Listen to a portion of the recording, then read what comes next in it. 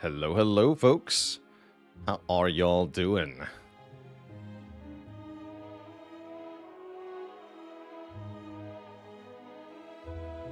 How's it going? T-Star, Eternal Dine, Josh B, Just Blake, Backstreet Skater with the 33 months, the Triple Dads Dozen,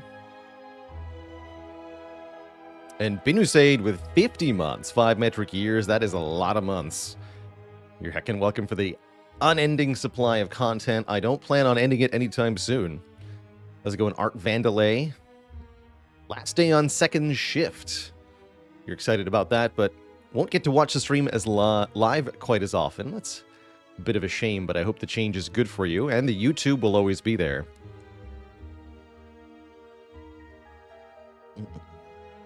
Faley's doing cleaning day today. That's always a good thing. Luigi Head says, what do you call the king of removing water from a boat? The Baylor Lord. I like it.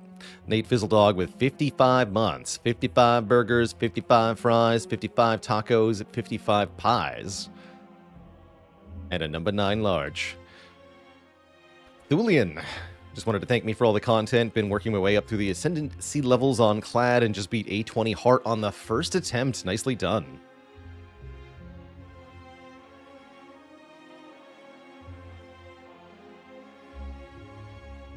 Yesterday was Deathcraw's birthday. Today is Food Coma Day. That's a good day. It's definitely a good day. And hello to everybody else, including my lurker crowd. Always a pleasure to have people just hanging out in the background while we're live. So yesterday we had 2 delightful Clad runs. We also played a 4Funsies Defect, which went almost well. We managed to get to the heart. That's a good run in my book. With Tiny House, no less. Maybe with a slightly better boss relic, we could have done a bit better, but I think we did okay on this run. 40 cards was probably too many. This Hand of Greed was really fun. We started Hand of Greed and we made so much money. We got to buy so many things, including a Chemical X that never got used. Well, it says it got used, but we never actually did use it. Some kind of glitch with relic stats. But we never actually saw any X-Cost cards. Even though Defect has 3, we didn't see any of them.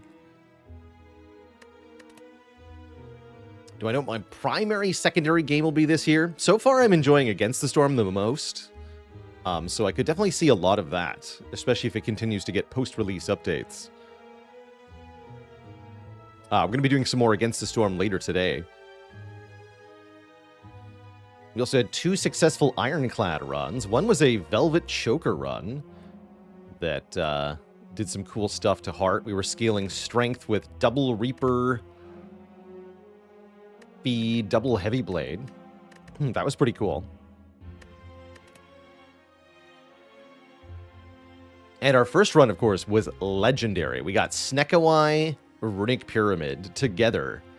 2 great tastes that taste great together. Well, not normally, but if you have Corruption and Fiendfire, they taste great together.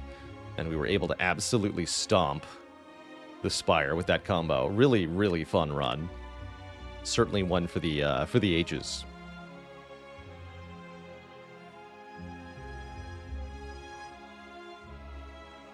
Most disappointing game of 2023? Let's see. I didn't play too many games that were disappointing. There were definitely a number of games that came out last year that I'd hoped would be exciting or interesting, but ended up being not that for a variety of reasons. I'd say the one that I was personally most disappointed to see was Starfield, collectively. There was a lot of potential coming from a studio that I've enjoyed games from in the past, although not the too recent past. But man, that fell flat on many, many fronts.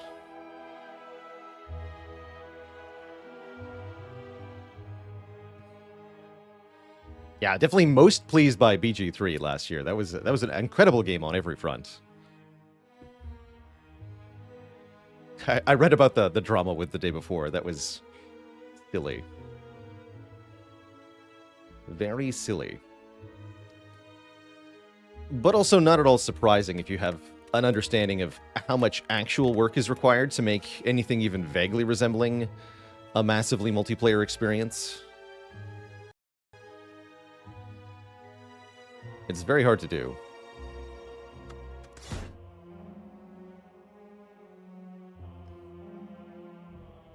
Arkin Ike says, couldn't win a heart run on A0 just a month ago, but now after watching many YouTube videos, I'm on A17 with all heart wins. Pushing 25% win rate. That's quite an improvement.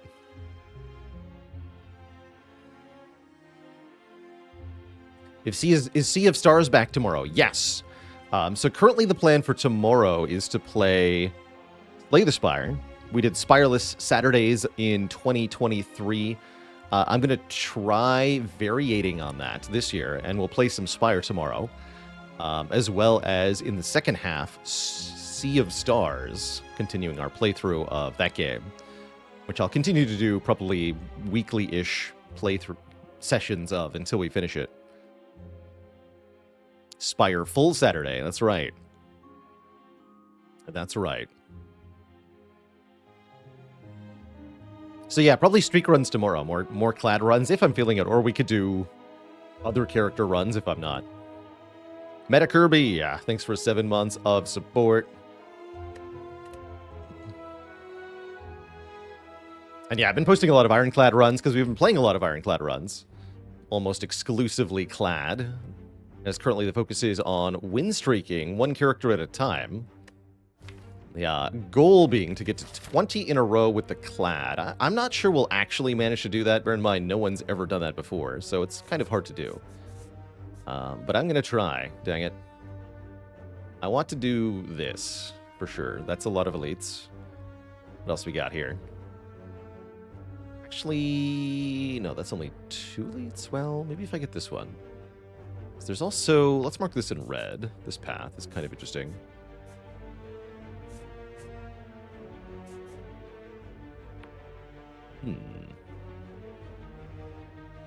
Interesting. There's no way to get a 1 hit point elite with the Niao's Lament, so I think we can rule this option out. So it's choose a colorless card, curse for a rare relic. Don't like that very much. Or boss swap. With lots of elites in Act 1. That, to me, says we're picking a colorless card. I do like the uncommon colorless card on Clad quite a bit. Let me get a few more thank yous in here. Spicy Noodle Bucket, thanks for 49 months, 4 years plus. Hello and welcome to Jetbyra. Learning Spire by day, sleeping music by night. Excellent.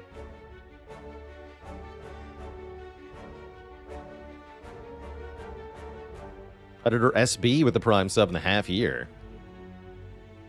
Time flies like an arrow, fruit flies like a banana. Watsy Woo, thanks for 42 months. The meaning of life, the universe, and everything. We got here. Trip is a very good card at the start of a run for Clad. I like Trip just fine. Enlightenment is kind of conceptually interesting on Clad. We can reduce the cost of higher cost cards down to 1, and Clad certainly has many options to choose from when it comes to 2 or more cost cards. But Trip is no nonsense, immediately helpful. 0 cost. I think it's great. I think it's great.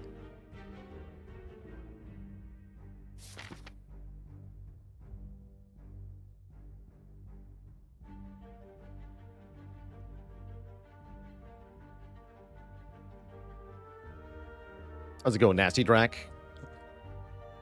Map seems to have optionality between 4 elites and 0, as well as a decent chunk of upgrades. Can I explain why boss swapping was bad? I guess there is a 0 elite path, huh? Although it's not a very attractive 0 elite path. And we're fighting Hexaghost. Maybe boss swap was a bit better than I gave it credit for.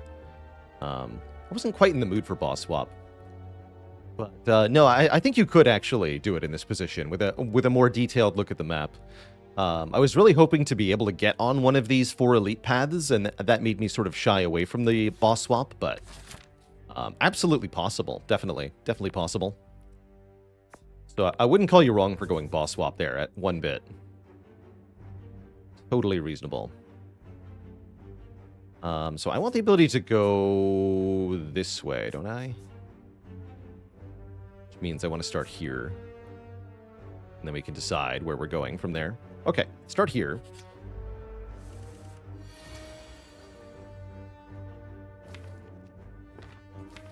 I see. Are we taking 12 next turn? We might. Even if I trip the green slime, we can never kill it next turn, right? We can do at most 27 damage. So I think we trip the front one.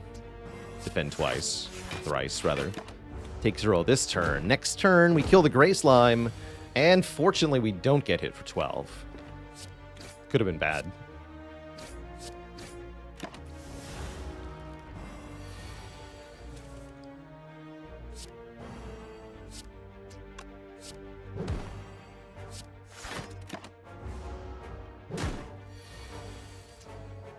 All right.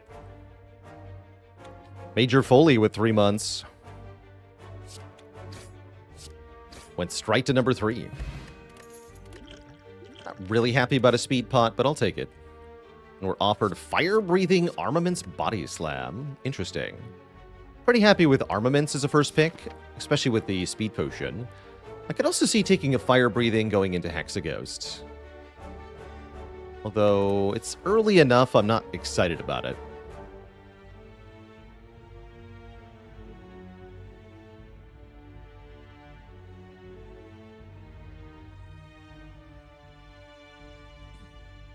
I was going the fake 10. Our other 2 options were Enlightenment and Deep Breath.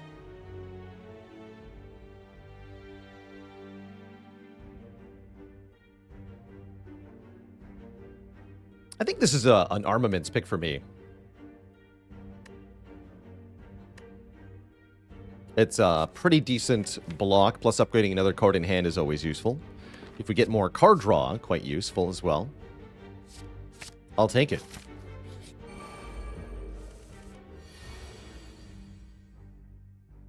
Lousy. As ever.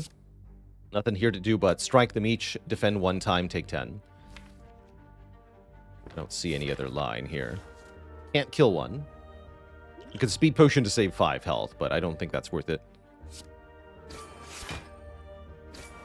Not with an open potion slot, anyway.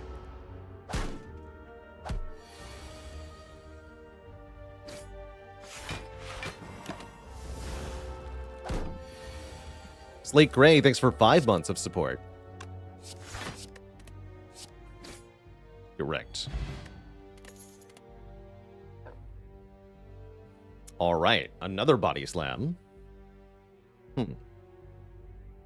Surprisingly takeable, actually.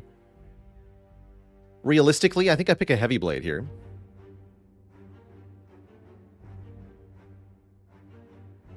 Might worry that the Grand Mastery Challenge will make the YouTube content a bit repetitive. A little bit. But I'm also pretty confident that people enjoy watching Ironclad runs, at least. So I'm not too concerned. But it's certainly a possibility. Stabby McKniferson, thanks for 20 months in the Prime sub. Body Slam is really not much of a good card in the early game. It's a bit better with the armaments here, but I wouldn't trust it. I guess I'll take a Heavy Blade. It's not great, but it can get the job done. Ooh, and we can do Remove, Transform, Upgrade this early. That's pretty cool. My usual line of thinking is this. If you have an elite that you need to kill immediately with an upgrade, except I don't have any good upgrades here. If you can beat your Act Boss, you should remove a card. And if you can't beat your Act Boss, you should transform a card. Currently, we're definitely not beating Hexaghost. That, to me, says we should Transform Strike here. Probably over Transform Defend. Although you could argue for Transform Defend, too. I think I'd prefer Strike with the Speed Pot. And we get something else. Ideally, a Strength card, but could be anything. Aria with the 11 months. You're welcome for Cozy Times. I guess that is a test Strength card. I was thinking about that. Yes, we got a Strength card. Excellent. Good for us.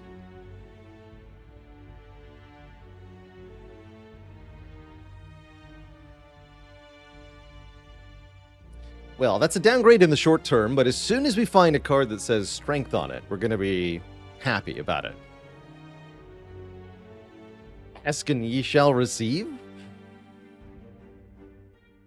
So now we have to choose a path. I can tell you right now, we're not equipped for red path, at least not this.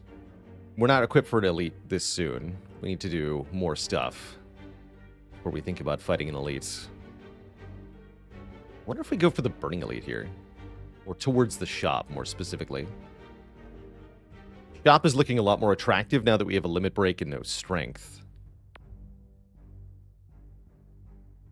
So what if we do something like this? Skip this elite. Unless we could maybe go here and see if we get some good potions or something, but I doubt it. And then we can gear up for the... No, don't do that. Upgrade twice. If we still don't feel capable, we can opt out of the Burning Elite too. But we'll get 2 elites. Burning Elite, Shop, Regular Elite. Hopefully that's enough. I don't know. Currently we're not killing any elites with this deck. We got to get some more cards first. The other option is to go this way. Get 2 more card rewards, 3 events, and then we fight an elites? I don't think so. Alright, cultist person. Bird person man. Thing. Creature. Okay, we can do some discrete math here. We know our exact damage total next turn. We apply Vuln. We deal 21 plus 9. We deal 30. So we have to get this enemy below 30 health. Means I believe we just Arma Strike. We can't Arma Defend. Even if we upgrade the Strike. We'll do 13, bring it to 31. That won't be enough. Yes, we have to Arma... I can upgrade a card other than the Strikes. It doesn't really matter what I upgrade. Good enough.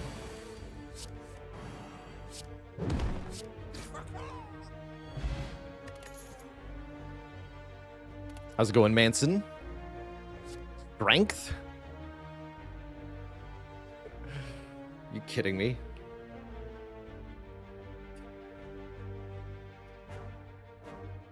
Yeah, that corruption is hilarious. Realistically, this is Shockwave versus Flex.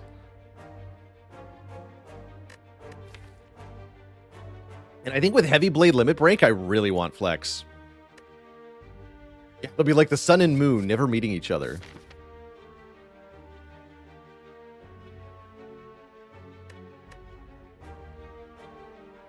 I think it's pretty good.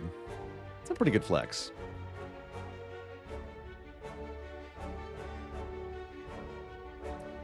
And Shockwave is actually not as good because we already have Trip, right? Yeah, I'm going to take Flex over Shockwave Corruption. I'll take the common card, please. Absolutely. Clearly the correct pick. Amazing. I feel like I want another card reward here. Still not getting potions. So I think I'll take a fight. See what happens. Oh, Heavy Blade, you shouldn't have. Bonk. No lice for me. Get rid of that. Upgrade Bash, unnecessary here, but it's the card I'm going to play, right? Well... Next turn we play the full hand, take 1. This turn we take 1. So we're going to do 12 damage next turn. We have Vuln on the following turn. 15 plus 12. Yeah, I think I want to upgrade strikes here.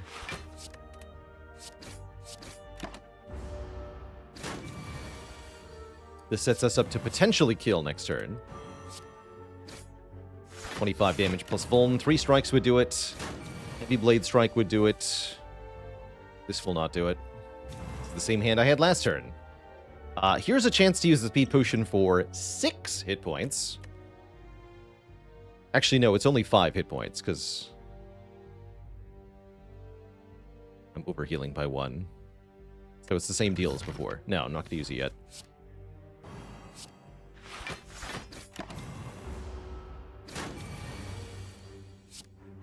Bonk. Okay, now we have a block potion. Do I take an Infernal Blade out of desperation?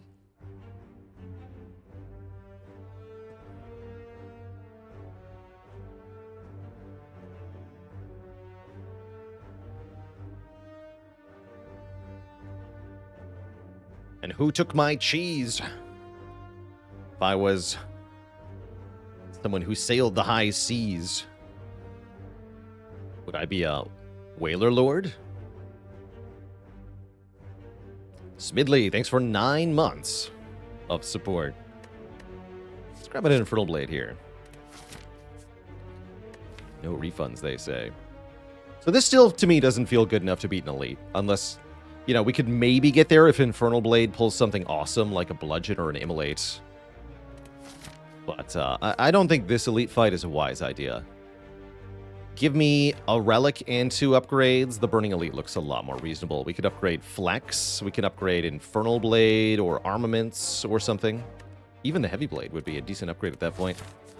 Let's go here. This is an easy fight. Much better than before. This is what we like to see. They have the same health. Doesn't matter who I target.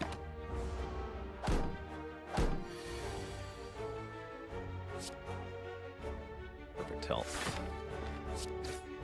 15, not acceptable. Although we're either drawing Trip Heavy Blade or Flex Heavy Blade. In either case, you're dead. So let's strike this one.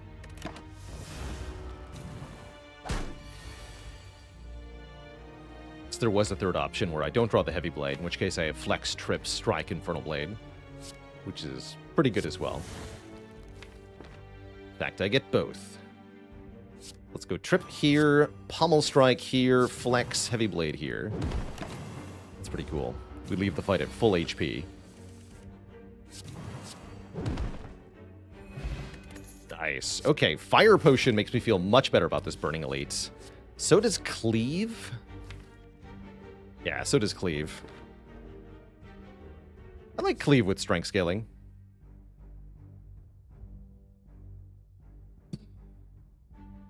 The elite with 22 quote-unquote free blocks seem takeable. Yes, yeah, we could have taken this elite and then taken a lot of damage, but then do we have enough resource left over to also take this elite? I'm not convinced that we do.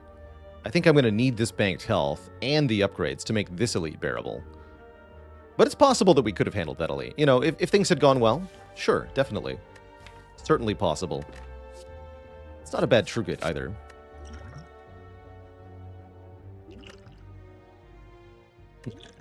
Not even really a wasted speed potion, right? Like, it's not like I could have more health in this, so whatever.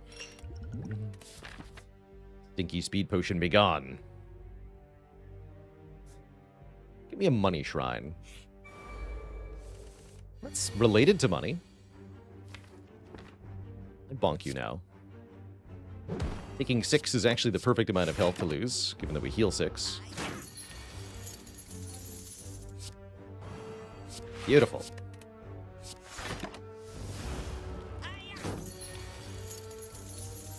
Look at that. Flex Heavy Blade value.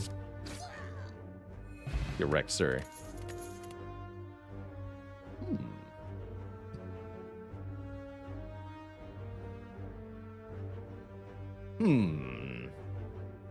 Feel no pain to go with the corruption from earlier. Got a couple things that say exhaust. That's an acceptable feel no pain. And it solves sentries, particularly if we fight burning elite sentries, that could really save our bacon here. That said, I also kind of like second Heavy Blade in this position, so that we can really leverage the flex.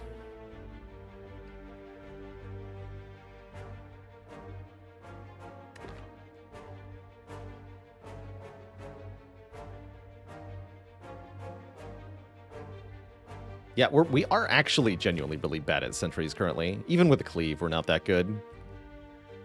Although, we've got a fire potion too. We can make it through sentries just fine without the feel no pain. I'm gonna grab a second Heavy Blade. This might be crazy. We're gonna find out. Alright, first up, upgrade flex.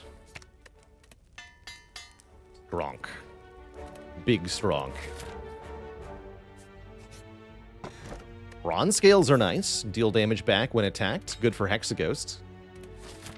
We get one more upgrade before this Burning Elite. We could upgrade one of the heavy blades. Maybe we upgrade armaments.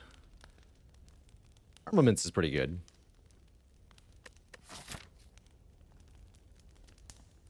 Let's upgrade armaments. Surely we're going to get Runic Pyramid and make this deck insane, right? It's like absolutely nuts with a pyramid here. It's going to happen. Also happening is Super Sentries. Come on. Immolate. Maybe I'll draw an Immolate? Didn't draw an Immolate. Dang.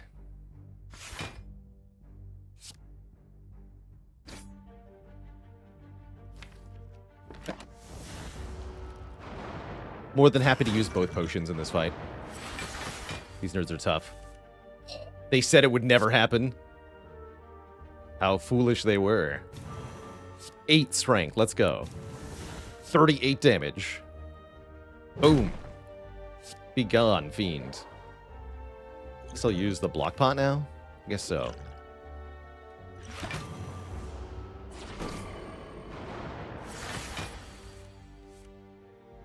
$26 damage. Kill this one first.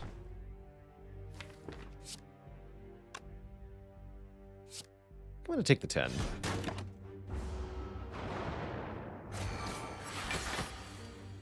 That guarantees I can kill it on this turn.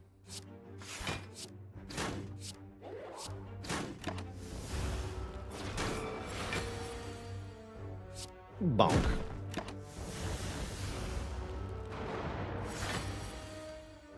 Boo. Still a very good Burning Elite fight. We only lost about 20 health. Now we have a bag of preparation, drawing more cards on turn 1. We have our Emerald Key. And we could take Wild Strike, Iron Wave, Boomerang. With 2 heavy blades, I definitely don't need a Boomerang. Skip. All right, 250 gold for the shop here. Again, we're looking for any source of strength. No luck. We do get offered Nunchaku for more energy. Blind to go with Trip is fun. Card remove is okay. We do Nunchaku card remove? I believe so. Don't want to power through. Don't really want a Carnage or a Combust. If I was really worried about Hexaghost, we maybe take Handrail. I am not worried about Hexaghost. I'll buy Nunchaku and a Strike remove? Yes. One more Strike remove.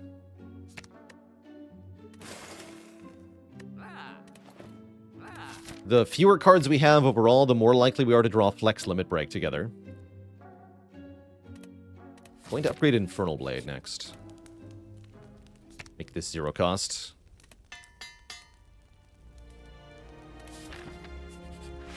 Alright, we got a Lagavulin. We want to go Bash, then Armaments, I believe. If we Armaments Bash, we wake up the egg. Don't want to do that with this draw pile. I could also play the Limit Break. I'm going to upgrade the Limit Break instead. Because I want those defense upgraded. Next turn we get Flex and 4 attacks. That's pretty good. Infernal Blade, what do you got? Body Slam. Thank you for that.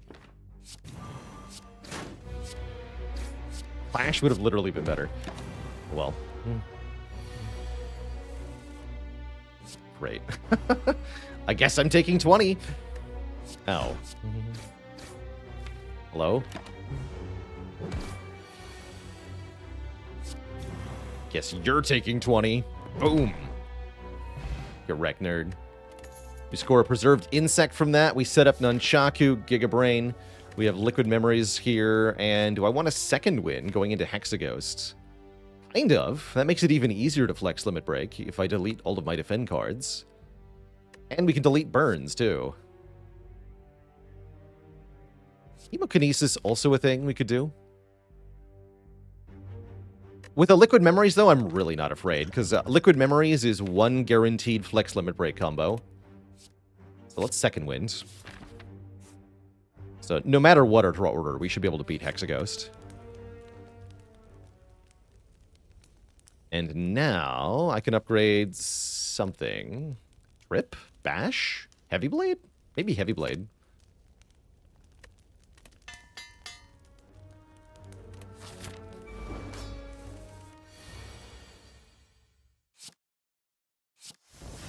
Ooh. Convenient. Unfortunately, we waste the energy from Nunchaku. That's how it goes sometimes.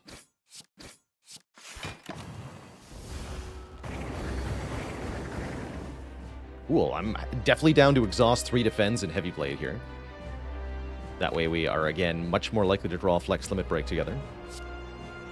In the future. We also block a lot, while continuing to deal damage. Very good start to this fight. Alright, there's the Limit Break. Do I pull Flex from the discard pile at this time? Thinking about it.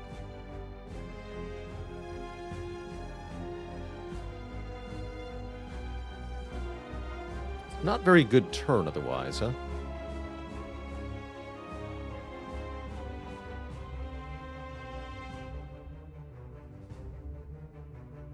I would do Flex here over Armaments. Just having 4 strength will be enough. Yeah, we also have very little in the way of block left, right? Let's make sure we don't perish here. Definitely wouldn't call this a good draw order. Just adequate. Would be better to the memories the limit break, but we can't guarantee that that actually happens. Because we reshuffle here, and we could draw the Flex first again. Need the damage now.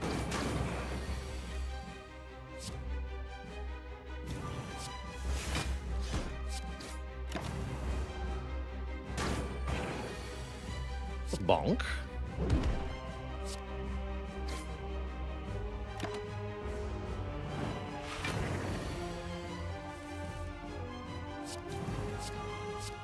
$81 damage. Pretty good. Score a regen potion, so we don't even feel like we wasted a potion there. And there's some strength for us in demon form. Gain 2 strength at the start of your turn. Probably going to take that. Corruption is back. It's still not very good. Berserk is here. Wouldn't call that any good. Wouldn't say demon form is necessarily a GG or anything. It is still expensive and slow. And unless we find some form of energy from our boss relic, we could have trouble putting it in play. We also don't have a Reaper or anything, so it's not like we can heal any health that we lose very easily. But we do get the pyramid that we wanted, and that means we don't even need the demon form most of the time, because we can just flex limit break forever. 2 things that make me like Runic Pyramid in general. 1, cards that require other cards to be in the hand for them to be good. So Limit Break wants to be in the same hand as Flex. Second Wind wants to be in the same hand as lots of stuff, and so does Armaments. All of these things make retaining better. And I also like Bag of Preparation with Runic Pyramid. Having more cards on turn 1 means you can start retaining cards immediately. Very strong. Very strong here. Wouldn't say Limit Break needs an upgrade yet, especially because, again, we have Armaments Plus and Runic Pyramid, so if I need Limit Break Plus, I just play Armaments.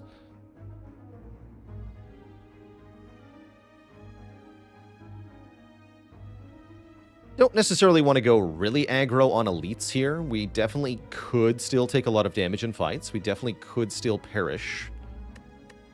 I'm wondering if I want to remove another strike here. At the shop, that is. We do have Preserved Insect to make elites a lot easier.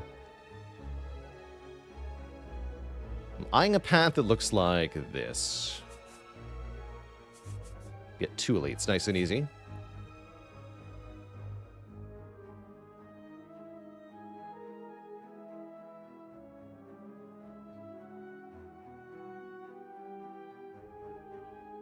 Definitely starting here and not... Yeah. Let's see where the first fight goes.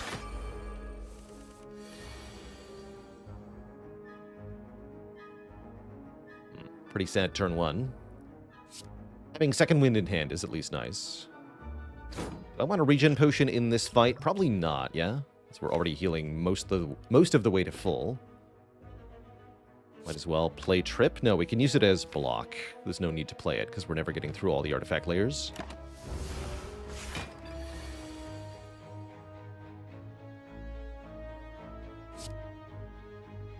Probably use second wind to block next turn. Sounds appropriate.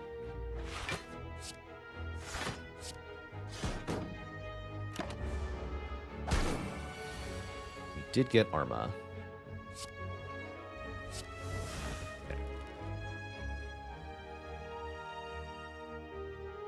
How do we want this to go down?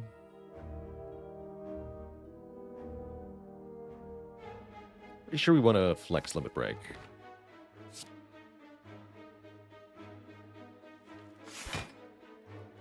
Will be 5 times 2, so we don't block that much, but we assuredly kill next turn, right? Sword Boomerang will deal quite a bit this turn. I don't have a kill now, do I? 7 times 4 plus 34. No, that's not a kill. Not without Fire Pot.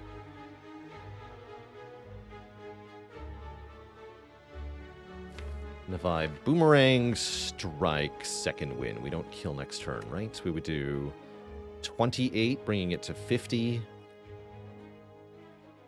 Bring it to 37. Bring it to 31. I can't do 31 damage next turn. No, I can't. Okay, so yeah, we have to Limit Break. Correct. Okay, so we take some, but we heal some. Cool with that.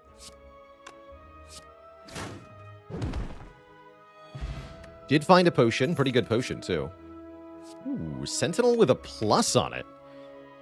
And I already have a second win. That's kind of cool. If this card is exhausted, gain 3 energy, which is a lot of energy. Sure.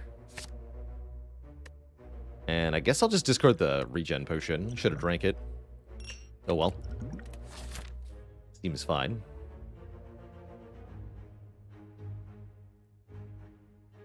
Do I want to go to this shop and cut a strike? Kind of, yeah. Kind of.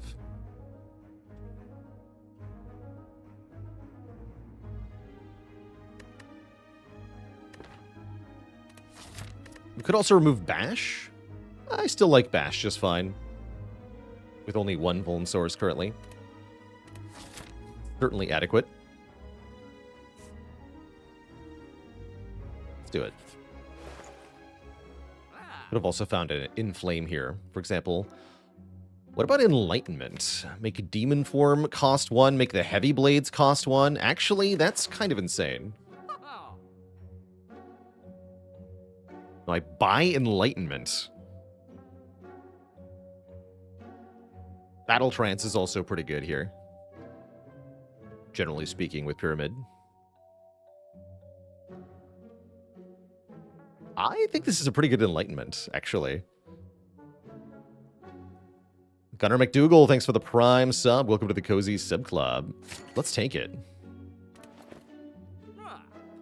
Upgraded Enlightenment makes the discount last longer. It makes them last for the whole fight. So we can make our Heavy Blades cost 1 and play them repeatedly at that price. Kind of cool. Take 2 more fights or 2 more events. I'm already taking a couple events. Let's take 1 event, 1 combat, like this. Event, combat, event, fire, event, combat. Sure. Remove a card or upgrade all strikes and defends. We've already got armaments to upgrade the strikes and defends. Let's remove another strike. Get the best of both worlds. Love it. Absolutely love it. What I don't love is this guy. The stinky Parasite.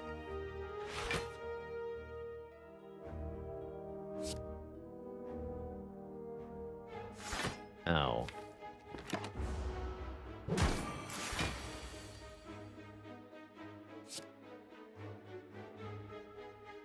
One. What? That's pretty cool. That's pretty cool.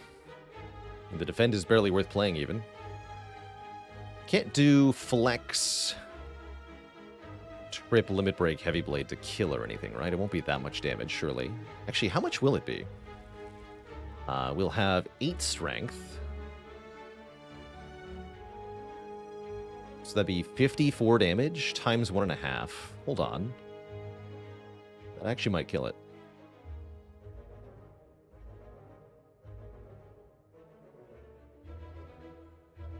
$81.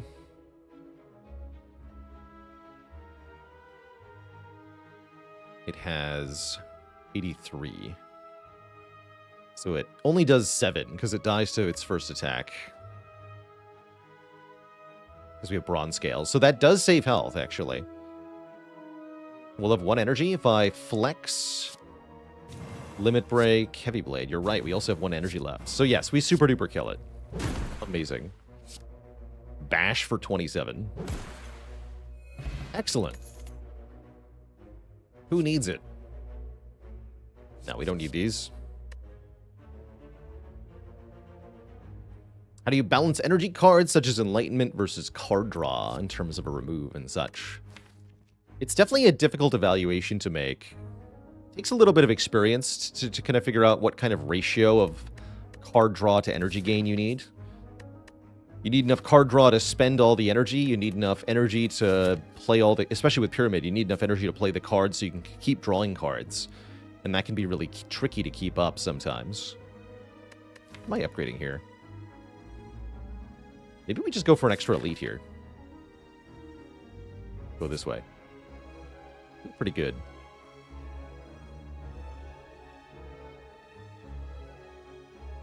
Do it. What's the worst that could happen, after all?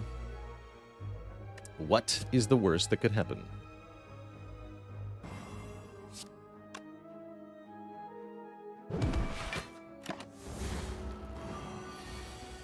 Oh, I see. Found the worst that could happen.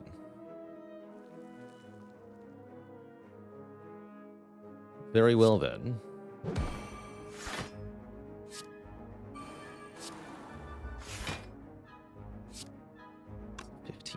I want to play this next turn, though. We might even have flex.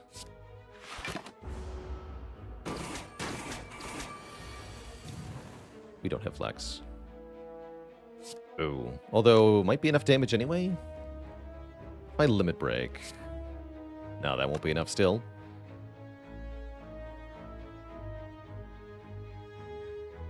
Really? Thought this would be enough.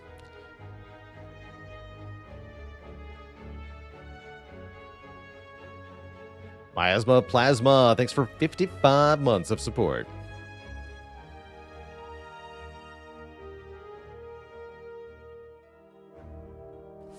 They want me to use the fire potion on the snake when I'm about to run into triple slavers. I don't think I want to do that.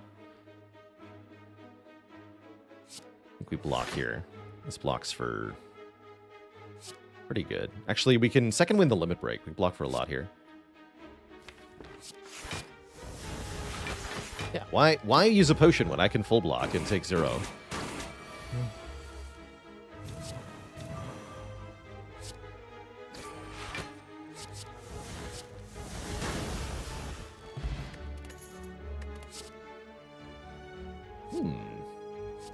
Flame Barrier and Anger both look pretty good. Anger's nice for being free. Flame Barrier works with Enlightenment.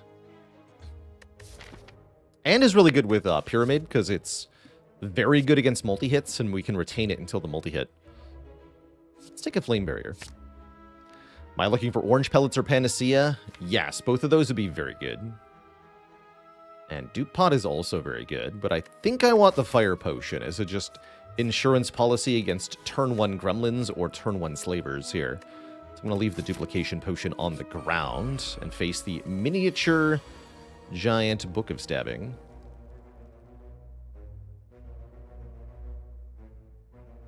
Flex Limit Break here, or we can wait to do it until we actually have the attacks. I'd rather spend the energy on the attacks that turn, though.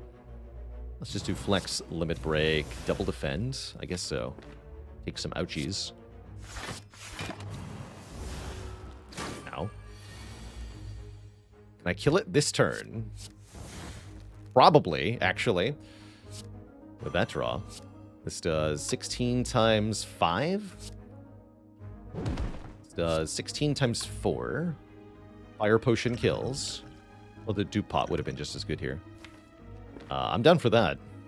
Bashar of the Ages, thanks for the 17 months of support. Also dies to bronze scales, but then I would take 21. Get a Gremlin Horn from the first elite of Act 2. That's so good. If an enemy dies, gain an energy and draw a card. And, blessedly, second flex, which I'm definitely going to click on in Twitch chat. Gremlin Horn, do your duty.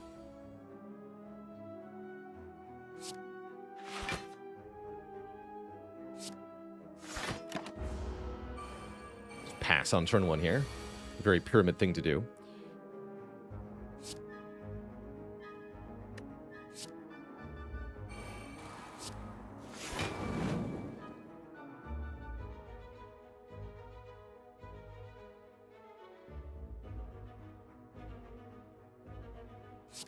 Let's take 1 here.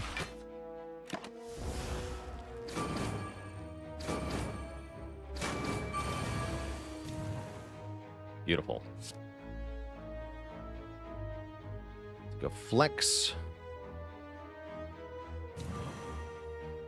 Armaments, flex. Limit break, second wind? Yeah, let's do it.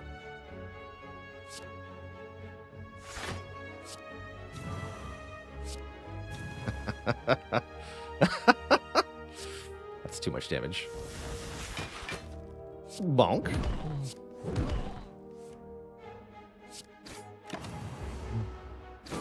Zorak with the 11 months in the Prime sub. Thank you, thank you. Holy crap. This deck is awesome. Do we take a pummel? It's like a 1-cost heavy blade. Except the thing is, my heavy blades are already 1-cost heavy blades. I do think I want it, though. One more strength scaling attack is probably a good idea. Especially one that exhausts. Oh, heck. It's a snack. And what a snack it is, good lord.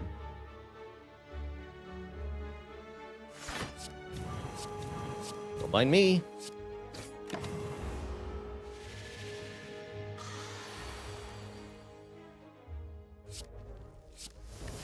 Don't mind me.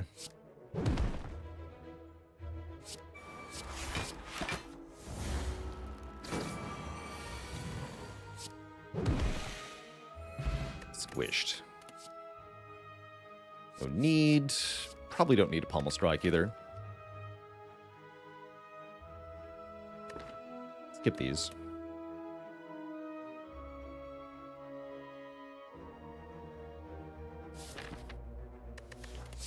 Alright. Skip all that. What do we got here? Strawberry. It's pretty mid-tier. I like it a little bit more with Fairy. I'll take it. Much higher chance of getting out of the act if I take it. That helps a bit. Not that I think we're in particular danger, but it's also, you know, max health is really good Act 4 insurance as well. So I'm thinking about that as well. Excuse you. No one said you were allowed to attack me here. What if I hit you in the face with a giant hammer? Wait, are you dead? Is this lethal? Is this lethal? How much damage do I have? We, Arma, trip on all of them, flex on all of them. The damage would be 51 plus 69. Nice, and yes, that's lethal. Holy crap. Just get instantly destroyed. We get a Molten Egg. Any future attacks we take, say plus on them. Ooh, Burning Pact, though.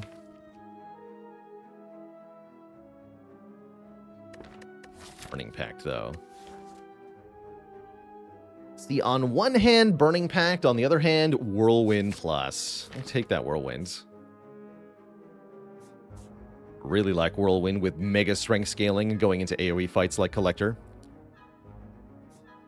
I like it. Wait a minute, that's illegal. So is having unupgraded flexes. And now the tiniest slavers in the world.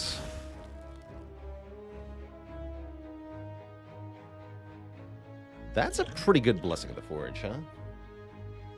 Let's see. If I Blessing of the Forge, we can go Flame Barrier plus, Defend plus, Defend plus. That's 16 plus 16 block, 32 block. Body Slam will then deal 32 to the back slaver, and he'll die to the retaliatory damage when he hits us. So that's a great Blessing of the Forge.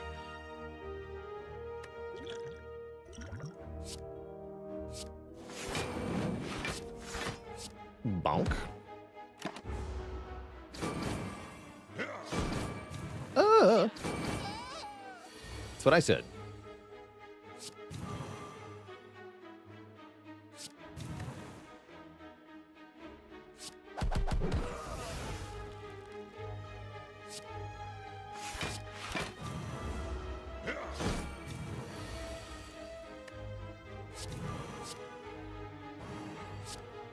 Beat damage. Did we perfect that fight? I think we did. Ooh, True Grit plus or a spot weakness. Honestly, I think we've got strength sorted here with double flex in the demon form. So let's take a True Grit, allowing me to exhaust a card in my hand. Good protection against stuff like statuses. Also, our block density is really crap right now, so this helps a little bit with block cards.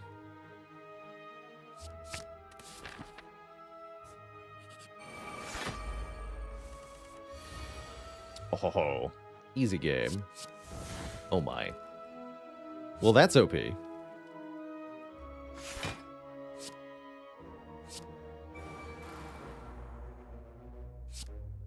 Save the Nunchaku for next turn.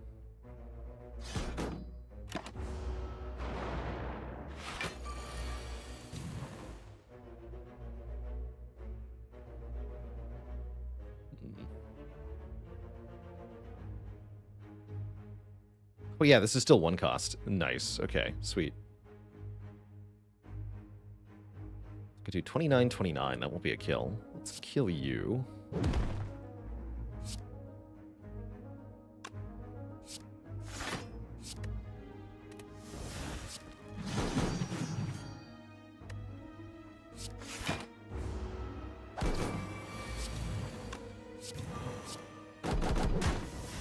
Bonk.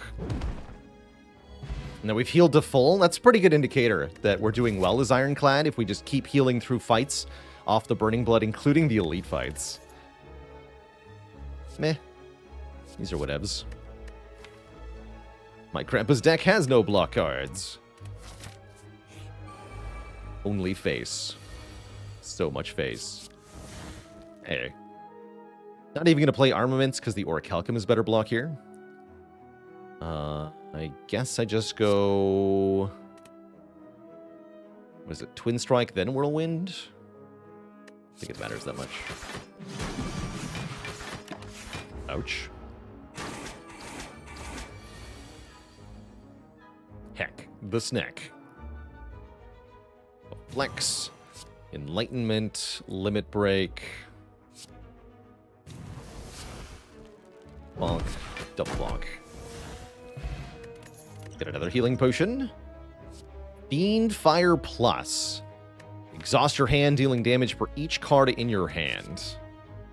That's a pretty good one. That's a great fight ender with lots of strength. It scales insanely well with Runic Pyramid.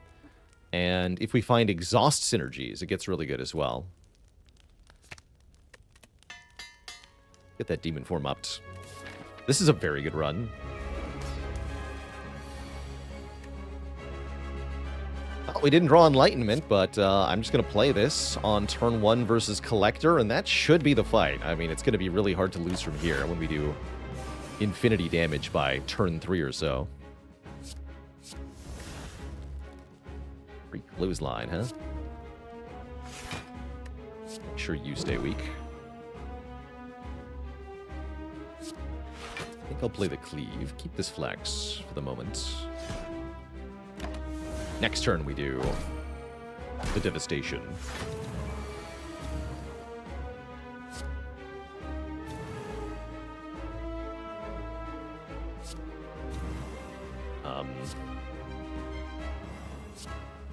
Oh, that's so close to an outright kill. Amazing. We could do a double heavy blade here and deal 252 damage.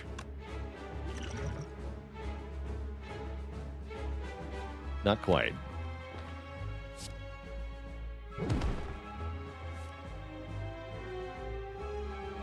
Not quite.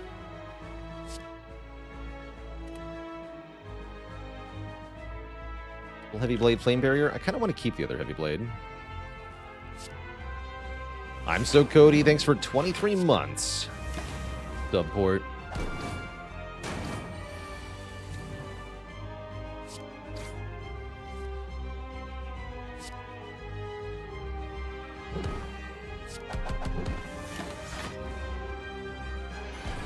Then we have Limit Break into Fiend Fire into You Are Super Duper Dead, Collector.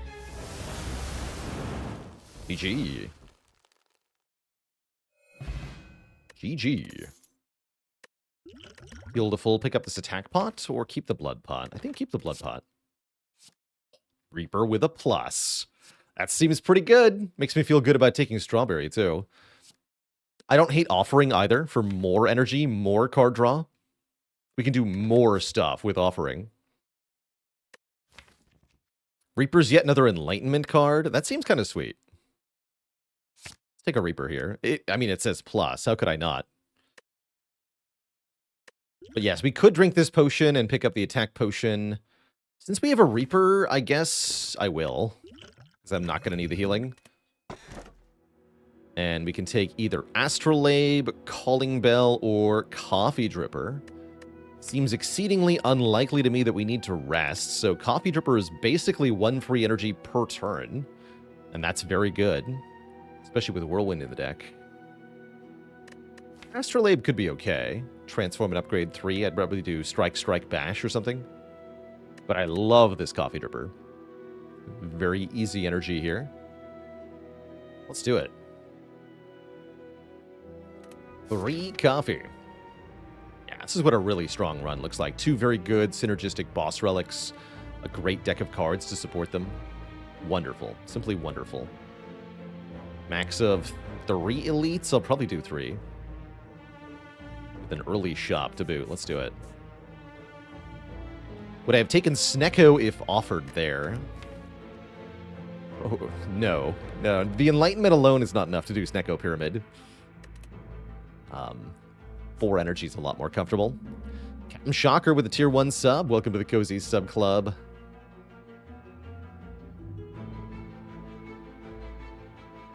Thank you, thank you.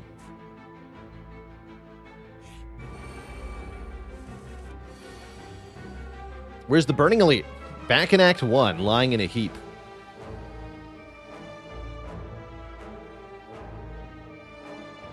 Duper duper dead. That's where. Let's do this.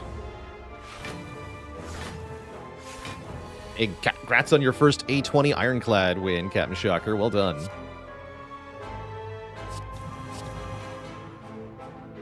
Nintendo 64.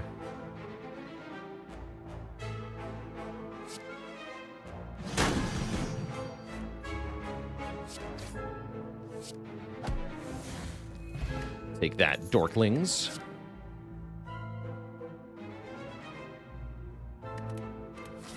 First we spin, and then we win. Hummel the Spiker. This is my Spiker solution. Not giving a heck. Got it. Good answer.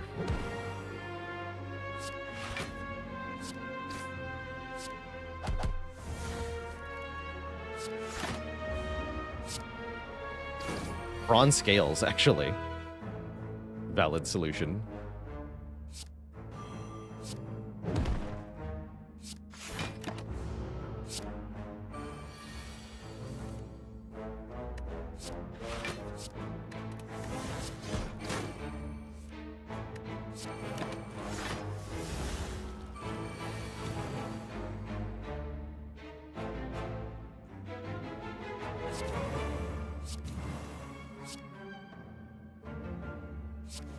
Bonk. We are the spiker. Okay, third flex seems excessive. Two is probably good. We don't need a reckless charge. We don't need a sword boomerang. We can skip pretty happily, actually. We get to lose a card here. We can lose True Grit, Demon Form, or Bash. We were talking about maybe intentionally removing Bash. So removing it for free sounds just fine to me. And then we can remove another card at the shop. Ooh, what about Art of War? If we play no attacks on our turn, gain extra energy on the next turn. I could also see Master of Strategy for some card draw being good. Even Flash of Steel is okay.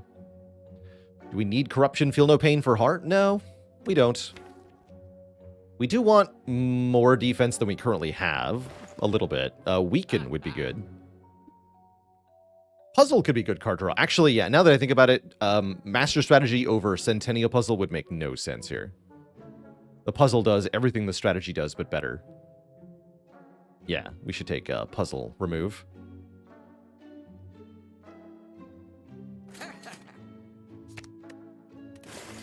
No strikes from here. And I guess we can lose that attack potion to get a relic. Sure. Sure. The relic being Question card, giving us one more option from card rewards. Maybe we'll see another rare card because of that. Maybe. Maybe. You know, maybe not.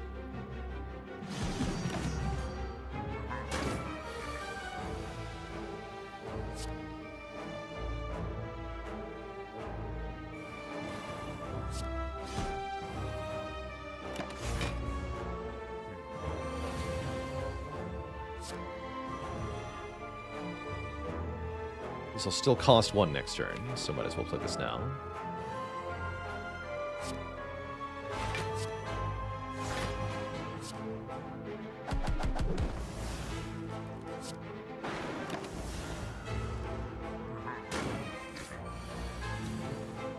Let the face wrecking begin.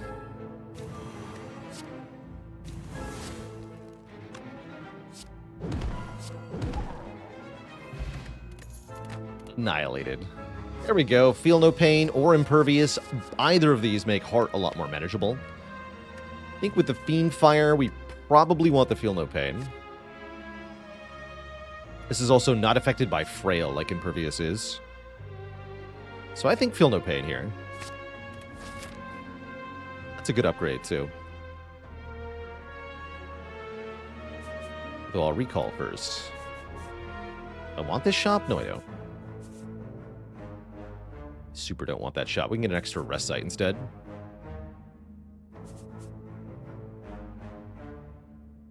Or I could opt out of the rest sites, get more combats. Nah. Don't need that.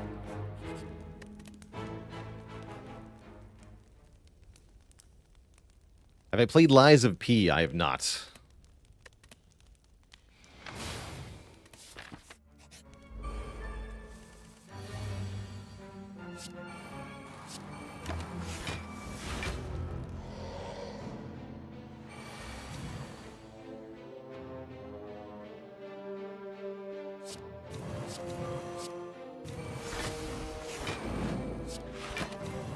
Should have tripped there for one more card this turn. It's all good, though. 17 strength, which means Heavy Blade does how much damage? Oh, I see. You're already dead, huh? If I took another second wind. Even though we have a Feel No Pain in the deck, that sounds excellent. Maybe I wanted that uppercut, actually. We still don't have Weaken. We need to make sure we grab Weaken. If I see a clothesline, I'll take it. Genuinely. I'll take it. Uh-oh. We've had one Spiker, yes, but what about second Spiker?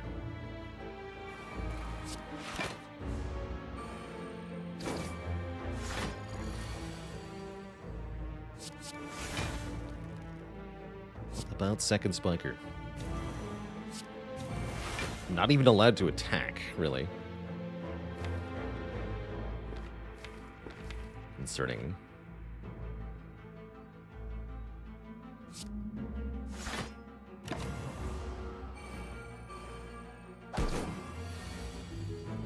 Uh-oh.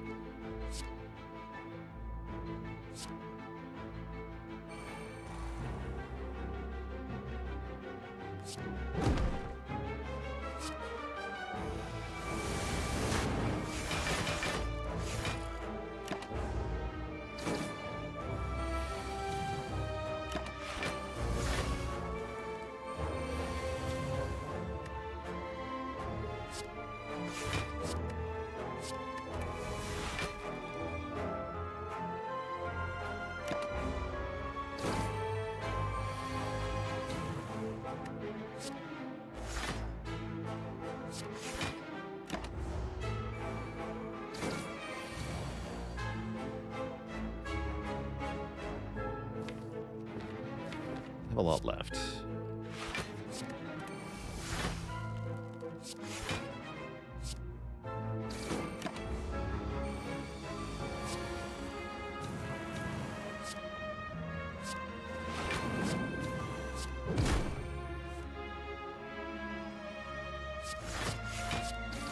Yep, yep. Wasn't too bad. Any more heavy blades?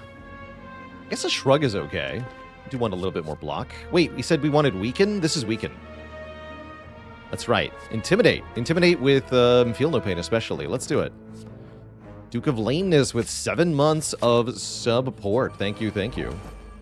Yeah, we haven't even needed the Reaper yet. Pretty amazing. Although, looks like we're about to. Yeah, looks like we're about to.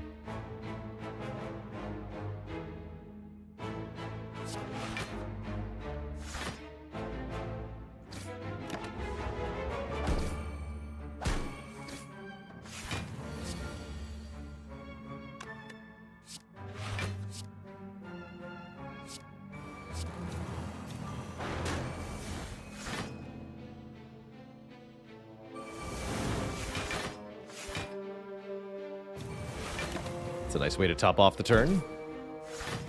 Good old limit break. Get him. Flex spot's good with limit break. We could take another pummel. I'm going to take a clothesline there. I said I would take a clothesline. I think 1 Intimidate will not be enough weaken for heart, but with the clothesline, we will have enough weaken for heart, as well as for Time Eater or Awakened one. Want to make sure they're the Awakened one. I think I upgrade Enlightenment next, before we go into the boss fight. The miniature giant head. Welcome, welcome. Why don't you just bonk me for 1 here? I'd love to draw more cards. Thanks.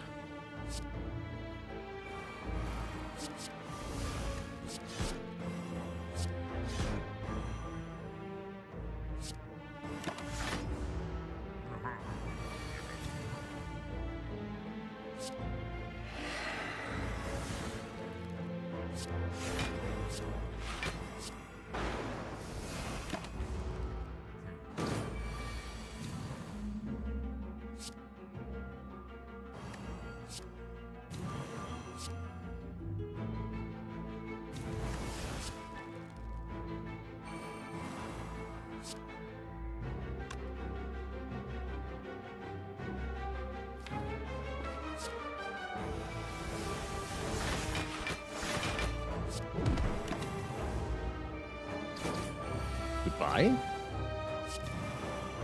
Hello to you too.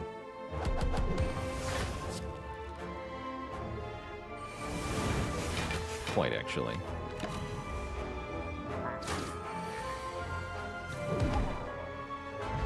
Lizard Tail. Another way to revive. Always a secure thing to see both of these. Usually when we have both Lizard Tail and Fairy in a Bottle, we use neither of them, which means we win. Headbutt could do things with Limit Break, but I don't feel like I'm going to need it here. Not with Pyramid.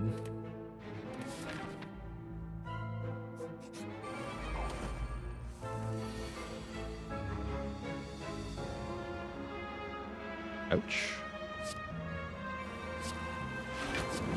Sounds like a job for Reaper.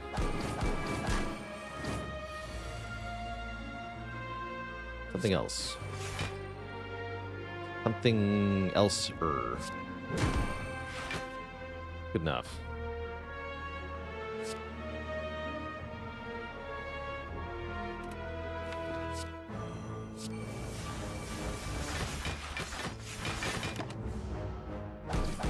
Potion gets used first. When we have both Potion and Lizard Tail. As a general rule of thumb, order of operations from Slay the Spire is top of the screen to bottom of the screen, left to right. So, potions, then your relics, then the effects on your character, then the cards in your hand. As always, from left to right is usually the order. There are some exceptions to that, but mostly it falls into that. Please don't do that. Thank you. What did I just say? Jerk. Dear.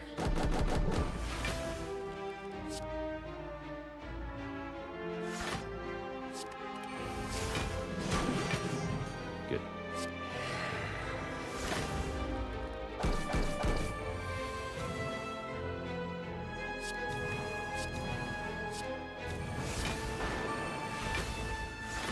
Thank you for the hit points. I will appreciate this gift of hit points.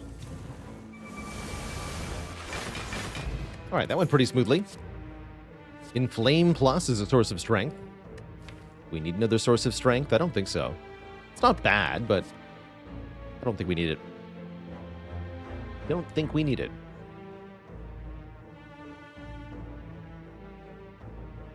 Oh yeah, we had the Omomori there. I guess perfect Omomori preservation. Maybe. We have it for next run. It's fine.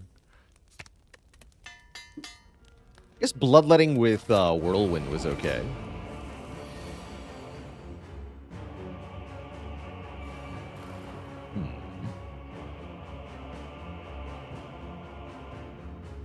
Hit me, I suppose.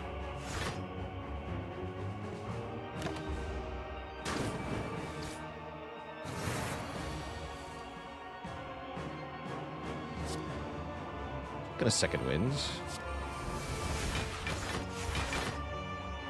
Seems good. We lose one flex, but getting the demon form down means it won't matter much.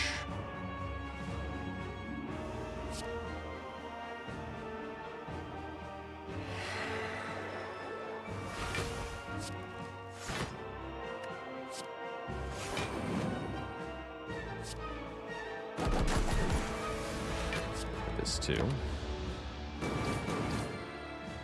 Waiting on Limit Break. Hello? Limit Break, are you there?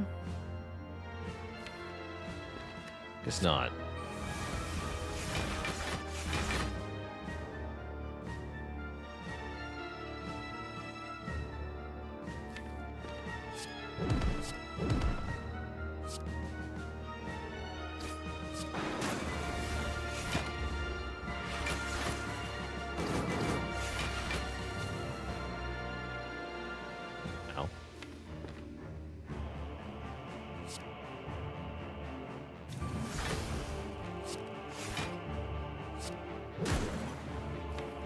Next turn, we're winning, though. Just have to take a bunch.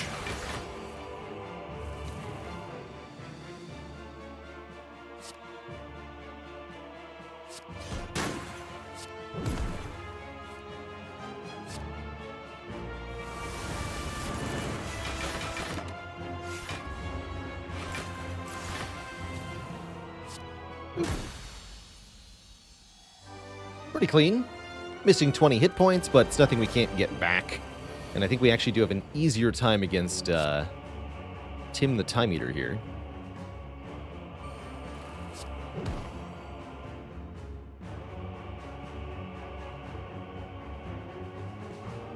I'll let Orichalcum block. Get 10 block between Feel No Pain and Orichalcum here. They activate both of the end of turn, so they stack together. Lets me keep the second wind Sentinel thing in hand. Great. Now I have to play cards, and I don't want to. Classic.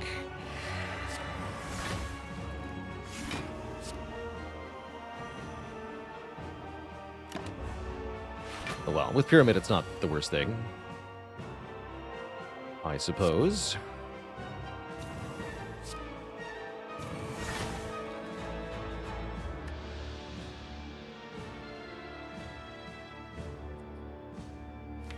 Really want that Enlightenment.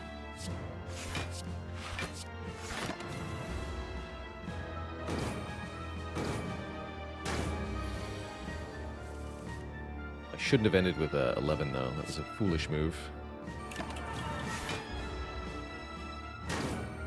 Shreds, you say? Oh. Okay, we want the other Heavy Blade in hand as well. At least that's the idea.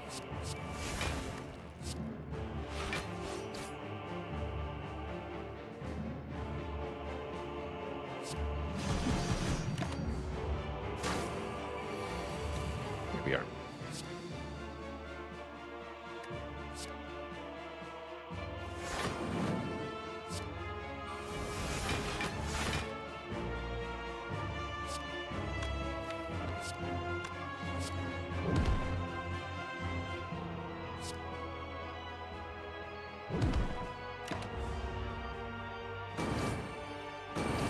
Brings time meter below half. Buying me some time here.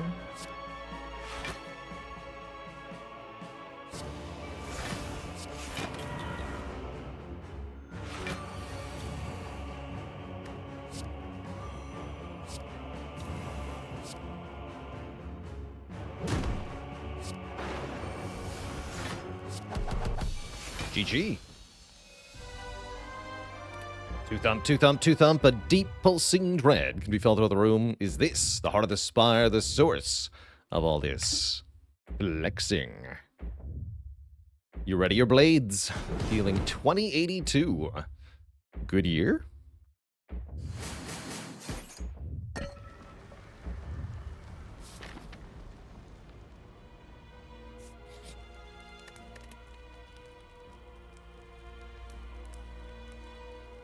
Might be time to upgrade the last Heavy Blade. We could also think about Flame Barrier here. Say the Heavy Blade.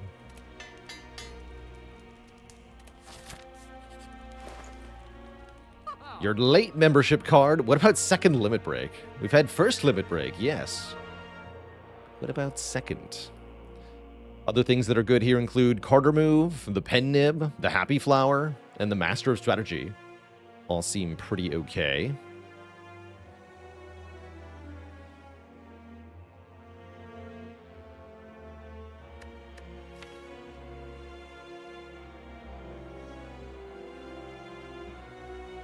I think I would prefer the card draw. And Nib might well be overkill, yeah.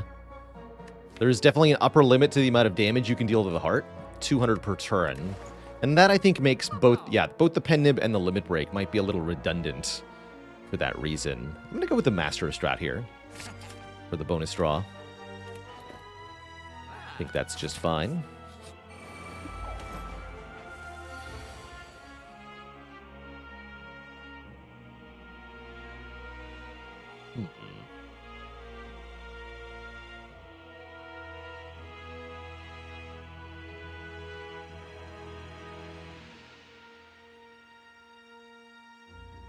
I want the Spear to poke me here so that we can draw cards off the Centennial Puzzle.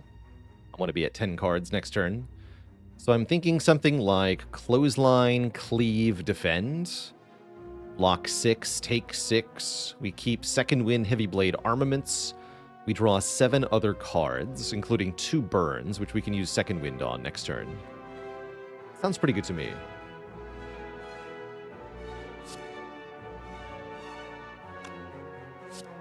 I can't turn around.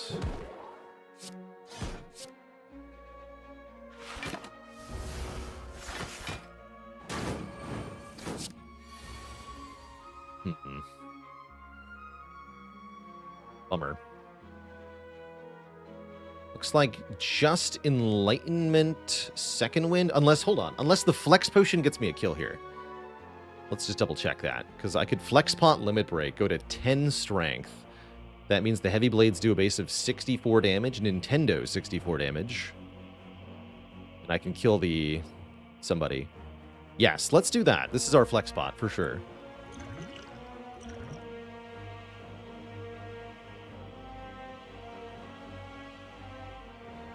Don't need to Arma. Nintendo 64. So together that's 128. With the strike, we can kill this guy, or we can kill this one. I want you to die.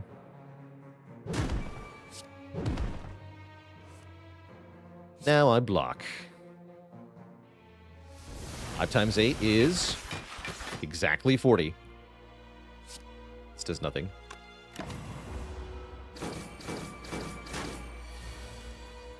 And by choosing to kill the shield on that turn rather than focusing down the spear, we don't have to block for 57 or 38 on this turn.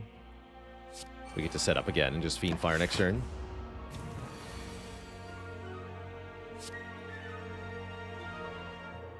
I do want to Reaper back the remaining health, right? We're not actually quite going to full. We're missing 1 hit point. That could matter. So let's assume it will matter. Don't need the Demon Form, though. Although it's good block next turn. It's fine, it's fine.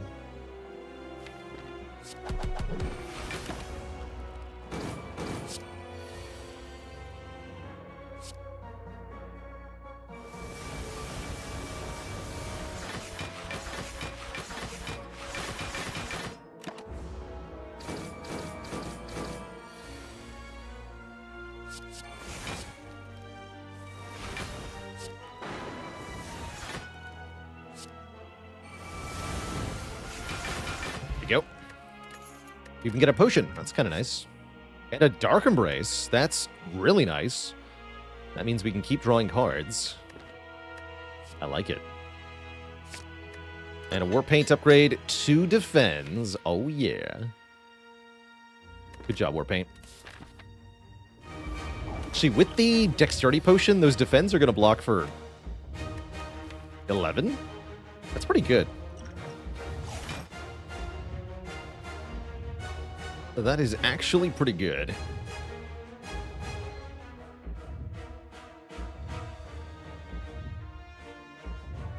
What is the line here? Not sure if I want to use the Centennial or not on turn 1. We could just play Dark Embrace. We're going to have an overdrawn hand if I do that. Although we can just keep the Master Strategy in our hand. That seems fine.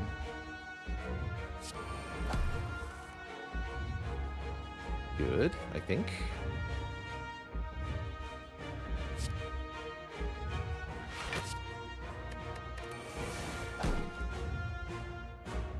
Let's lose the attacks for the moment.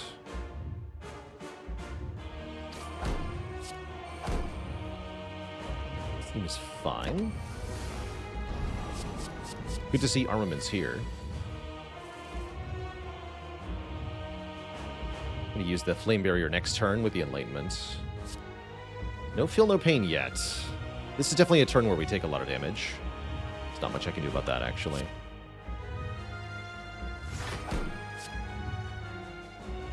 Anything else I want upgraded from the draw pile? I don't need to upgrade Limit Break. Okay, that's fine.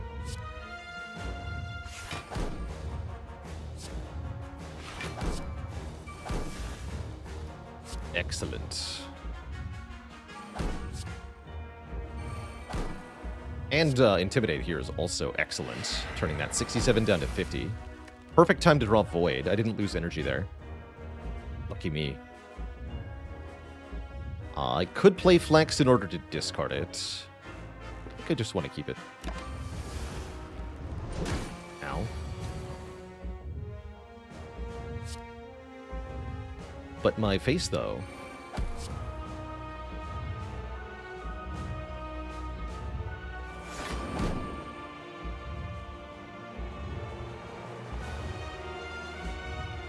Too early for limit break. Let's go slimed. Pummel, I guess. Take a bunch more damage this turn, but starting next turn, we should be in the clear here. We deal a ton of damage back with the scales and the flame.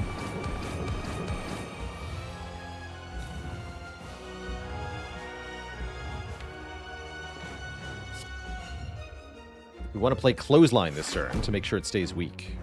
So we can do Flex, Limit Break, Clothesline. What's Infernal Blade got? Searing Blow, huh? Yeah, let's do Flex, Limit Break, Clothesline. Gain 10 Strength, seems fine. Shouldn't need more than that. Exact capped damage, that's kind of cool. All right, second win looks really good right about now. No trip for us. It's okay. Where we're going, we don't need trip.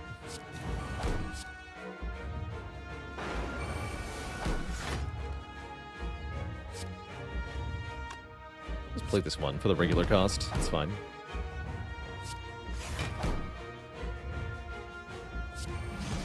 Cap damage again. Full block. Still have 2 revives, don't forget. Looks like we're just fine here.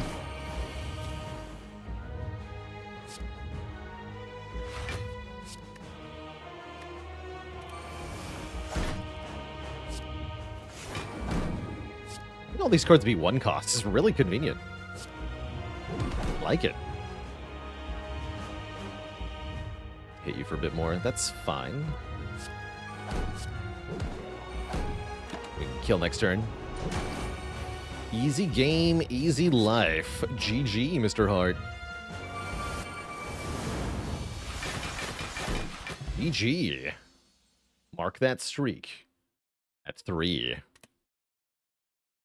GG.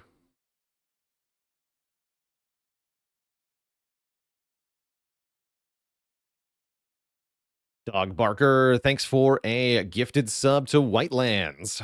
Welcome to the Cozy Sub Club, Whitelands. Excellent. Yeah, this was definitely a run defined by Bag of Prep Runic Pyramid coming together in order to make our flexes and other shenanigans extremely powerful. Very cool. Very cool. An enlightened run, truly. Be free, my fairy friend. Be free. And Mr. Fishhead, thanks for the 16 months. And, of course, that Prime sub. Now, what has it been done? Spire sleepeth, and so shall I. Fredo Kuna, thanks for the 5 months of support.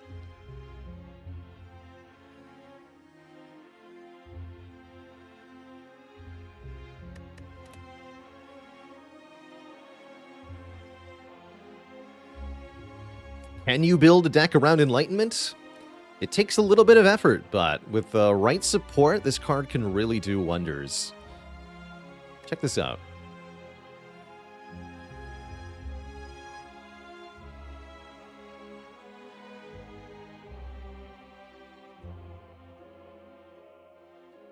And Eric Ross, thanks for the 2 months in the Prime sub.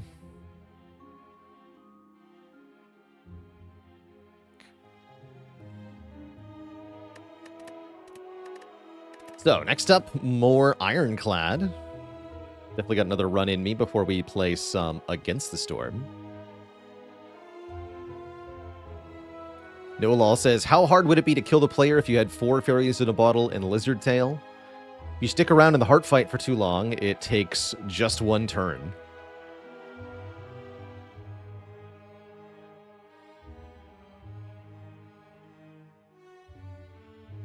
And it sounds like I owe the chat a dad joke. Why does the Ironclad always get to skip the lines when doing air travel? Because he's got a flex pass. No refunds, Twitch chat. All right, I'm going to take a quick break, refill the leg, stretch the water. When I return, More Spire. Don't go nowhere.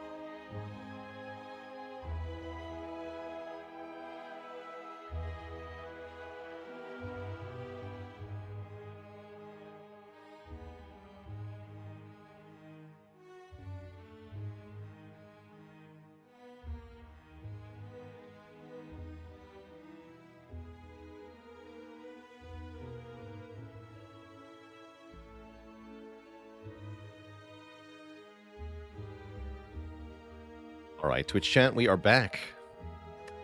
Allow us to embark upon a new journey as Ironclad. Surprise, surprise.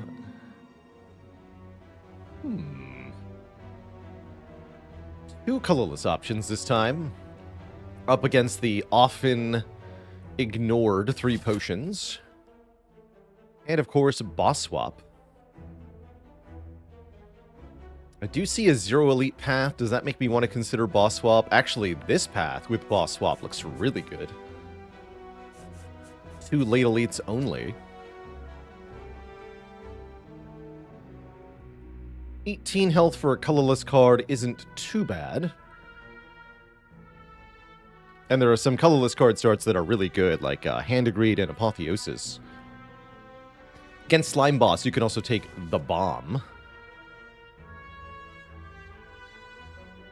What is boss swap? So whenever I say the words boss swap, I refer to taking the 4th option from Niao here. Lose your starting relic, obtain a random boss relic. Very high risk, high reward play. Also requires you to really transform your play, because you're usually starting with a strong upside and some kind of downside that you have to work around. So trying out the so-called boss swap can be a really good way to practice using boss relics you don't pick often, or constructing decks that you don't often create. Some of the results you can get from the boss swap are game-breakingly powerful. In particular, Pandora's Box, which replaces your entire starting deck with new random cards, is almost always absurdly good.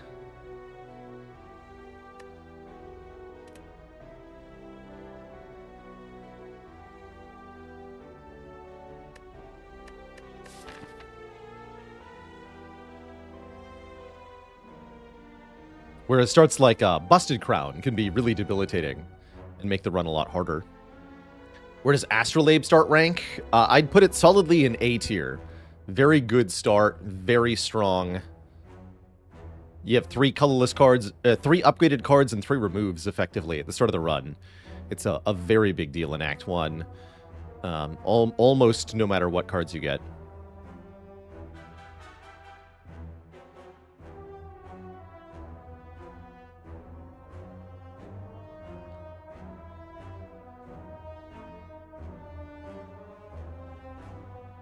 Some of the other really good ones are Snekawai, Runic Pyramid. I actually like Empty Cage quite a bit from Niao. Some of the character-specific relics can be pretty good, like Hovering Kite on Silence, not bad. Nuclear Battery on Defect is pretty good.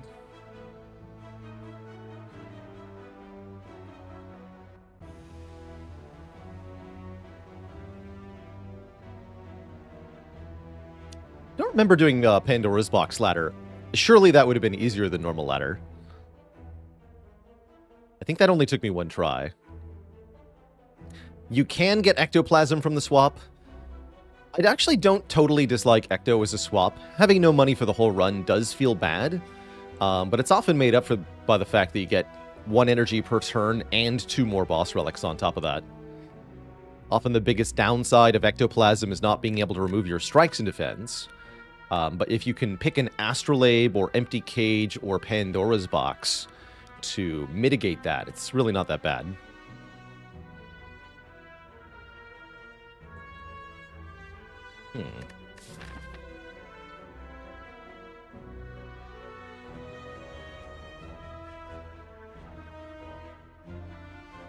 Let's do it. Let's swap our starting relic and get... Oh, there it is, a Busted Crown. That could be the end of our little streak here, or it could be me showing how to win with Busted Crown. I guess we'll find out. Yeah, lots of Fs or F equivalents in chat. I would not say this is a guaranteed loss by any means. I'd estimate we're at like 20 to 25% chance to win from this position, but things can very easily change. You know, we get 1 feed as a lucky early reward from a shop on sale or something, or 1 pocket watch, and it changes right back. So there's lots of stuff that we can do. In the short term, we want to immediately get to a shop. If you have a busted crown swap, you cannot rely on the first 3 card picks to let you through the elite fight anymore. Because we could, if we're really unlucky, we could just see Havoc, Havoc, Havoc as the first 3 card rewards, and then we're really hosed. But if we can guaranteed you see 2 attack cards in the shop, and we can buy stuff to work with.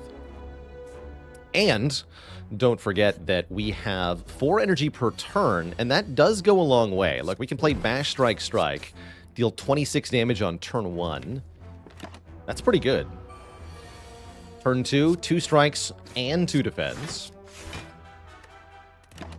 Some might say that giving up 6 health per combat with the Burning Blood is unacceptable, but you can see here, at least through these first fights, especially with the starting deck, that having 1 energy per turn will easily save you that much health. So, I mean, we could take damage and heal it back, or we can just not take damage in the first place. Oh boy. I am not in a position to refuse this card, so welcome to my deck, Flex. You're here now. Are we sufficiently desperate that we do want to go to 2 shops, or do we think the 1 shop will be okay? I think 1 shop is fine. That's not the worst first card. It makes the starting deck better. Jason Adalton, thanks for the 26, did I count that right? No, for the 8 months of support. And Faley says, we're gambling now. Will the crown make it all the way? Oh my, what a thing to bet on, hey? Let's skip this shop.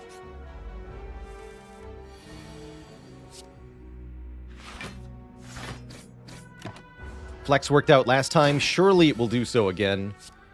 Oh boy, plus 4 damage on this turn.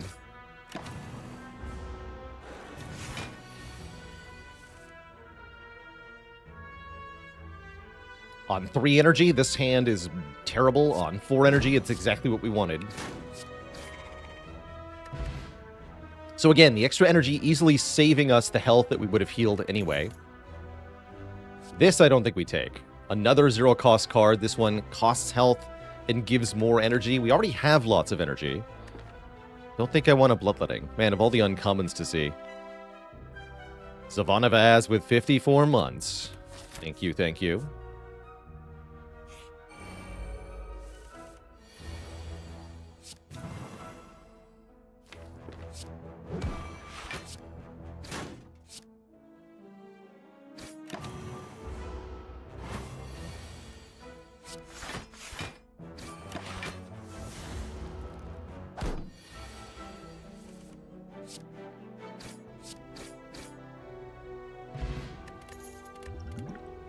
An attack card. I'll take it. Welcome to the deck, Headbutt.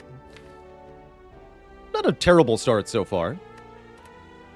See what this event is. Excellent. Give me some money.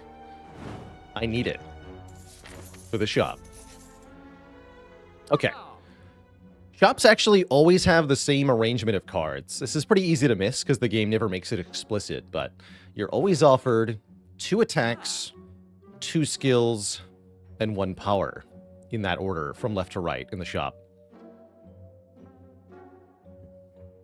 The shop sucks, gonna be honest. This is not what I wanted. I think we're paying for Clothesline here. And maybe Trip? I don't know.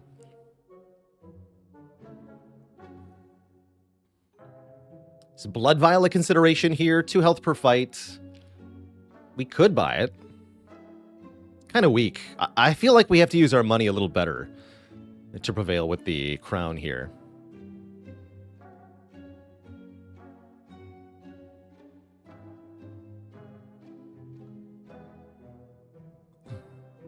Taking a speculative Chemex is pretty ambitious here, Twitch chat.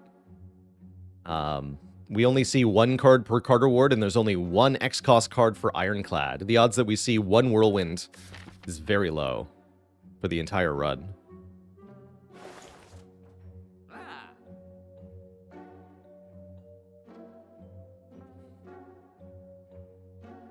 Shrug's pretty good too, actually. We should probably buy Shrug. Shrug Clothesline. Yes. start with that. And then we can still buy either trip or quarter move. Or, this might be important, save money with the crown for something really important later. Why no headbutt for card management? I mean, we could, but we already have one. We don't necessarily need two.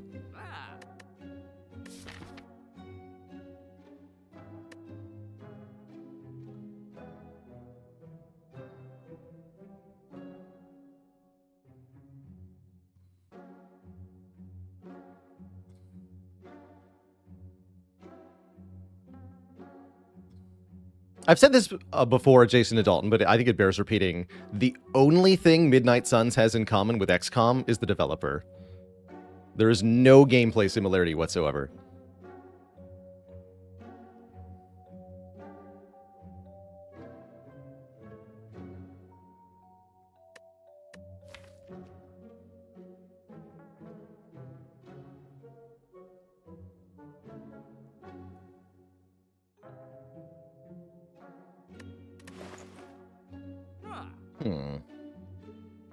Trip versus remove.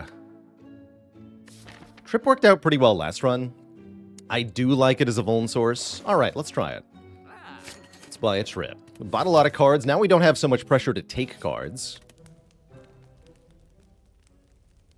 I think my first upgrade is the Flex, with our second upgrade being Clothesline, since I have Bash and Trip for vuln.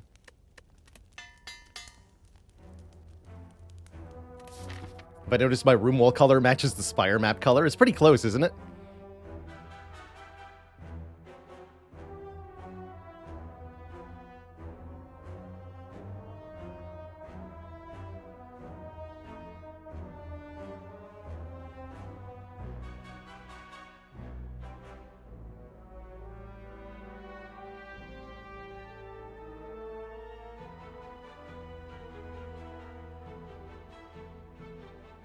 Greeny says, my Pyramid Snecko run from yesterday got YouTube to recommend you my Pyramid Snecko run from like 2 years ago.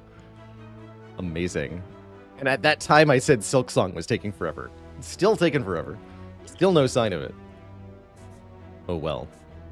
Can I fight this elite now? We should be able to do 3 elites. I feel like we're a lot stronger than we were before the shop. Let's fight an elite. Also got 2 good potions, right? Ooh, I like that. We could... we could trip, headbutt the trip. I think we should do that.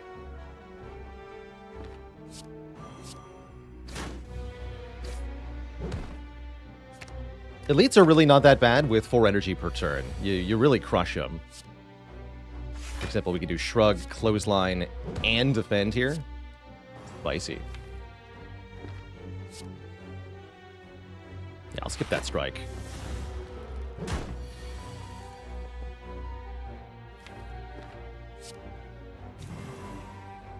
Here we're only going to play 1 defend, because the strike does a lot more damage. If I was inclined to use the Distilled Chaos, now would be a good time. That would be a really good time. Let's do it now. Do I play Bash first so there's a chance we hit Bash again? Yes, I do. Defends are also good, though. Just see what we get. Double Flex. The Reflexioning. Well, that definitely saved some health as it got us a kill right then and there. We score a Mercury Hourglass, 3 damage to all enemies every turn. Suddenly it's looking a lot more likely that we at least get out of Act 1. And that's one of the big hurdles for Busted Crown. Do we think we can get away with a Clash? I think that's too much of a liability in a deck that has to be very careful with the cards it adds. Although it definitely could help. On 4 energy, it's a lot more likely we can play the Clash. And the headbutt makes the Clash quite a bit better. But Ascender's Bane do be a problem, though.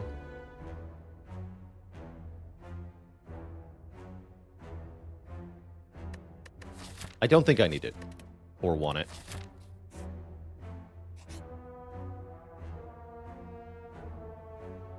Extra Elite. Cool.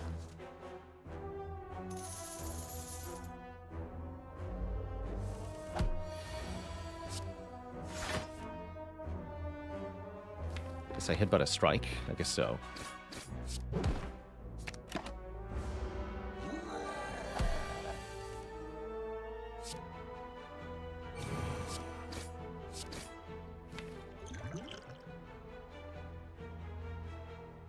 So our worst draw is what?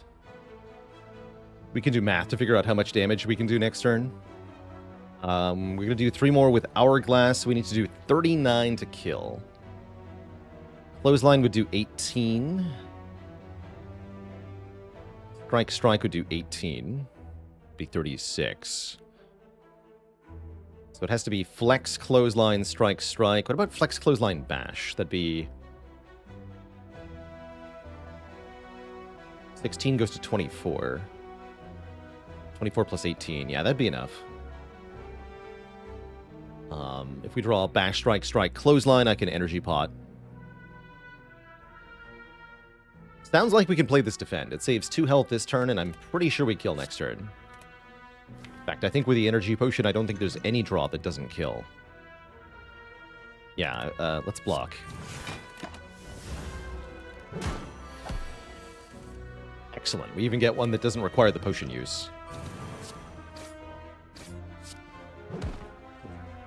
So we took only a little bit of damage. We get a very early Matryoshka. That's perfectly timed. Amazing luck so far. This is a pretty good start to a Busted Crown swap. We might not be losing here, you know? Although the cards have been crap. That's fine.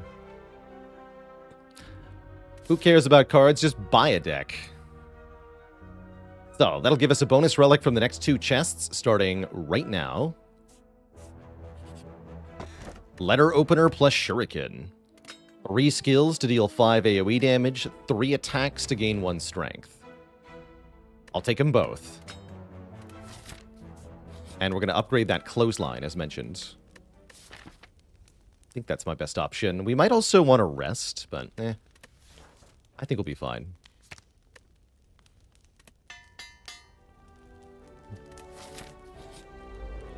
A rematch. Hello again, sir. This time, I'm sure I can win.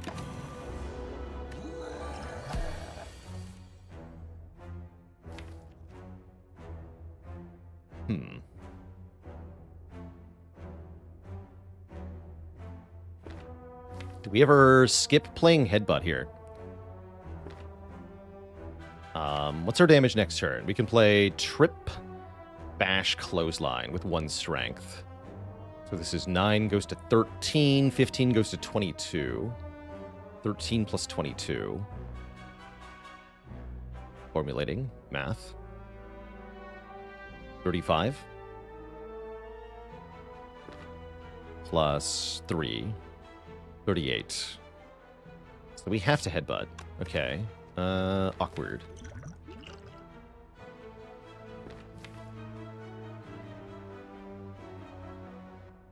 What about Trip, Strike, Clothesline? How much is that?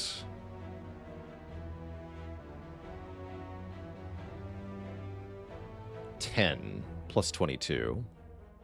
32, 35. Bring you below 35. No, we're 1 off. So I can't headbutt Shrug to get a guaranteed kill. Is the thing I'm lamenting here. But if I headbutt Flex, we'll have either Flex, Bash, Clothesline, or Flex, Bash, Strike, or Flex, Clothesline, Strike. And I think all of those work. Okay. Just trying to find the way that made me get a guaranteed kill next turn, but none of them quite distill nicely down.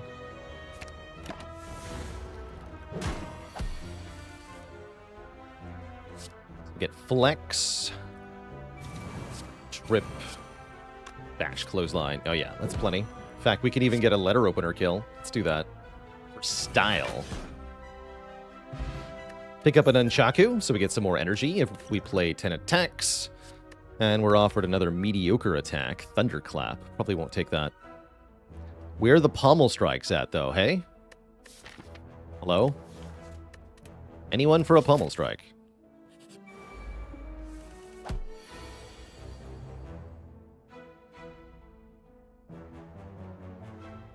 Oh, this is cool. Strike, strike, strike, headbutt.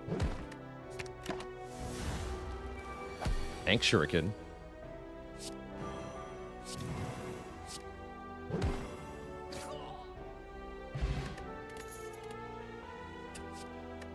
Wow. Might be some of the worst card awards I've ever seen with Busted Crown. And we're not dying. That's kind of cool. It's kind of cool.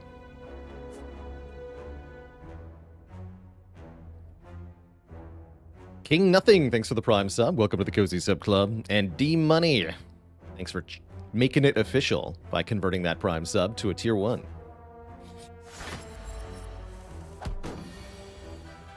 That's a really good open. We apply Vuln, we apply Weak, we deal lots of damage, we get a Shuriken proc, we set Nunchaku to 9. Can't ask for much more than that. Also quite grateful we never fought Sentries this act, because I think our deck wouldn't have been that good. Even with the Hourglass, we would have been a little bit weak here. I'll just take that Shrug back. Actually, this is a pretty perfect draw, honestly.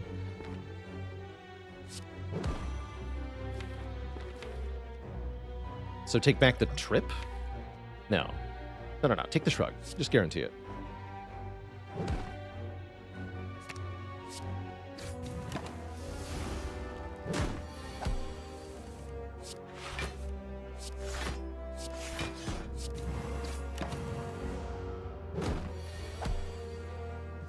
Very good fight.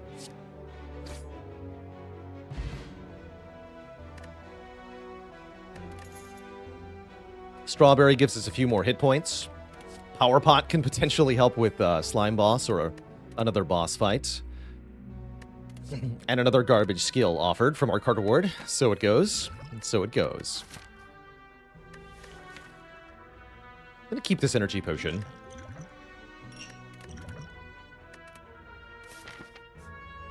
Have we seen a single attack from card awards? Yeah, we took the headbutt.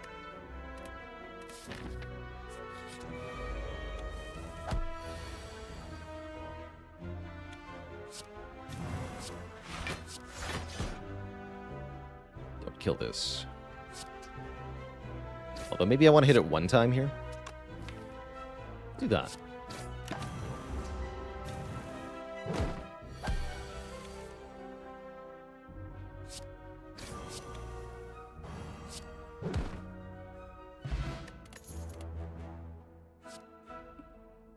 Close enough.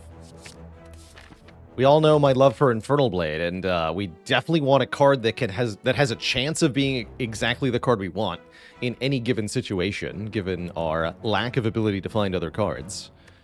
Also pulls double duty here. It's a skill and an attack, so it works with both of our relics, or more of our relics.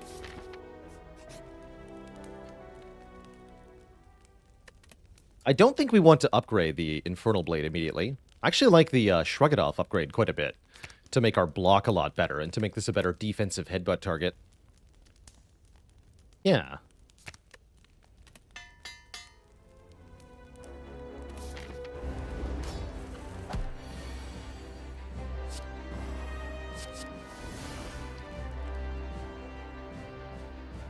Okay, that's classic. I think that's also enough trouble that I'm going to use the Power Potion here, just to make sure we definitely get through this fight.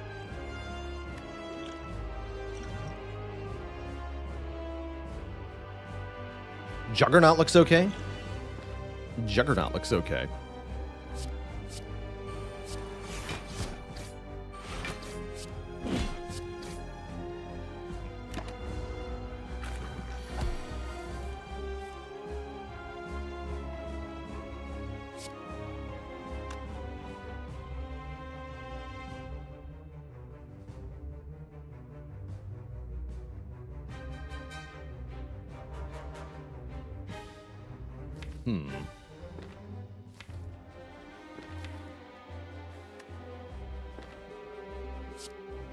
Might just want to play 3 attacks here.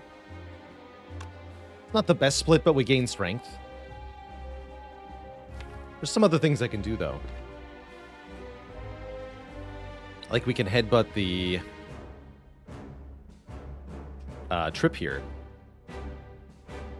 Oh, we can clash. We can headbutt, clash, and draw it. Okay, that's worth it. Yeah, that's a good split. We even get Juggernaut in there. Hell yeah. This is more damage. Good split.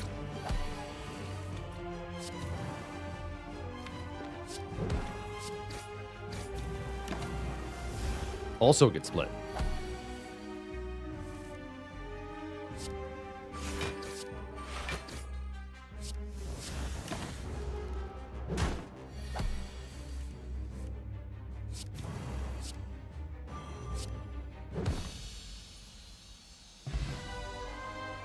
All right, we get to go to Act 2. Exciting news. We're offered a double tap. I actually don't hate double tap. It's good for powering up Clothesline or Bash. Does cool things with Headbutt. And works with Letter Opener. Somebody once asked me, when do you take double tap on Ironclad? And I didn't have a very good answer. Now my answer is, if there's not other better Ironclad rares to take, then it's actually pretty okay.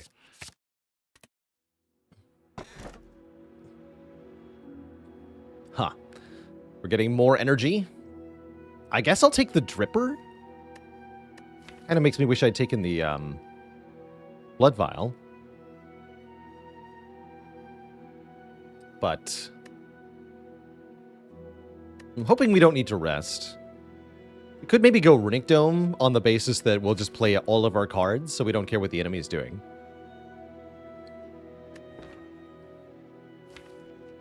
Limiting us to 6 cards seems like a bad idea. I'm going to take Dripper here. That means our hit points have to be somewhat carefully rationed, but I think we can make it work.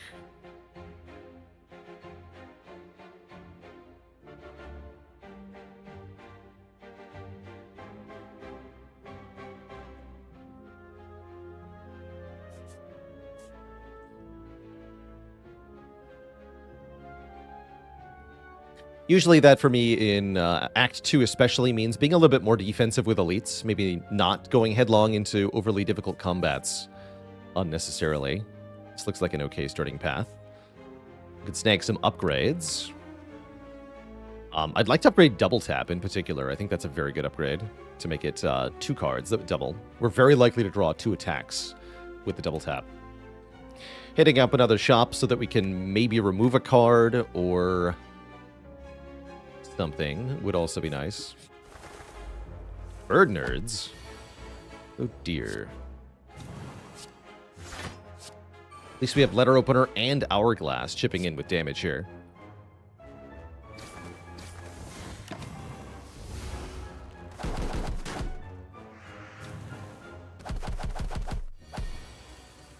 You what? Terrifying.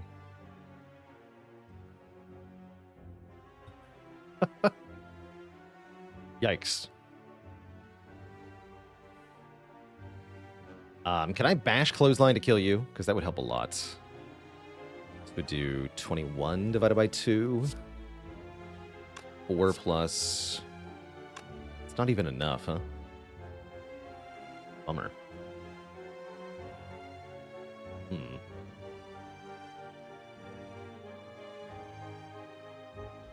I don't see any way to get 2 of them here.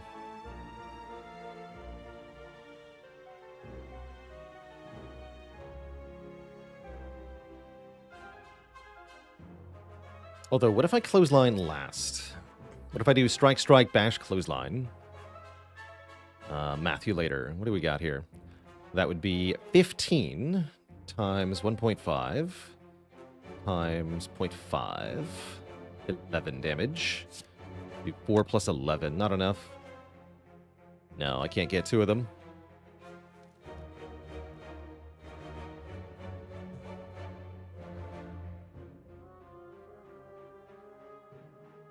Does this make me second guess the decision to get rid of Thorn's Pot instead of Energy Pot? In retrospect, that Thorn's Pot would have been a lot better. I should have thought about that more, definitely. We're certainly getting punished here. This is not good. But yeah, even bash clothesline won't kill this fool. So I think we go clothesline defend.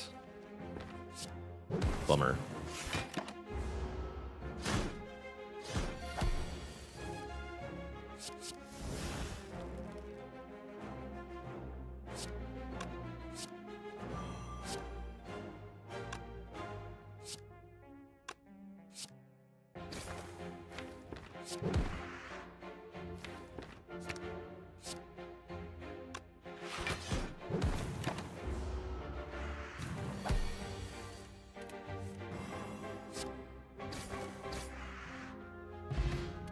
Okay, we at least get a new potion. We're offered a wild strike. So it goes. So it goes. I'm not taking it now, that's for sure. But these nerds.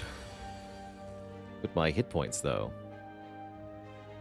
What about my hit points?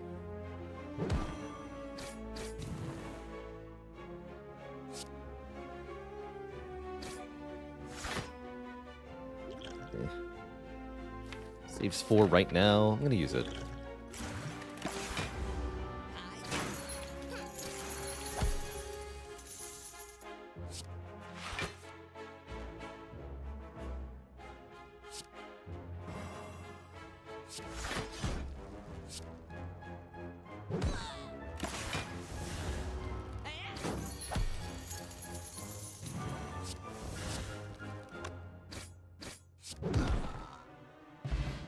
Okay. Havoc. And I thought they couldn't get any better, these card rewards. Alright, I'll skip that too. Are we going to make it to the shop? I hope so. Upgrade a card. That's some good news. There's double tap upgraded. Sure. Sure. Yeah, an actual card would be nice, game. Just like a true grid or something. One time, please.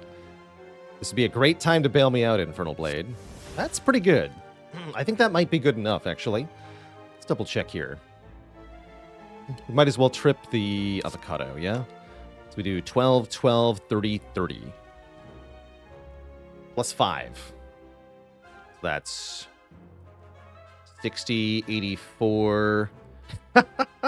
Just the double tap bash carnage is 1 short, I think. Oh no, 31 because of shuriken. No, the shuriken would also get us there. But letter opener also gets us there. I think that means we're allowed to trip the beast. It's not going to matter. It's not going to matter.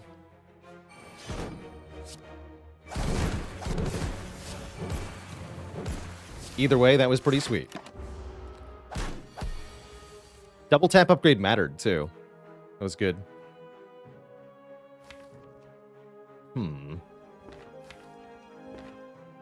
I don't think I can kill without using the nunchaku.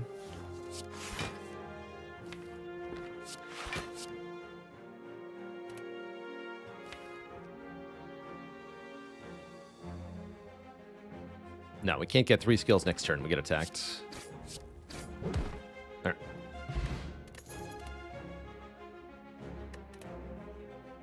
More skills. Okay. Glad we have a shop. We'll see 2 attacks here. Don't worry. And I could remove a card. I think I would like to do that. Man, why don't you offer a heal in Act 2, sir? Stinky cleric. I am going to remove 1 strike. Even though we're kind of short on attacks, I'll do it. And we're going to upgrade what? Trip? Headbutt? The Infernal Blade upgrade doesn't seem like it matters much.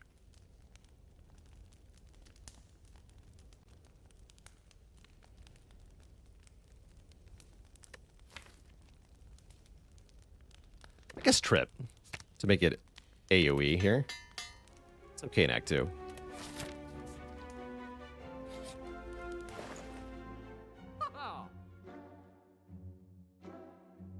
Pen Nib is here.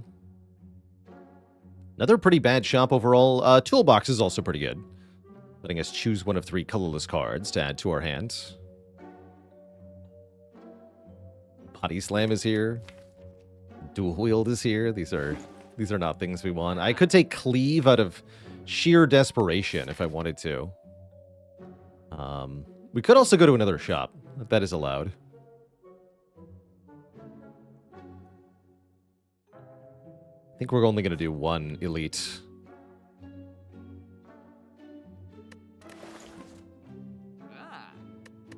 So, toolbox or another shop. I guess the shop also has the advantage of not putting me into a fight, which seems like a bad thing currently.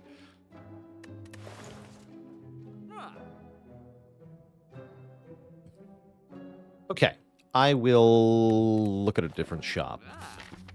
That's what I decided. Get another upgrade. This one's even worse than the last one. But I think we need all the advantage we can get, so I'm going to upgrade the headbutt. Doesn't feel like a good upgrade, but here we are. Consider recalling there, but recalling does not help me get past Collector. Upgrading headbutt does help me get past Collector. So I'm not even going to think about recalling as long as we're in danger here. Wing boots, though, could definitely improve our situation a bit. Neat. I'll take that. That means we can maybe visit more shops, more rest sites. Hello. We found it. We found a good shop. It's good news. Brimstone coffee dripper, huh? Well, I'm buying Shrug, that's for sure. Brimstone. Seems maybe smarter to do something like Battle Trance Flash of Steel.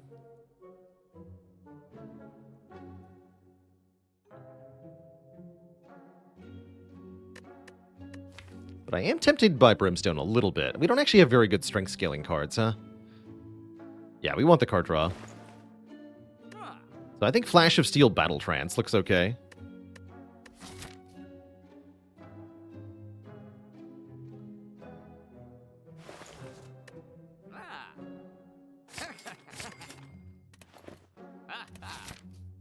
Give me an event.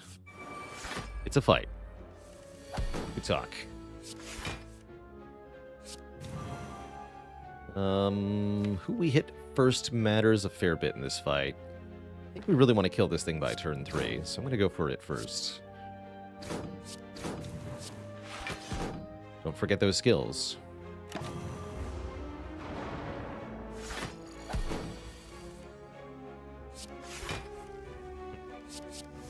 Oh, hello.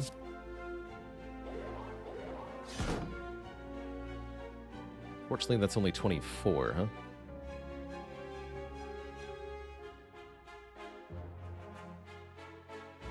Energy pot saves 10?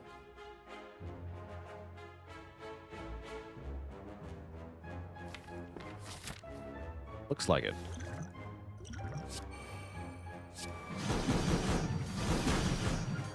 Only we bought that Chemical X. You know?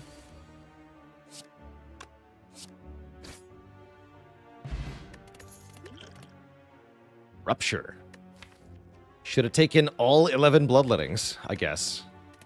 Dang.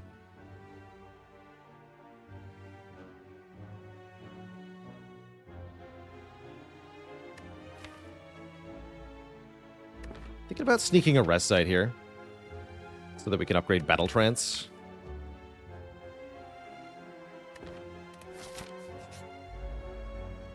Go here first.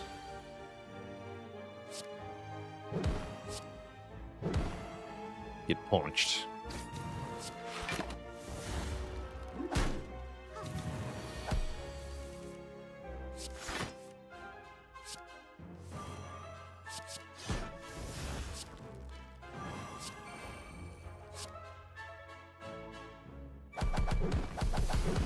Boom.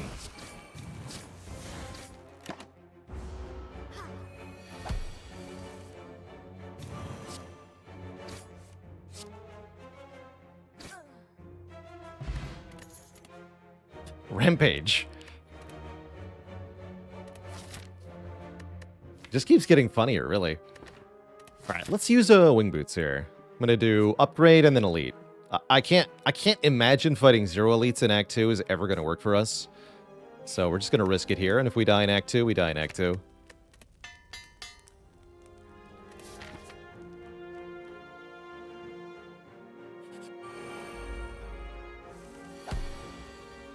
That's a promising start.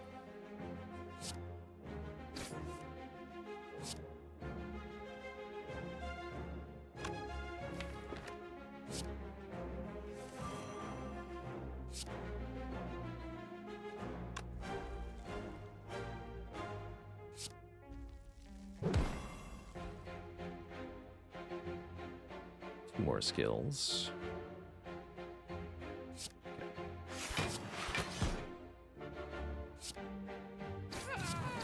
And we headbutt the Battle Trance Plus. Draw up a lot more cards this turn. You jerk. I can block most of that, though, I think. Yeah, we almost have a full block here. That's not too bad.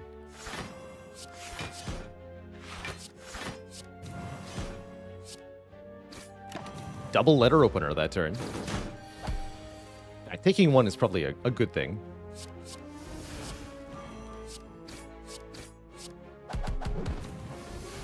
Don't forget the skills.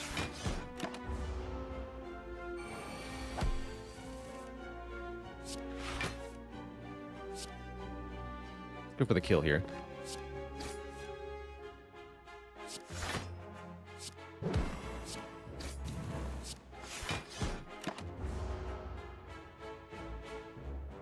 Very good fight. Definitely glad we took on the added challenge of this elite. Because we only paid 1 hit point for 29 gold, a Duvu doll, giving us a free point of strength, and Clash? Do I want to clash? I don't want to clash. We're doing just fine. We're doing just fine, I think. Actually, are we? This might be amazing in Collector. Surely not. No, surely not with the Battle Trance. Although I have Elixir? Hold on.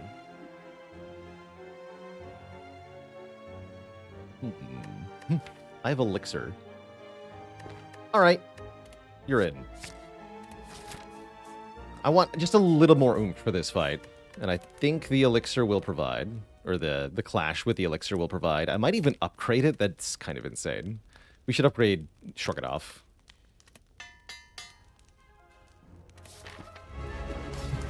Surely.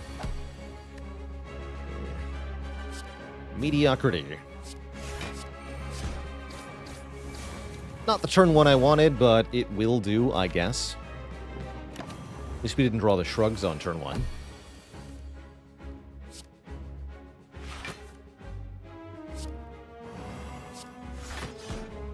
And look at that. Clash is immediately putting in some work here. I think we put the bash on the Collector.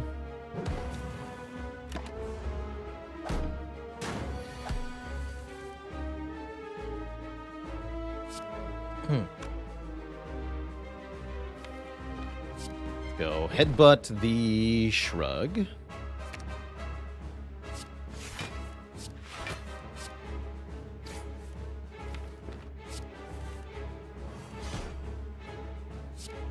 And then headbutt the Battle Trance.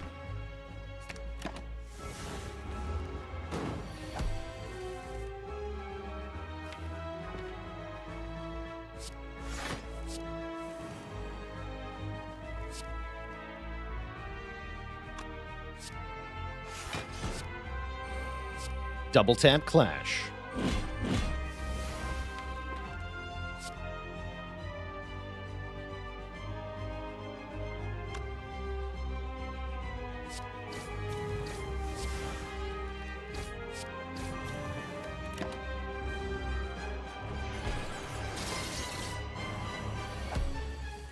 It belonged to you, Collector. All skills. Always has been. Still alive, thankfully.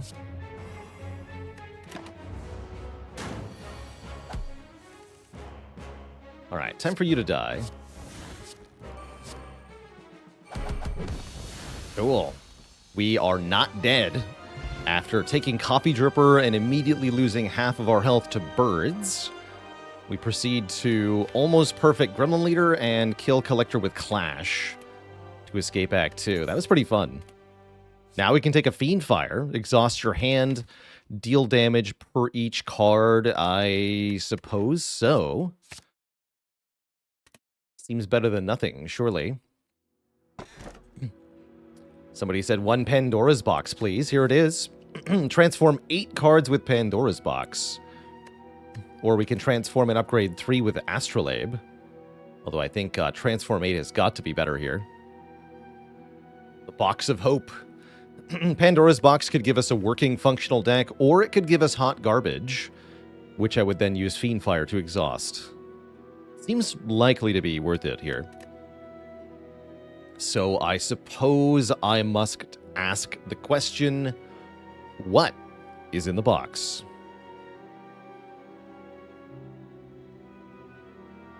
Corruption plus no skills.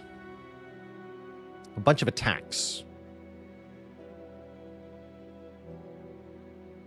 Not even chat knows what to make of it. Amazing, broken, boo, no block.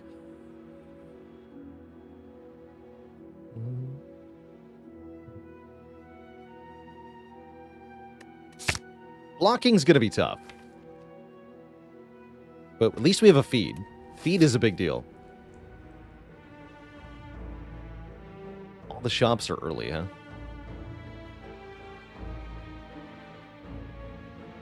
Not many opportunities for wing boots to be that good here, unfortunately. Not many that I see. Might as well look at a shop, though. We'll at least have enough money for a relic. We do have the possibility of making an infinite combo, that's true, with double tap dropkick or flash of steel dropkick. That might be our only hope, honestly.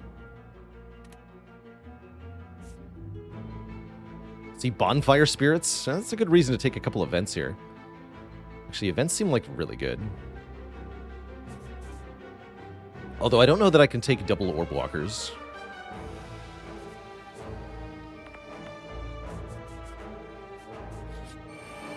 Uh-oh. Not sure I can take these guys either. 28, 21. A lot. It's not enough, though. Bummer.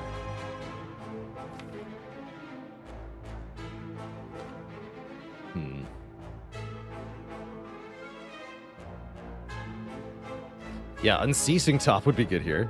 Indeed. How's it going, Omabby? Thanks for the Prime sub and the 13 months. Let's kill this one then, or try to. Take the flex back. Shuriken value. Ow.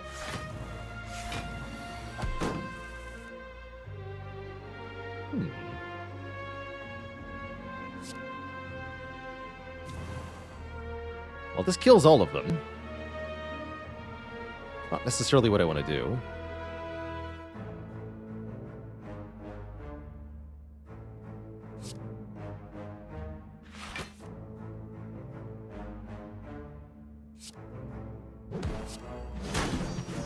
There we go.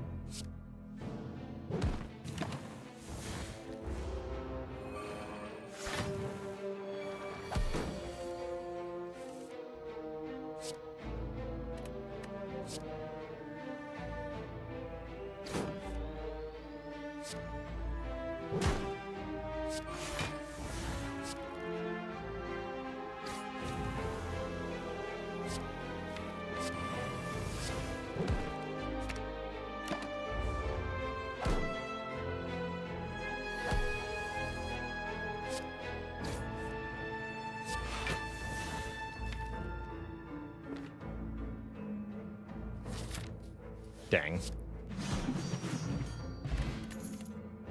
Oh, man. They continue to be amazingly bad, these cards. Just really spectacularly bad. I think at least another shrug here. Regen potion looking pretty good, honestly. Wait, bandage up, maybe. Might be better than the potion. I don't have that many fights left, but it would definitely help us out.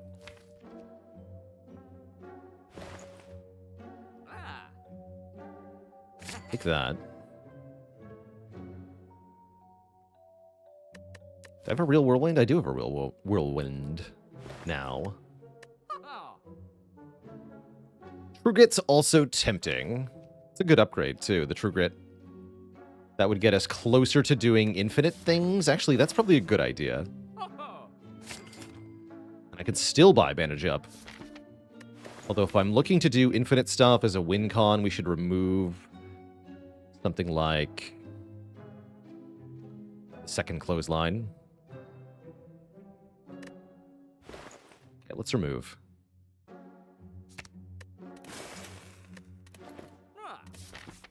Combust I don't want to remove because I can put Combust in play. You might say Combust costs you 1 health per turn, but I ask you, how many turns do I take while infinite?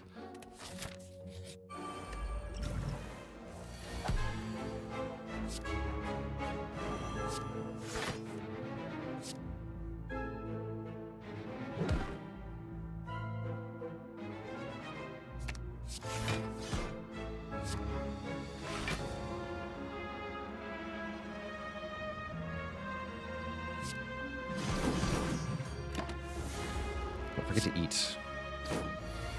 Eat pant. Good. Alright, our first successful feed.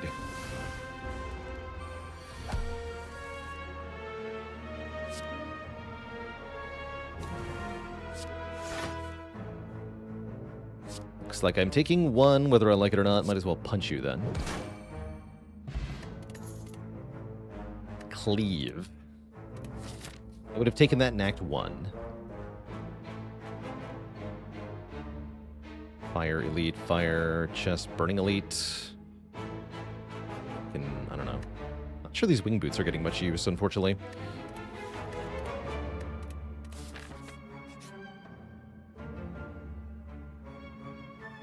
Sure, you can have this elixir. I feel like I've given you 2 potions this run, Ranwood.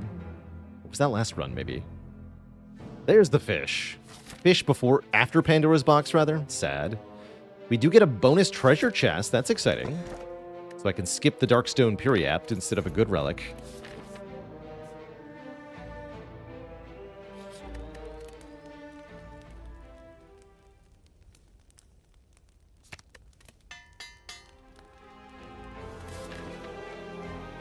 Here goes. Fighting Nemesis. Immediately it goes badly. Badly-ish.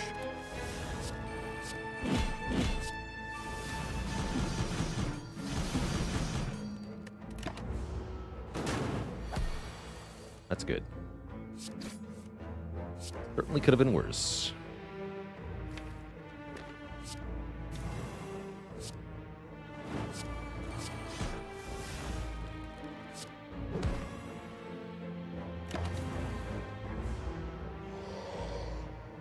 Well, maybe shouldn't have played Corruption. We're okay here.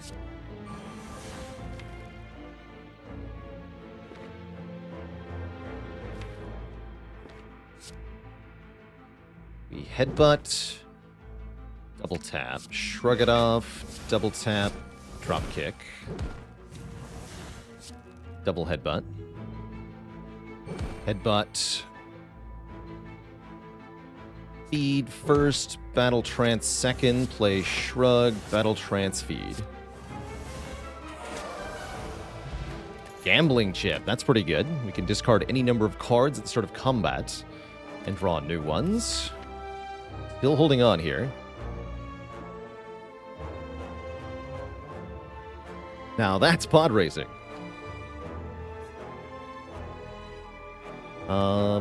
I could take another elite instead of the rest side. Is that sane or insane? Seems insane. Unless we think relics are the only thing that can save us. In which case, it's the only thing that's vaguely sane. No potions, but I do have a gambling chip. As for what we would upgrade, it would be like Shrug or... Yeah, we don't have good upgrades. That makes me think I should go fight the Elite. Give me a Dead Branch, Mr. Giant Head. I go infinite in this fight. Let's find out.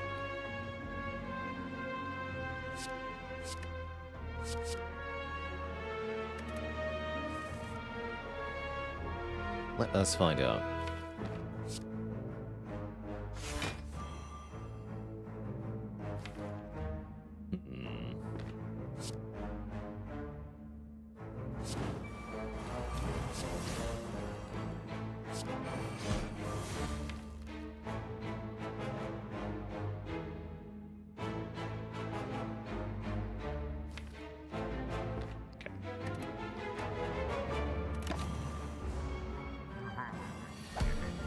Already concerning. Although... Okay, less concerning. We go Headbutt. We still have the Bash, right? Okay. Fiendfire these. Although playing the Clothesline seems like it would be the smart play. I'm not going to do anything like that. We're being a fool currently.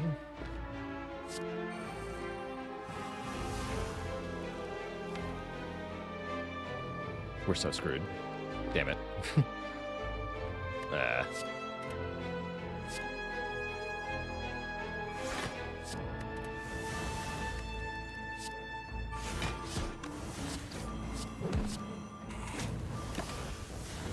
Not dead, though. Just screwed.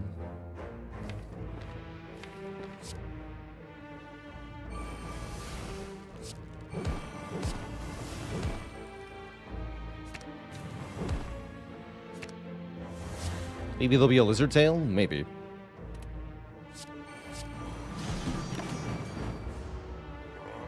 Ow. Yeah, it was one turn too late here. Now we're there. Damn it. So close. It was so close to nailing this fight perfectly. Only the Fiendfires hadn't drawn together.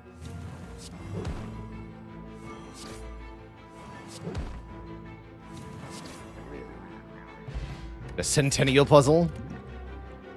Oh, rip this run, man. Okay, back and prep gambling chip, though. Hold on. Maybe there's a hope here. Hope and a prayer. It's a really good turn one draw, actually.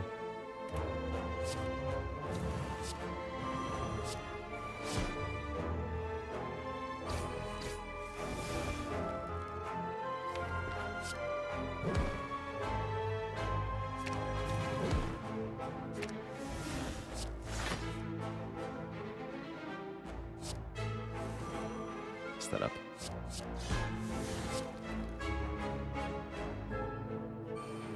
It's fine.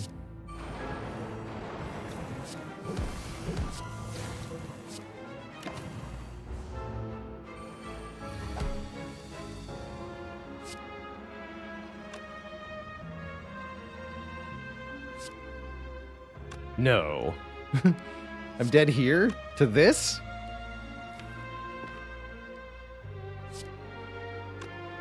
Sad. So it ends, Twitch chat. So it ends. Dabbed to death. GG. I'm pretty proud of this one. We took a busted crown start with really bad card rewards. Like, wow. Truly awful card rewards. And we took it almost all the way to the end of Act 3. Which I think we even could have probably gotten at least to the boss gauntlet. Possibly even beaten the boss gauntlet if we'd played more defensively this act. But I don't think we would have beaten Act 4 with this without finding something miraculous like Dead Branch. There's no way this blocks the late game. Again, without maybe forming an infinite. Sundial could have also bailed us out with like a Shrug Infinite or something, but I don't know, man. That was a fun attempt. It was definitely a fun attempt. So the streak goes, but that's okay.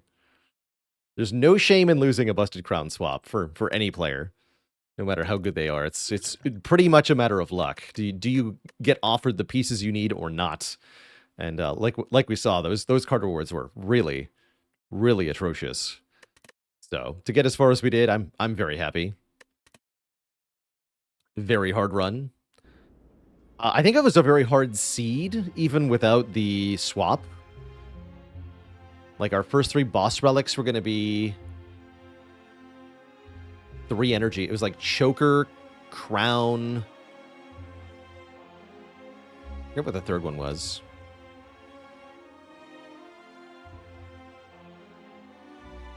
Do I value gold higher in Busted Crown runs? Yes. Yes. Oh, that's right. Dome. I think the Dripper wouldn't have been offered. I think Busted Crown with -1 card choice instead of -2 would be a lot more balanced. Would feel a lot more reasonable. Instead of being rated one of the worst boss relics, it would be mid-tier.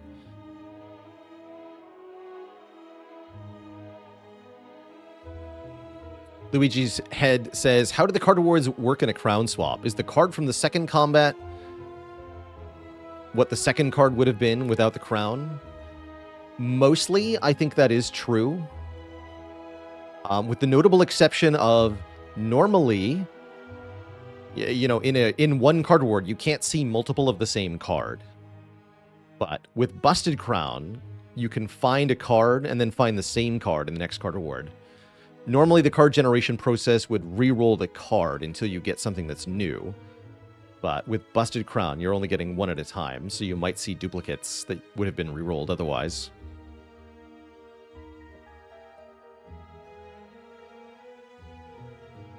Breaking rocks in the hot sun, Clad fought the crown, and the crown won.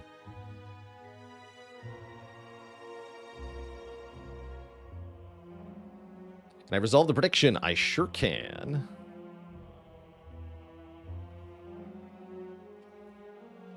Wow, it was 50-50. Amazing. Nope, we did not make it, Twitch chat. Big payout to the doubters on that one. Big payout to the doubters. Does Busted Crown reduce your chance to find rare cards? Yes.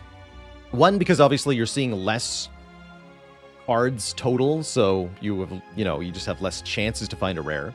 But also because of the offset system, normally when you get offered a common card, it causes your chance of seeing a rare card to increase, and that keeps happening until you see a rare card, and then it resets.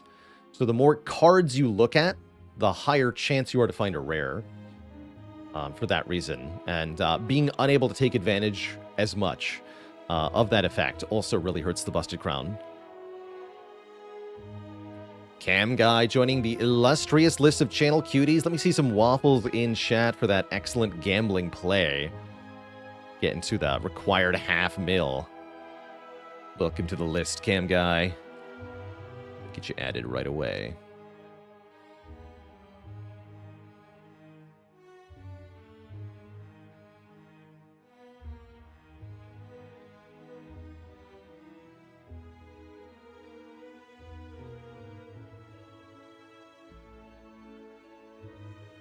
There you go. There you go.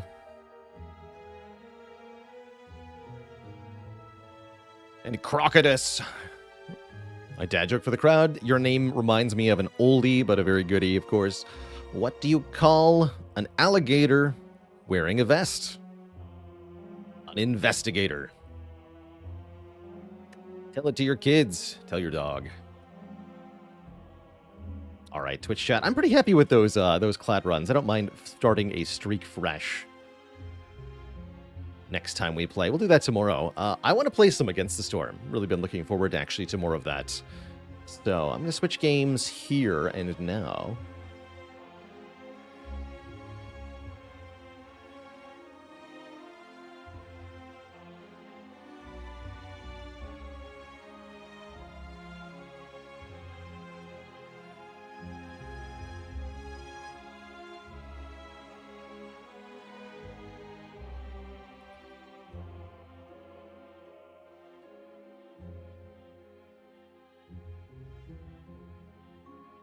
Oh, there's definitely a lot of art 8 days that are kind of hard to see the intended picture. And definitely, depending on the resolution or the cam size you play with, or screen size you play with, some are more easy to interpret than others.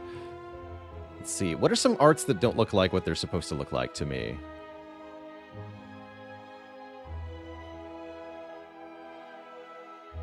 Ironclads are pretty straightforward. Dodge and roll is a weird one. I never... If you look at this closely, it's 3 different poses for the silent as she, like, does a dodge and a roll. But I never see that on the card art. It's always, like, some kind of road from the top down or something. The lasers. I don't like the art on that one. Sneaky strike is a bit odd. Backstab. A lot of people say backstab looks like the silent has a beard, which is great. It's actually her long hair. She's holding the knife behind her back. You're seeing her from behind here. But it's definitely a beard.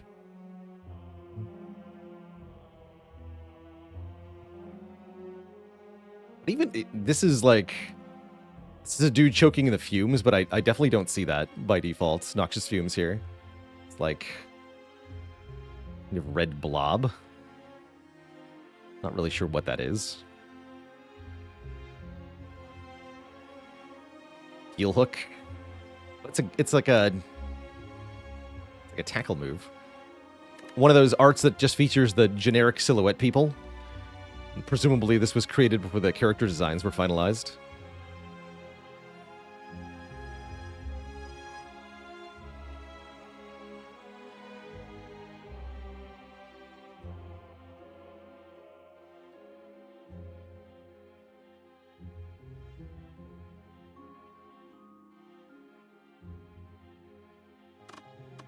The one that I never can make sense of is Echo Form on Defect.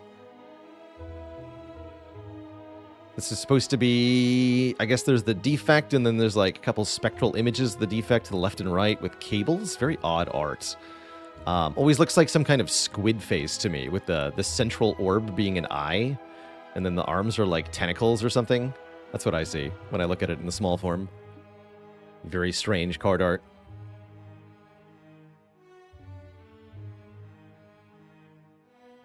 All for One is a really weird angle on the Defect.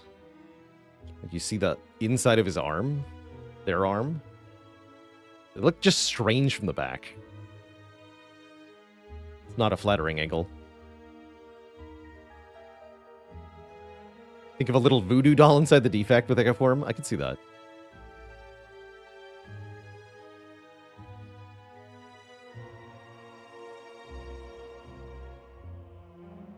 Parage is hilarious. I just see the mouth of the parasite. It's just like mouth card. I think Watcher's arts are a lot better in general.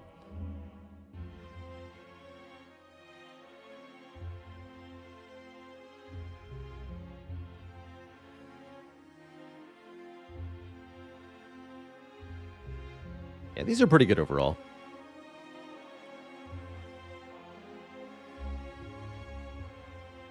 And yeah, Watcher was the final character to be added, so I think the devs had a much clearer idea of what they wanted her to look like before they started working on the card arts, and I think they just had more art practice in general. Weave is definitely a bit weird. This is the Maw having like a glowing sash wrapped around them.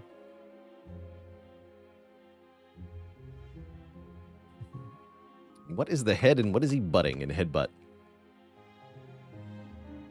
Oh, that's the red slavers. So the card background is red, and the red slaver's hood is also red. So it's like the top part of his head isn't there. And then there's the nose, the cheek, teeth. And then this is Ironclad's face with the mask cracking and his green skin. Ironclad has green skin, by the way. Doug Fraish, thanks for the Prime sub. Welcome to the Cozy Sub Club. Love the YouTube. Glad to hear it.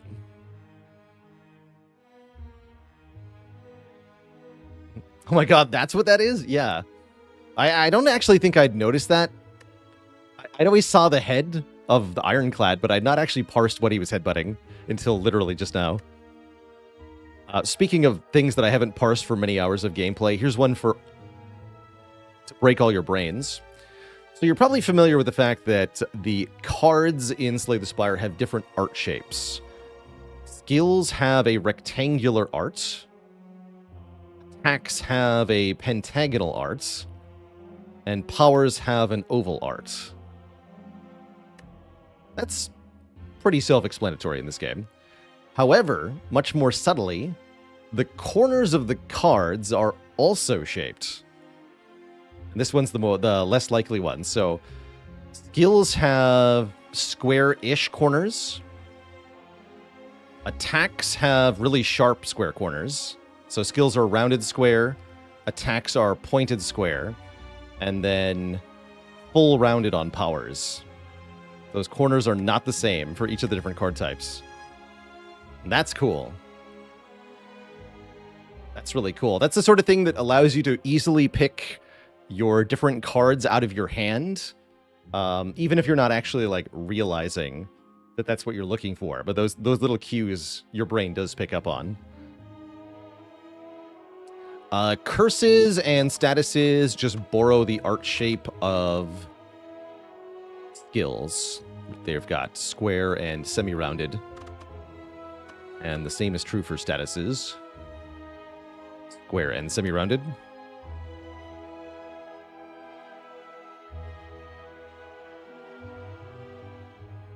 Any other card arts that took me a while to parse?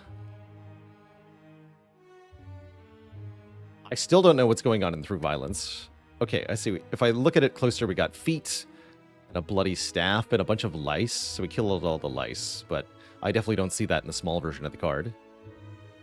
Dark Shackles, I definitely thought this was an arm for a long time, not a full body. Legs, hand, shoulders. Definitely thought it was just like a wrist being shackled.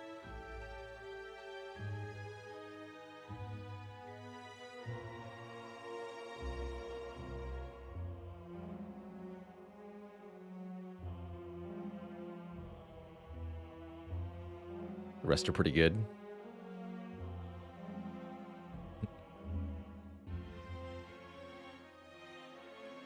Others saw arm or neck. What is panache? It's like a guy opening his jacket, kind of Superman style, except there's just golden light pouring forth. It's definitely a weird one. Superclad. Well, can't tell the difference between Disarm and another card that looks like it. Disarm's the purple card. It's all purple. That's how I know it's Disarm. It's purple. Just look for the purple. There's no other purple Ironclad cards. There might be some other purple cards on the other characters.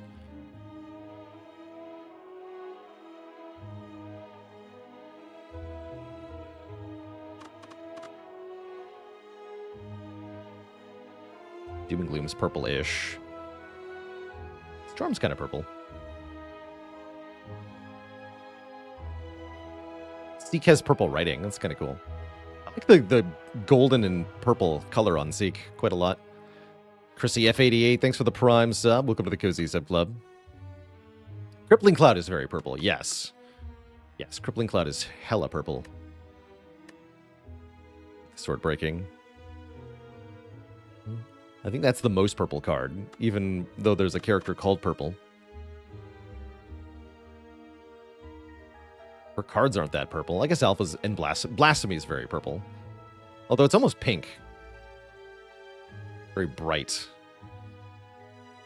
Spirit Shield also purple. Alright, she's got some purples in here. How can I say the word purple a few more times? What happened to the Clad streak? Busted crown swap happened to the Clad streak. Dual wield and power through. Oh, wait. Okay, hold on.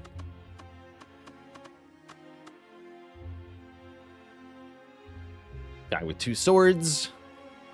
Guy with 1 sword. Those are pretty similar, actually.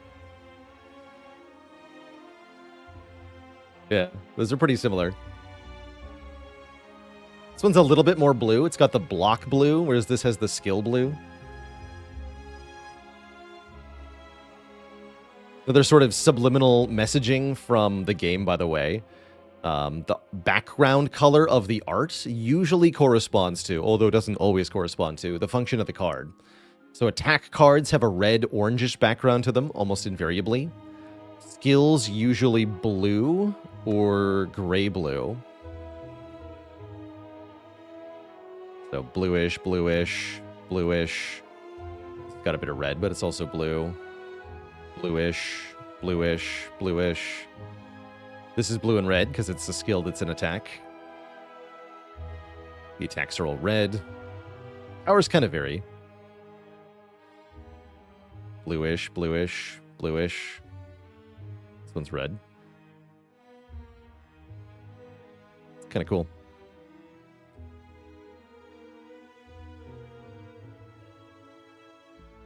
Favorite defend art?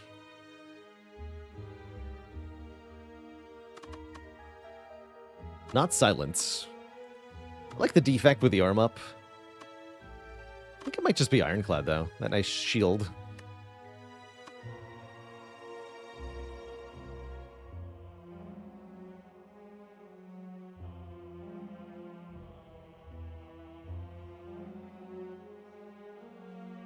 Could I have taken more elites in Act 2?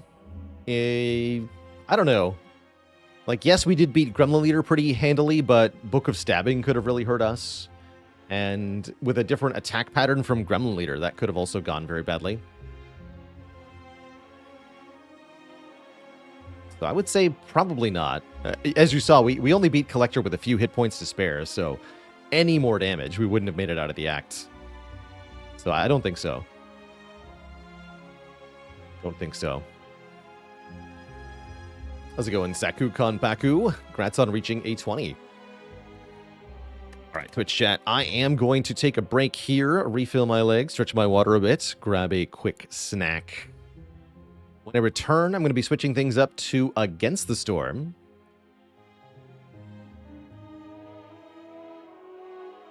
Back in a few, Twitch chat. Don't go nowhere.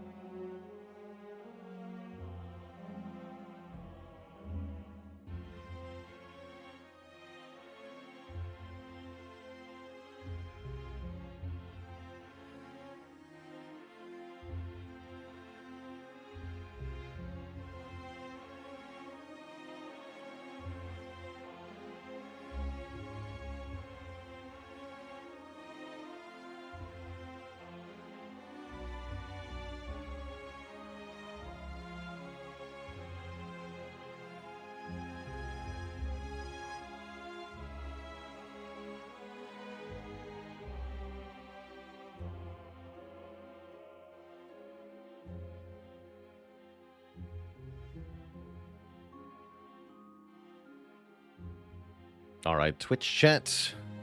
We are back, and we're switching games here. Some Against the Storm. Haligonian, good to see you. Thanks for 44 months. In the song 44 Fours by Jay-Z, he rhymes the word 4, 4, and 4 44 times. Now you know this, and your life is better for it. Well, thanks for that, I guess.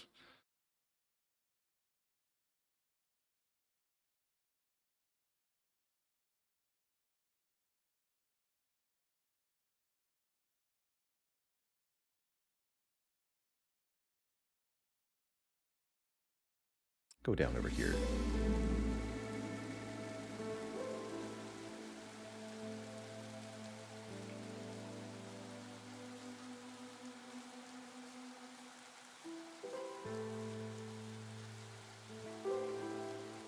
Don't spend enough time thinking about don't spend time thinking about games I don't like, sweaty lols. At least not enough to have a least favorite.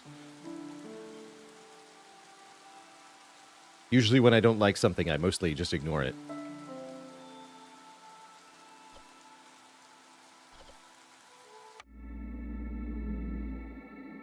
Welcome back, one and all, to Against the Storm. Here we're continuing our foray, not four-way. Continuing our foray into the Queen's Hand mode, where we are tasked with breaking the Adamantine Seal, which is far, far from the smoldering city. All within the span of a single Lightstorm cycle.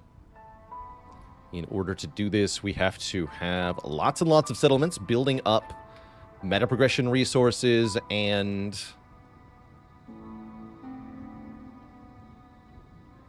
seal fragments both, which will eventually need to be able to tackle the seal. Today we're starting with a settlement here.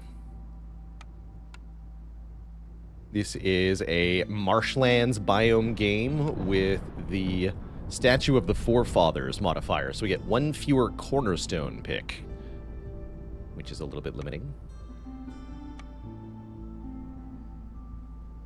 We can either play foxes bringing in pipes and tools, or foxes and beavers bringing in new arrivals. Don't really like starting with only 7 people.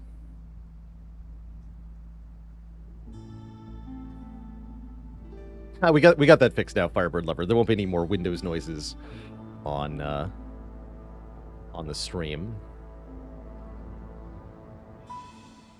Is Against the Storm in early access? No, it's now released into 1.0, and this is one of the features, this game mode, that was added with 1.0.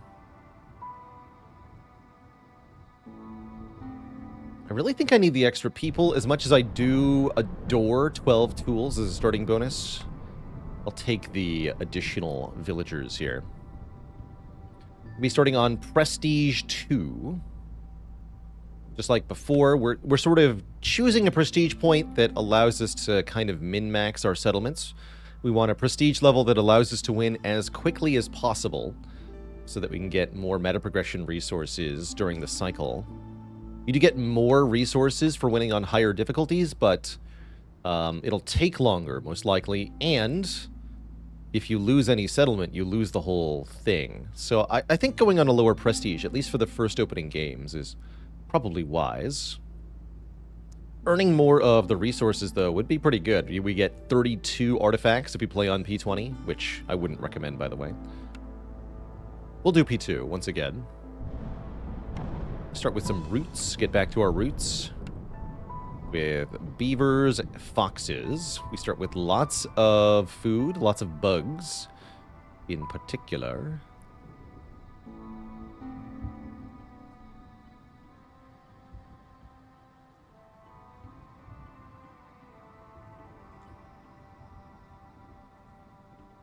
I do think we are going to want to start raising prestige soon, but I think I want the machinery that we get from this settlement at minimum, so we can get some more unlocks in the smoldering city.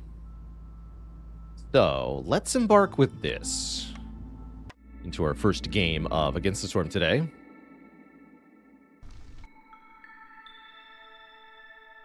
So, as always, there's one positive modifier. Every small glade discovered gives a bonus to planting speed. Seems kind of mediocre, personally. Our negative modifiers, acid rain. Building materials are produced less, starting at hostility 3. Time between breaks reduced at hostility 4. And then hostility 5 is extra food and chance to die. So the goal is to not get to hostility 5. In this mode, you don't have your meta progression upgrades. That's right. For example, currently we can only upgrade hearths to level 1, which is kind of limiting, is it not? It's insane, actually. So I don't feel all that motivated to stack on too many difficulty modifiers just yet.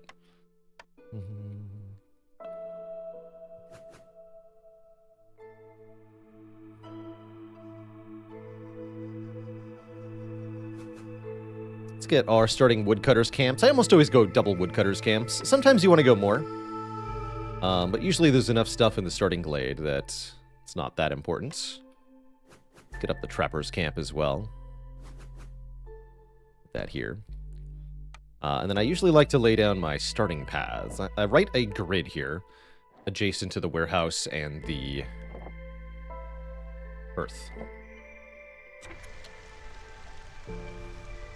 At the start of each game, we have some blueprint choices. We can pick one of 3 buildings to take into this game. I definitely like Supplier here. Supplier can make flour for us as well as planks. And I think water skins are a good container type for this map because there is leather. Yeah, there's leather in the trees and meat is a natural resource. So those are the ingredients we need to make water skins. Big part of this game is sort of recognizing the material chains. Raw goods become processed goods, become advanced goods, usually. And each type of goods requires different starting ingredients, or has different options for the ingredients that you can form.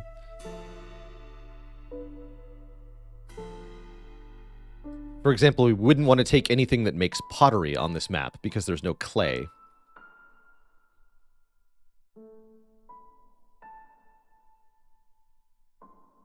Let's take the supplier.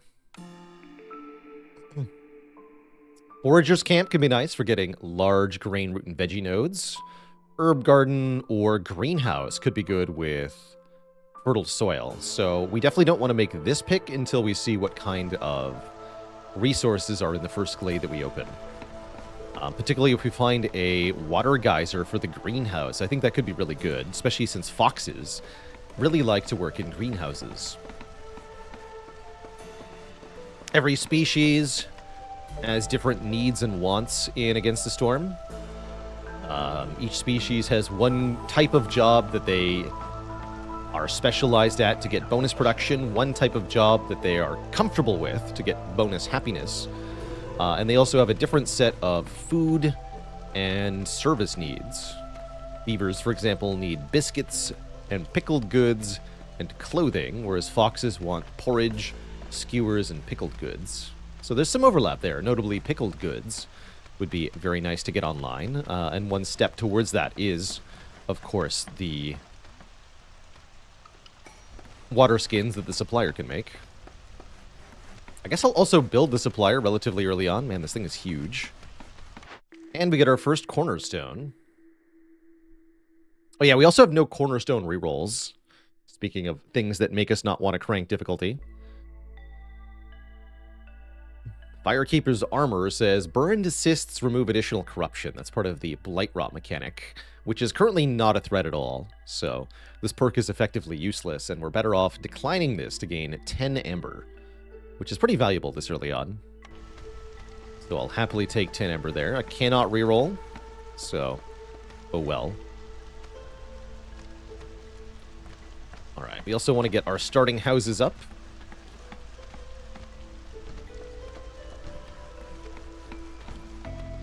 10 villagers will be 4 shelters. And then we also want 4 decorations. Like a pipe. A beauty pipe. Throw pipe to ground. Yeah, pipe ending.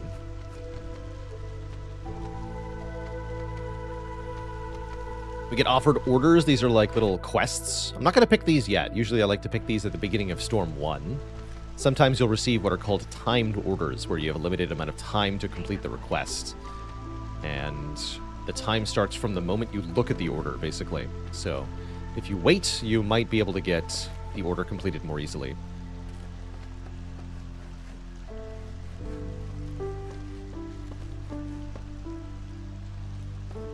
Overall, this feels like a pretty comfortable start to our game here in the marshlands.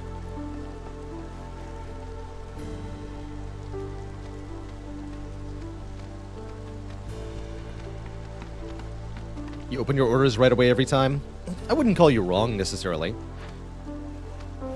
But we have seen it pay off big, so it's definitely something I'm going to make as a matter of habit for now.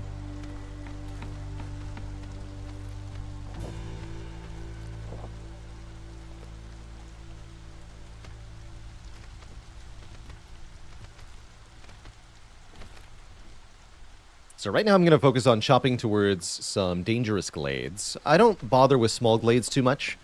Every glade that you open increases the overall hostility of the forest, which, most importantly, makes your storms a lot scarier.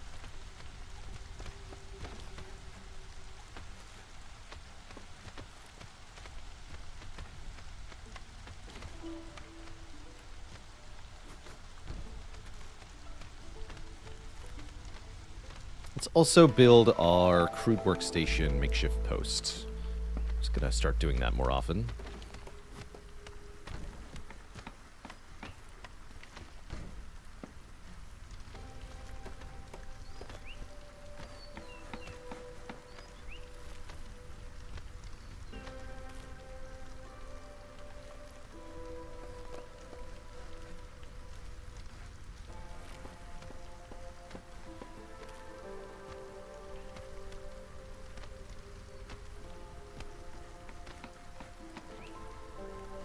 Small glades seem a little bit underpowered.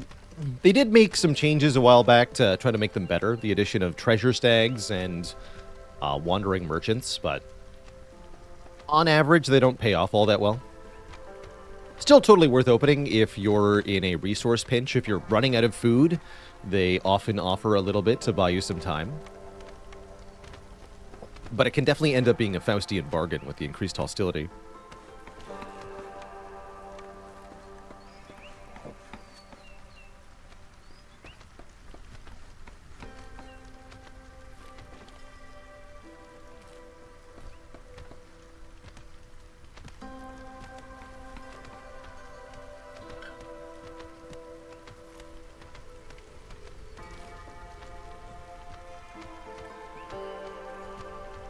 So usually my year one is just getting up the basic buildings of the town, laying out the roads, getting enough firewood to keep you warm through the storm. That kind of stuff.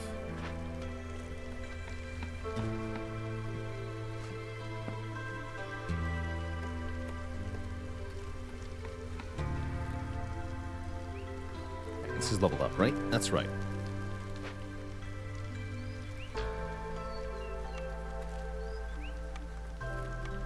Industry. Supplies.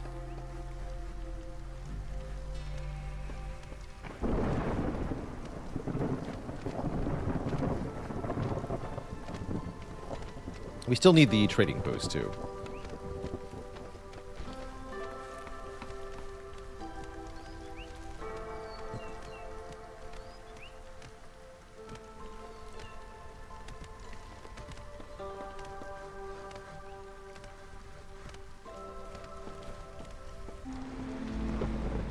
So during the storm, every species resolves drops considerably. That's the green number. This is a very important number for your villagers. If it drops to 0, they'll start leaving, which, especially on higher difficulties, can mean game over.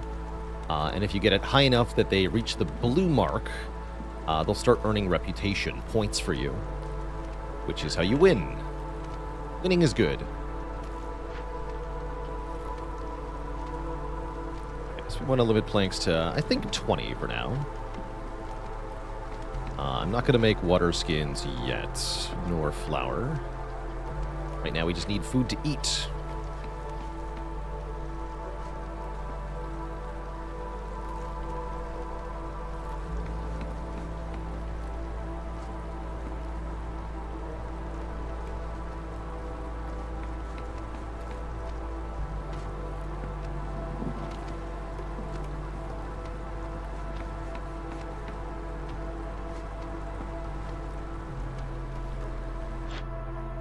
Okay. The Zorg will be here. Let's also now look at our orders. Let's see what we got here. Camps. Make 2 camps, deliver 10 bricks. That's usually pretty easy. Or complete 2 glade events and 5 pack of building materials, which will cost more than 10 bricks. Did I get up to P20 pre-release? Yes. Yes, we're playing in Queen's Hand mode, which requires, in order to unlock, you have to beat the highest seal on P20.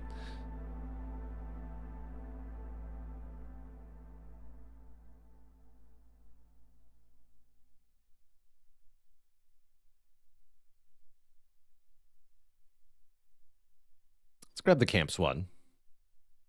This brings more people, which can be a nice thing to get early, but there's also such a thing as too many people. Amber trade's a very easy one to do. Trade some goods, deliver a bit of amber to get tools and wildfire essence, which is quite nice. I don't plan on planting crops. The pack. Keep Fox Resolve above 15 for 30 seconds to get 2 foxes. Or Beaver Resolve above 20 to get 2 beavers. Or complete 1 Dangerous Glade event within 10 minutes and 30 seconds, which I'm already planning on doing, to get 5 parts plus 3 skewer production. And the Apothecary building, which can make biscuits. Notably, we already have flour. So, biscuits are pretty cool. Let's take Hurried Expedition. I think we're going to be able to complete this. And this is a great example of being rewarded for waiting on the order here. The next thing I'm going to do is cut into this Dangerous Glade. Reveal the event that we can complete.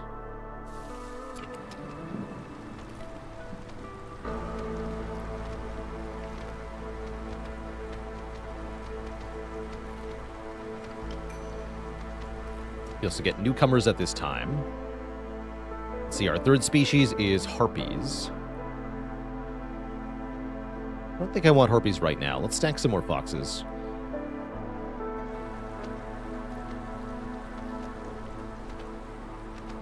That brings us to 12 peeps.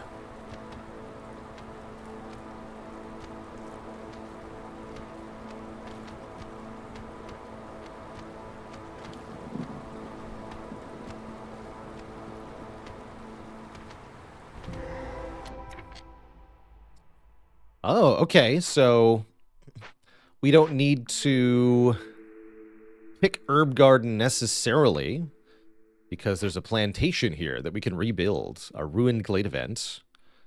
There's also a large abandoned cache containing notably 30 bricks, 50 clay, and 50 meat. Holy moly. Large meat nodes, small egg nodes, and our dangerous event is a large destroyed caravan. We can either loot it by taking a global resolve hit, or we can send it to the Citadel with 15 pack of provisions. That's quite a lot to get 3/4 of a point. Probably we're going to loot this and get the immediate resources. The fuel in particular is pretty good.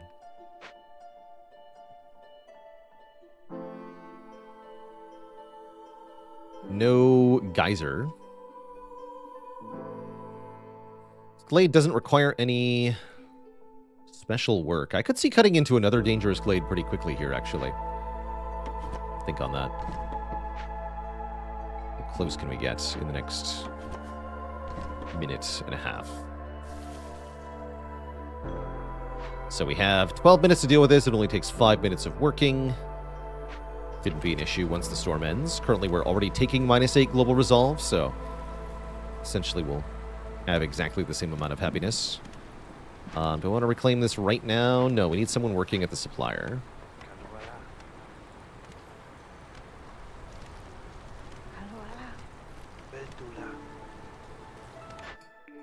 So, do we want to pick here? Thinking about it. How close can we get? So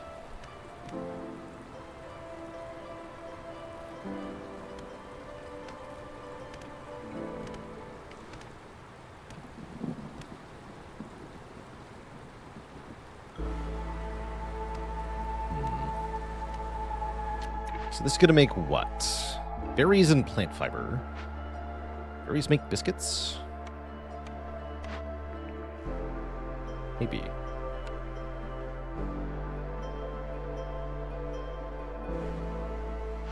Plantation can't make flour? Well, neither can herb garden. Greenhouse can.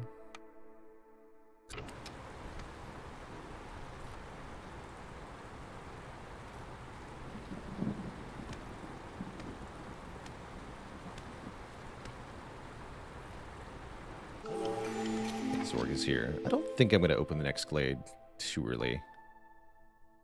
Okay, let's look at the cornerstone first. Newly discovered resource nodes have more charges. I guess that's cool. Makes small glades worth it a bit more. Surely it's better than 10 amber. Berber.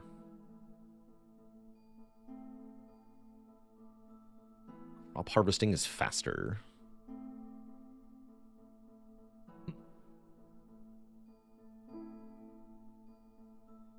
We definitely want to buy some bricks. That would allow me to do the camps quest.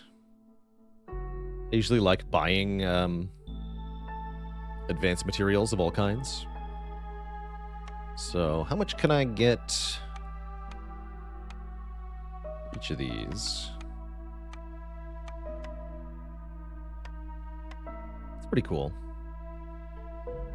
One more plank. That's a good trade.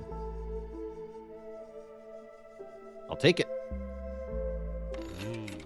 I think I am going to cut into this.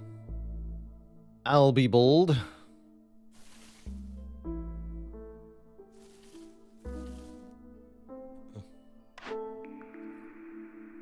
So maybe I do want to look at that first. We should definitely work on this now. You and you. Loot this thing. So that'll only take 3 minutes and 30 seconds. We'll easily complete a hurried expedition here.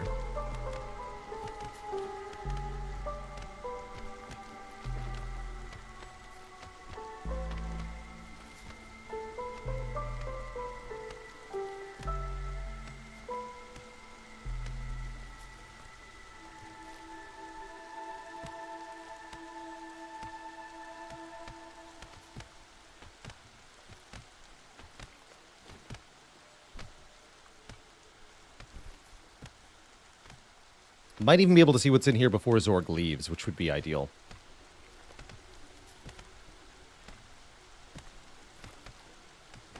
Good. Classic. Corrupted caravan. Well, that's a bit of trouble then.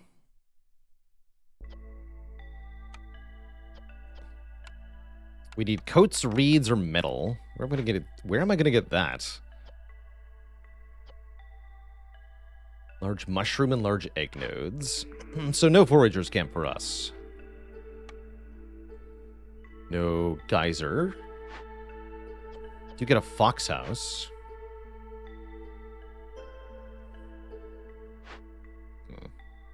Hello.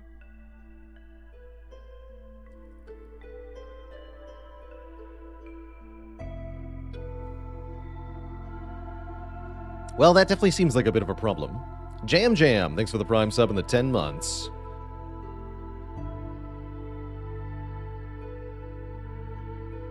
We do have another building pick. Could change things for us.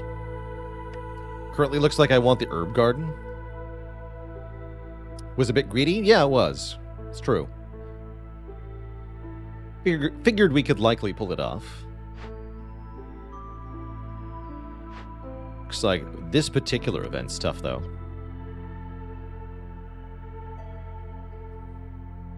Honestly, taking the 1 impatience wouldn't even be that bad. So I'm actually not too worried here. So yeah, we pick Herb Garden, I guess.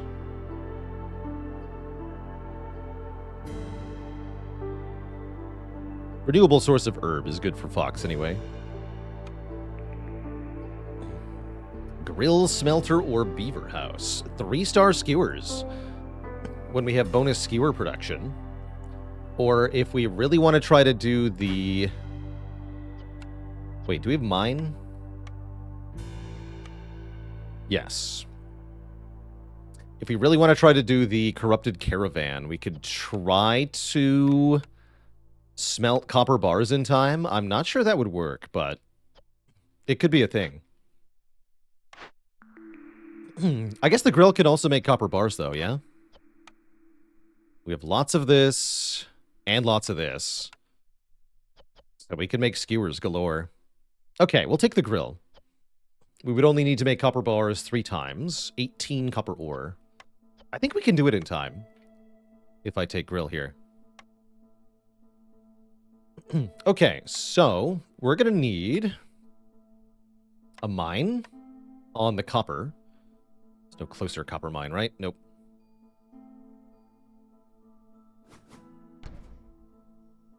We're going to need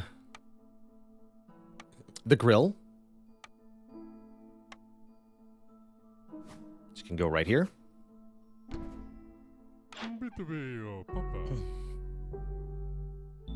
I need more bricks.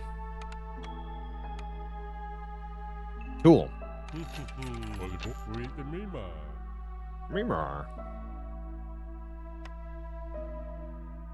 And we need a warehouse.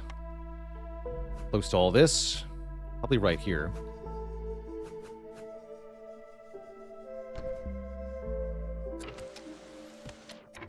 And we need people to work on it.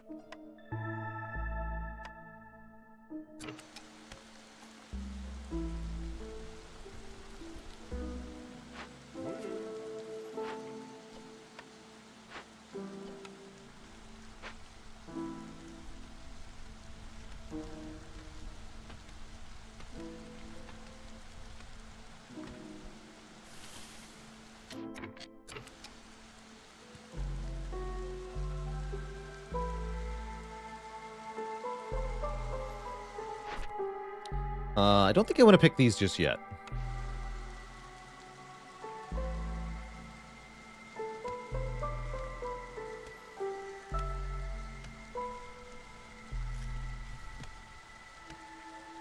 Could also get another blueprint by making the harvester camp, right? We want to do that sooner rather than later. Although I want to get these buildings up first. It's going to be pretty tough to beat the timer on this caravan. We also have to make the blight post. And get 6 purging fire.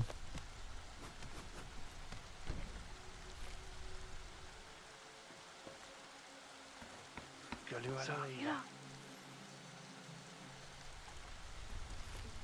no more trapping for now.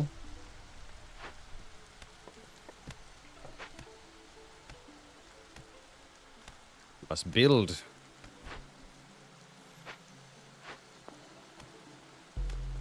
It's 40 seconds for copper ore. I don't know if I see this happening in time, I'm gonna be honest.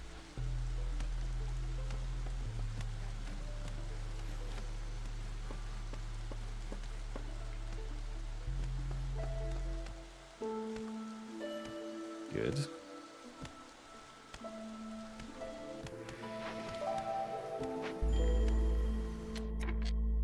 Thank you. Oh yeah, actually this gets us a blueprint too. Sweet. Now we're done with the large destroyed caravan. They're going to loot it, and then those 2 will become available. We can now see carpenter, which makes planks, tools, luxury goods. Druid hut can make oil, incense, and coats. Or the beanery can make porridge at 3 stars, which the foxes love. Can also make pickled goods, which is loved by all. We would just need containers to make pickled goods. Orange looks pretty good. Gonna be honest here. I could also see Druid Hut being alright. Although I don't have any of these in abundance. Let's take Beanery. Beans, lots of beans.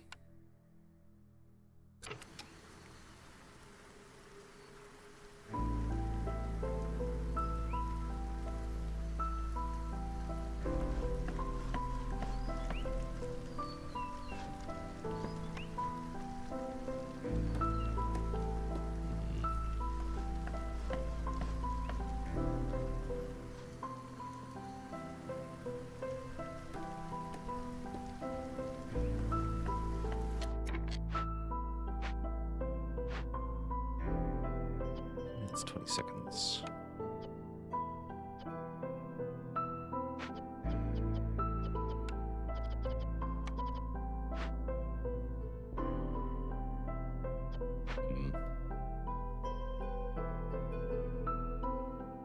This is going to be cutting it close. Although, actually, how long is it really going to be? With 2 foxes, it's only, what, 3:30, right?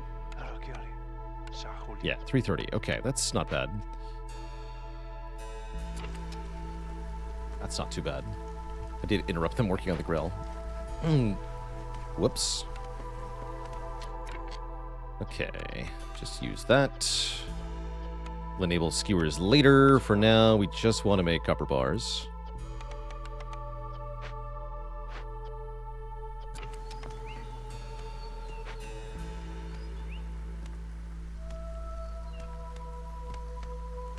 We still need the blight post.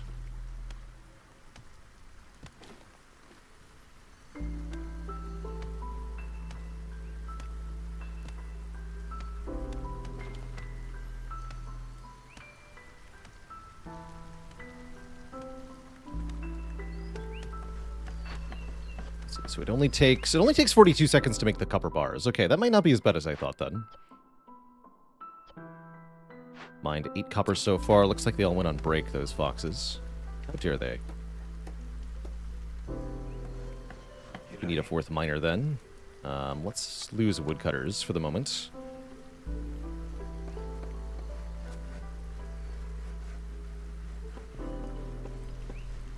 These 2 will be done shortly. Oh, maybe not. Jeez. Can always unassign them for now. We can get these resources later, actually. Let's do that. So currently we have 2 copper bars. We can now make purging fire. That doesn't take too long to make. Although it does take a lot of wood to make.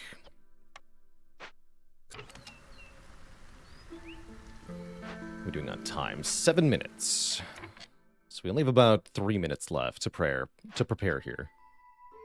Definitely worried about the copper getting done in time. Should have had 4 miners from the get-go. Oh well. So it goes.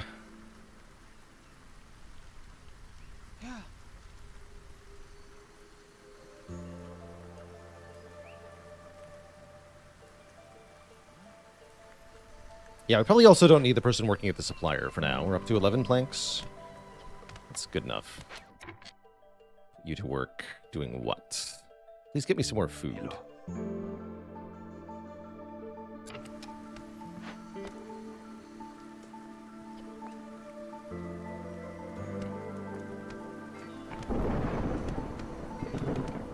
Storm time. Probably should have favored the foxes this year, but I totally forgot.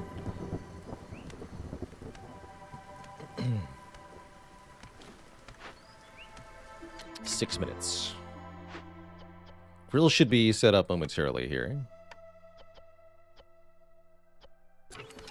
They're delivering copper ore now. Grill's gonna make another thing. Light post is up to a bit of fuel.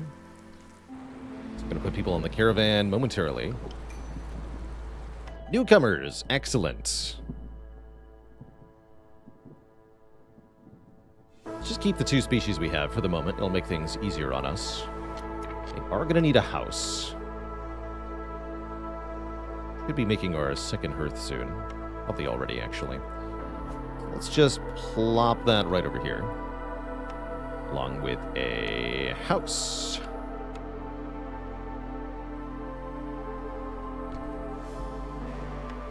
And a path.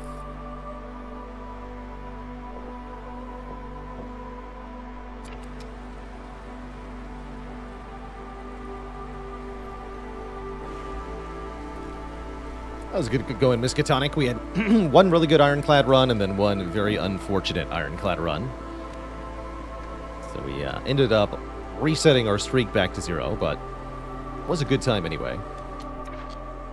It's go time.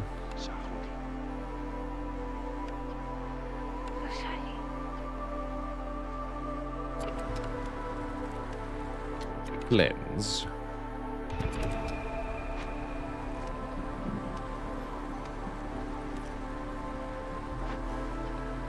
Doing the grill, we have goods produced currently.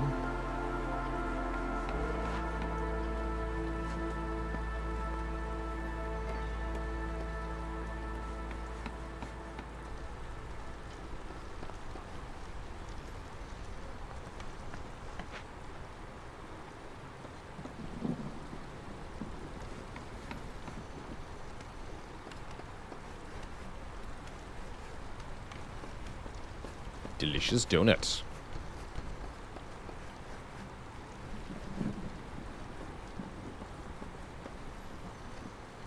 Yeah, most Cursed Crown seed we've ever seen. So it was a Busted Crown swap, and every card reward was bad.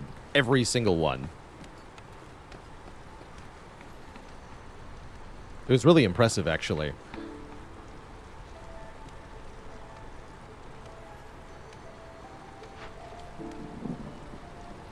Uh-oh. Oh, no. How are we doing over here? Oh, they're produced. Deliver, deliver. Deliver.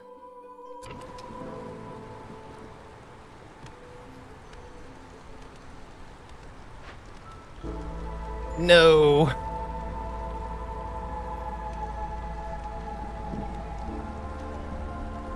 Ah, we need... Yeah. Oh well. Close but no cigar. Fireworks, thanks for the 37 months. Indeed, no cigars here. Alright, let's make skewers then. Limit these to 70, because I like them. Don't use the berries or the roots, just eggs for now. Yeah, it's not that bad a penalty. In fact, gaining 1 impatience is not even necessarily a bad thing at all. So I can't believe we've had a fox for a Hearthkeeper this whole time. Whoops. My bad. Alright, we don't need as many miners now.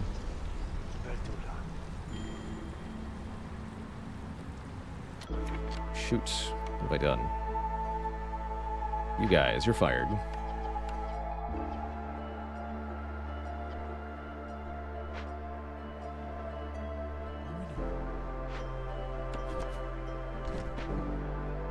Oh yeah, it also took fuel to make the copper bars, right? Ah. Let's just undo that for the moment. Help.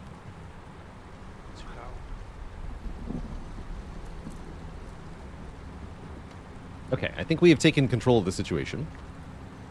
Yeah, there's no Sea Marrow to speed up, unfortunately. It's not going to happen.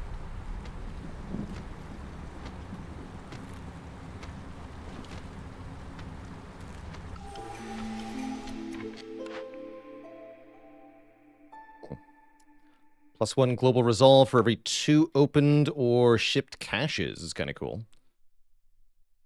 Now we should look at these orders. Earn 12 Blightrot Cysts. Discover 5 Glades. Yeah, in 7 minutes. I guess.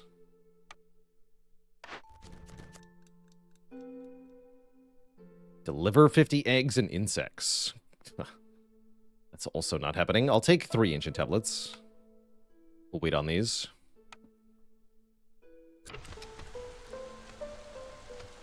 No newcomers for a while. Why do I feel like we're so short on people here? Probably because I have 2 people mining uselessly. What do you got, Sahilda? I have really not much of anything, so I have nothing to give you.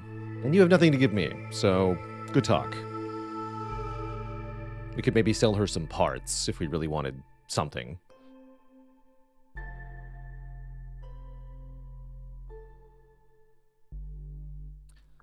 Given that we're critically short on wood, I guess I'll get some more planks. That sounds reasonable.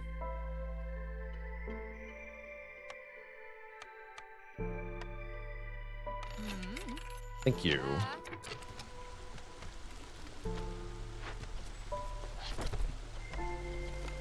There's 6 planks stored in here. I didn't realize that.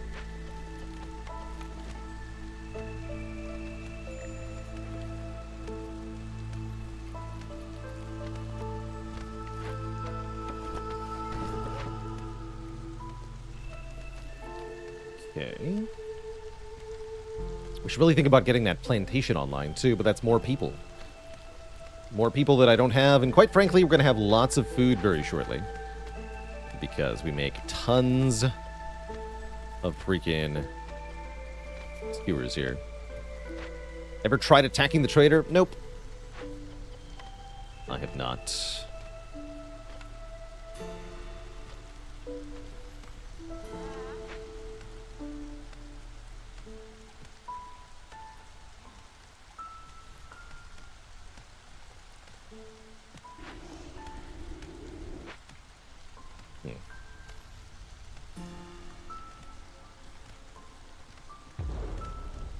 So there's the +1 impatience from the corrupted caravan. Tragically. Get clay here too, huh? I don't actually need to run the mine at all at the moment. Let's turn that off for now. You two finish looting that. Someone rebuild this. What we got here? Granary. Makes pickled goods a bit better. Scribe can make scrolls really well to educate the beavers. Bees also like education, if I remember correctly. We'd have to make a way. We'd have to get a way to make pigment, though.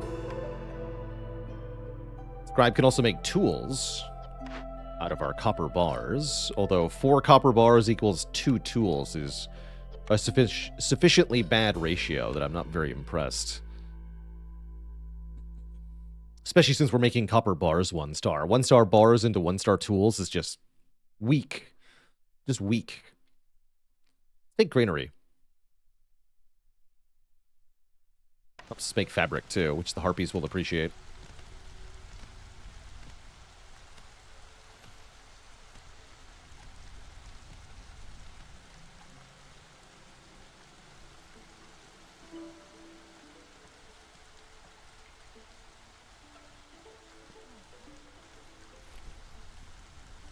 Let's see. We want to bust this open, right? Probably.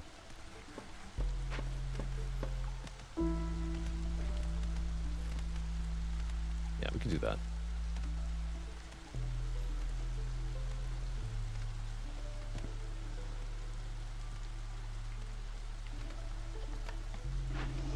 Resists. Definitely gonna need a geyser. Want to do the fire starter thing.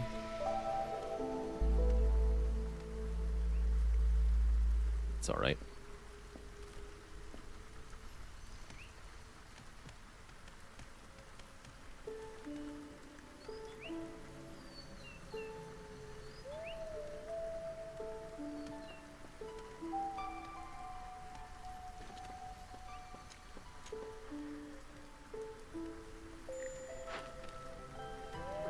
And I can move this, which is kind of important. Although it does take a plank.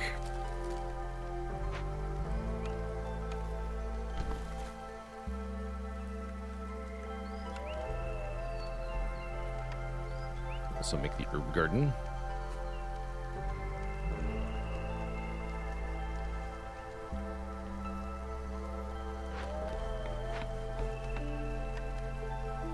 Wonder how this works.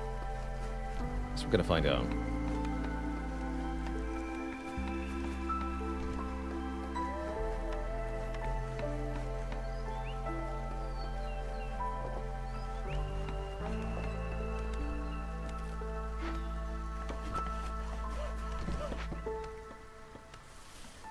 You two start clearing towards this glade. Alright, we seem to have gotten a hold of things here. Oh, more planks. Excellent. I can continue to not take harpies. Sounds like a plan to me.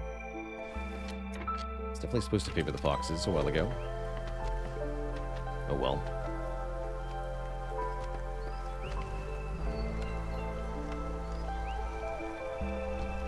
We'll just move one of these houses.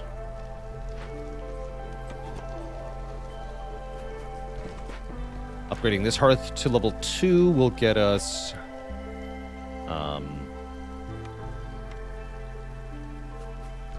+2 global resolve, which is quite nice.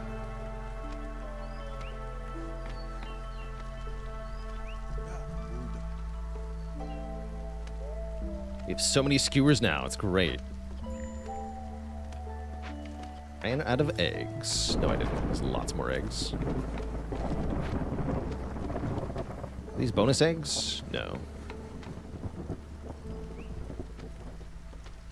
Hopefully we'll get a full trapper's camp. Oh yeah, we should have added up bricks again. Heck.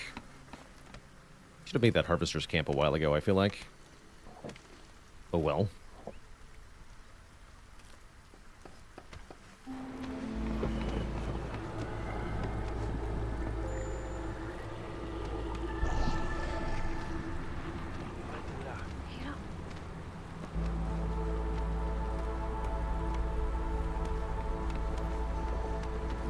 There we go.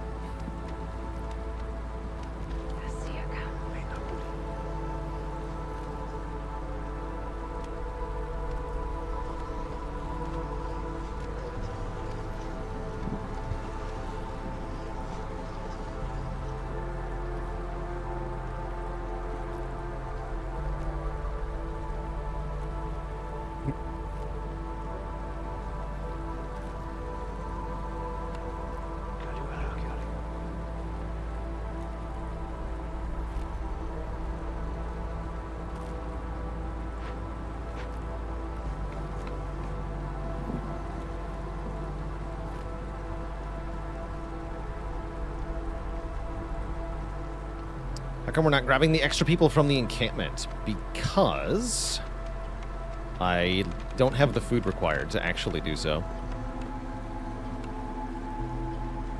Requires veggies, berries, roots, or mushrooms. We have insects, which we can get... 1 second, Twitch chat. I have to deal with something. I'll be right back.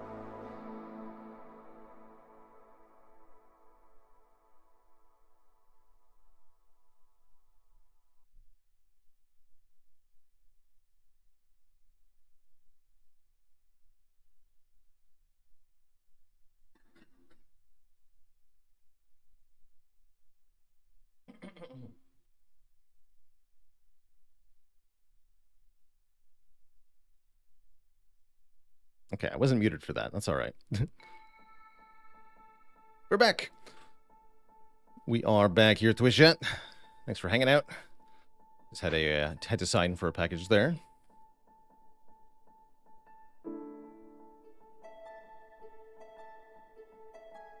So, let's see. Fox House, huh? I do need one crystallized dew to rebuild this. That's rude. Balthamos, thanks for the Prime sub and the 37 months of support. I appreciate it.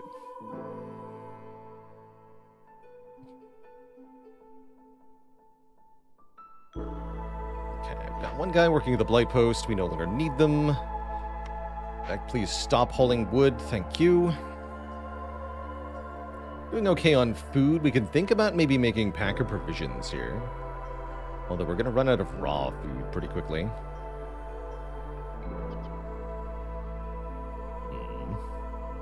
Can't extract most of these resources. Tells me we should cut into a new glades soon-ish. In fact, we should look at our orders now. These two. 3 loyalty events. That includes sending caches or archaeology. 4 glades, 3 tablets. To get 12 tools. I'll take this on the off chance we can get the tools. 50 amber and a market. Use 175 clearance water or make a whole bunch of stuff in 6 minutes. This is ridiculous. We don't even have a building that can make trade goods, so no way. I guess we'll do the market. I don't like these quests very much, gonna be honest. These orders. I think they're kind of lousy. Oh well. That do be how it is sometimes. Let's make some beans.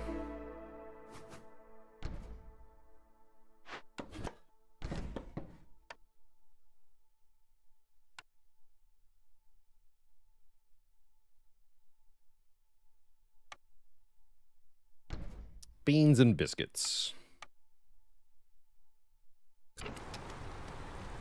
Oh, and the granary too. We can make cloth at the granary, right? Actually,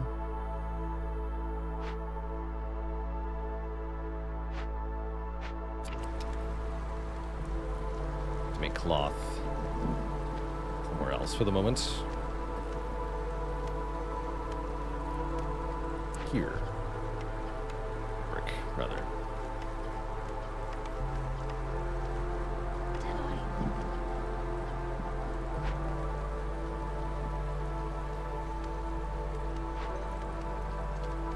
Favoring foxes during the storm. That's pretty hype, actually.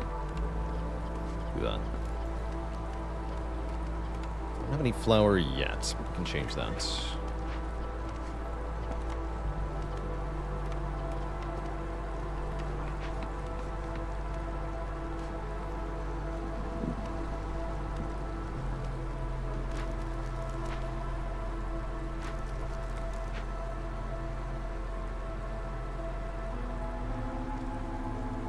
A little better.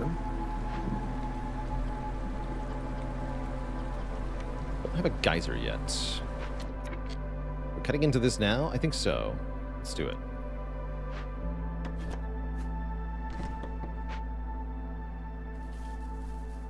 Although our trader is arriving slower, is that right? No.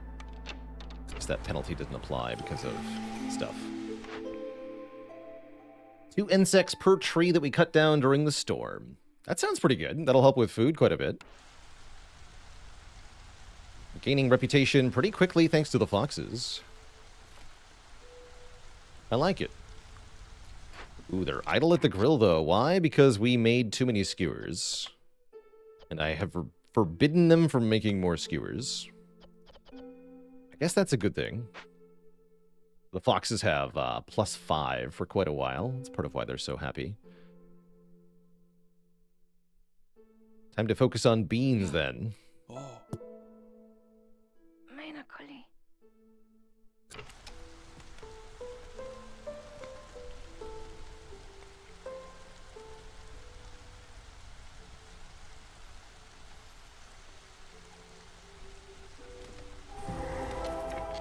Hidden Trader Cemetery. Even more eggs. We really must find Trapper's Camp thing. Clearance water geyser, so we can make porridge at least. Another large encampment. A coal mine is pretty good. I think keeping your hearths fueled with just wood on this map type is pretty tough.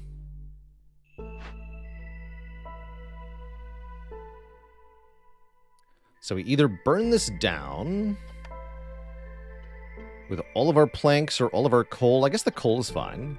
We get lots of good stuff here. 5 ancient tablets, 30 copper bars, and 20 pipes. Wow, actually, that's a ton.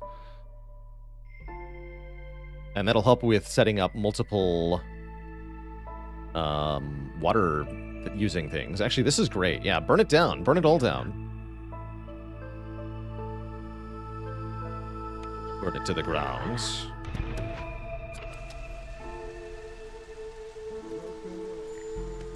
Hi, Farlev.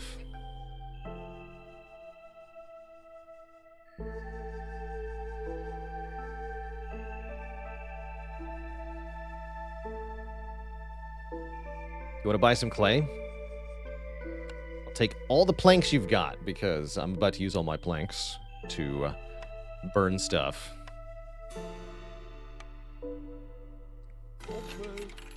Thank you.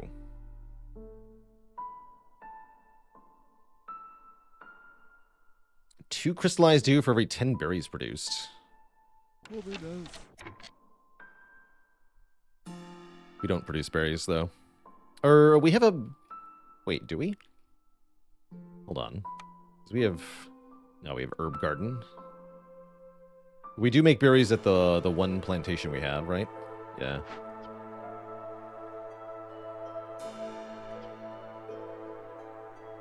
Eh. It's medium.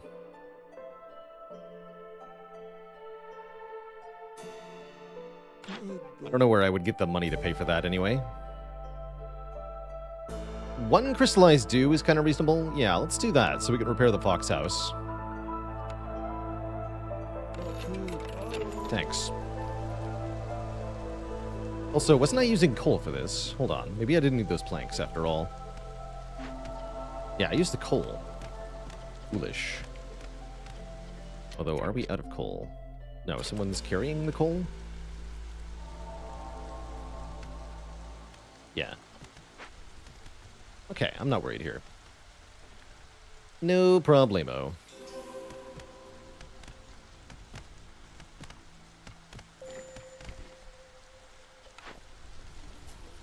There's no more stone. That's fine. Then you two are free to... You know, beavers actually really like working in the mine.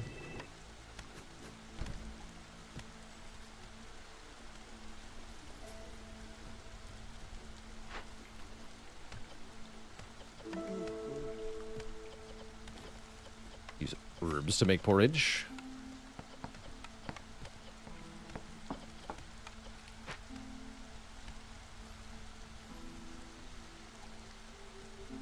Herbs. I got how much stone? Do we have 40? Yes. So let's break this open.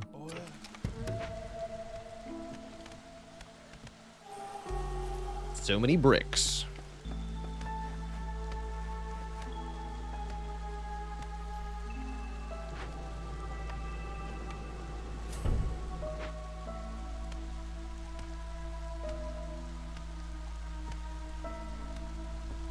We have several buildings that can connect to that.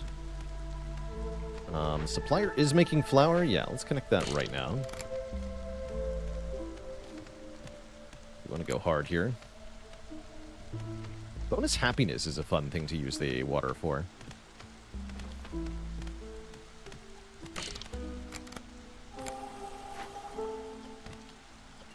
We can get double dip on the biscuits too. Cool, let's get somebody working here right away, actually. See, the plantation's already done. Not quite using all this land efficiently. That's all right.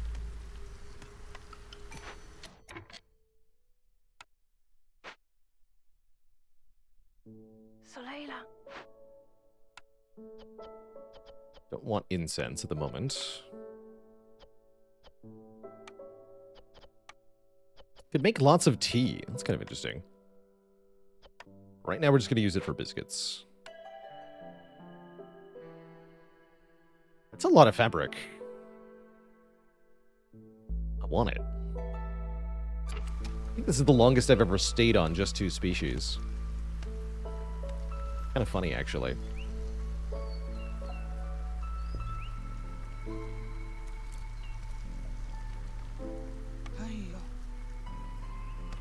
You guys are going to work in the mine. You're going to work here. Only cap the biscuits at also 70, I guess. Oh, you'll make that many biscuits.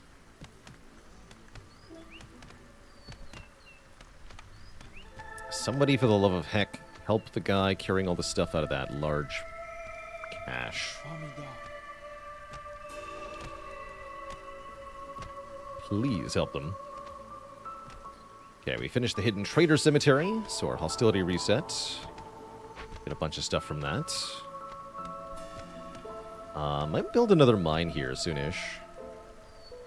But I'd rather finish mining out the copper into the current one. Before that happens. Anything else we need to do here? Looks like we're utilizing most of the stuff we can get. I'd rather complete archaeology than ancient artifacts, right? Well, actually, export specialization is pretty good. 20 amber is also very helpful, as then we could immediately complete amber trade. So we'd also get 4 people immediately. All right, good enough. And now we have a harpy. And you can see the reason I didn't want a harpy yet. Ooh, that's a really good explorer's lodge. 1 happiness per repaired ruin. Yeah, 1 from the Fox House, 1 from the plantation. Guess that's actually it, just +2 currently, which is not bad. At the tea doctor, we could use tea. +1 global resolve for every 200 times any complex food need is fulfilled. That's actually pretty cool, too. We don't have the ingredients for ranch, so ranch is no good. Maybe we want the tea building, then.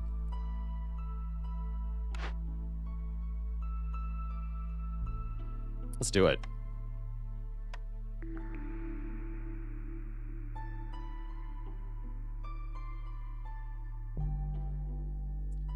Buying manufactory here with its ability to make pigment, then if we find the scribe again, we're set.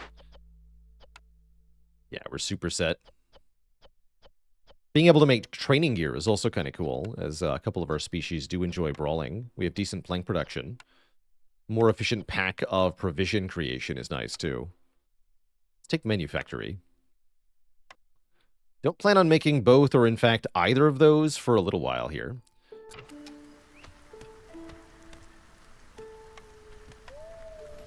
There's nothing to harvest. And there's no longer benefit to favoring you. Let's see, we're at 27 people. That means it's 3rd hearth time. I guess we'll go over here.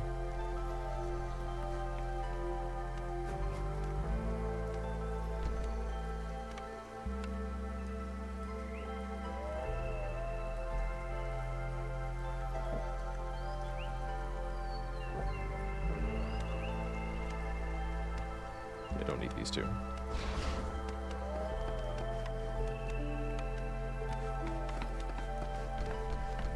Pile the crates. Just because you can.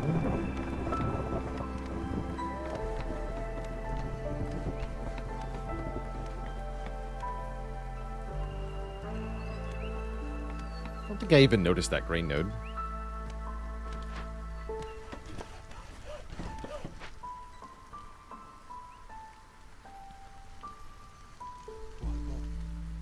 This harpy is going to want, like, a harpy house.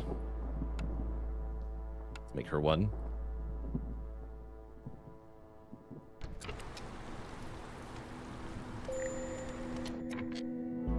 -8 resolve, huh?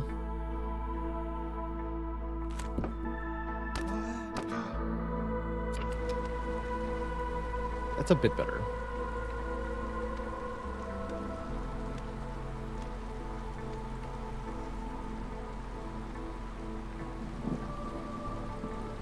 Have I ever had a Factorio addiction? Oh yeah, I've got 500 plus hours in Factorio. Great game. Very good game. Alright, don't leave, lady. Lady. You are not allowed. Why is no one building houses? What's going on here? They're all on break.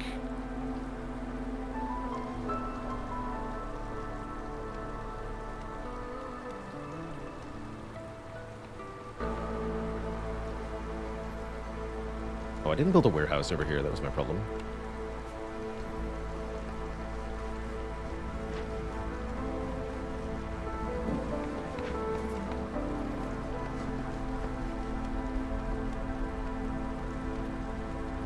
Okay. Harpy is happy with her house.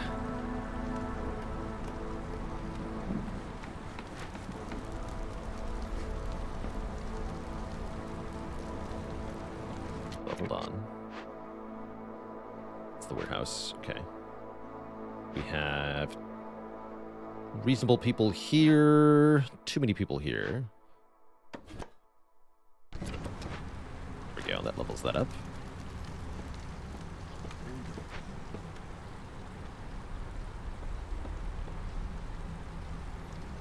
So that's another +2 for all.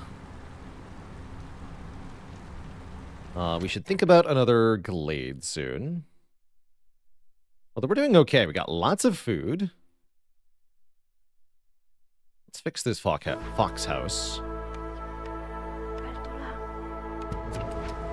We'll give a slight bonus to the foxes, though not much of one.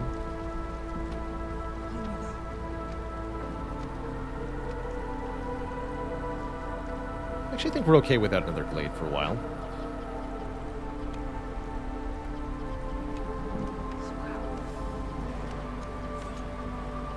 No meat.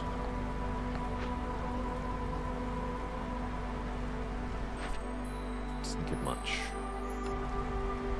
Does give a blueprint, though. We'll think about that.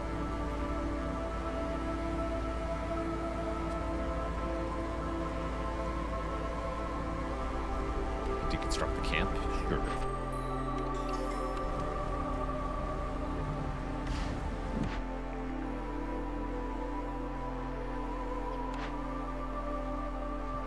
Forum is 15% chance of double production, which is pretty good.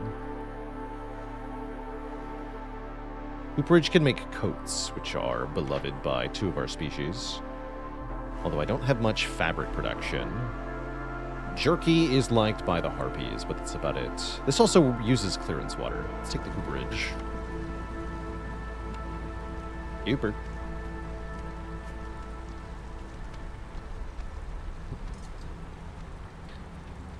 Zolbuck, thanks for the Prime sub. Welcome to the Cozy Sub Club.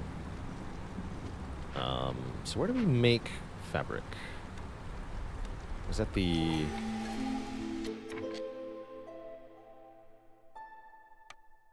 granary, which I never made. So let's get that online. Not again. Dang. And let's look at the final orders now. 2 empathy choices. Or give a bunch of stuff. Let's take 2 empathy. Trade routes. We should think about trade routes now. We can do trade routes. In fact, I should have done that a while ago. Manufactory's not online either, yeah? Put this closer to one of the other warehouses. This one.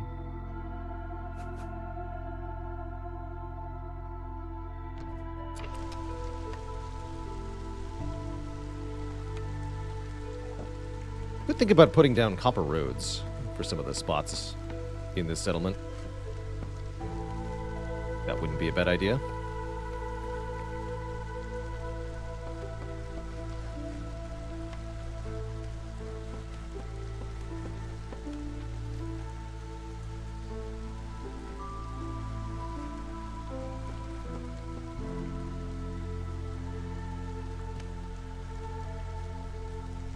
Wait, where's our trader? Ah. Hello. I have stuff for sale. And so do you, I see. Wait, +3 to fabric production? Hold the heck on. 3?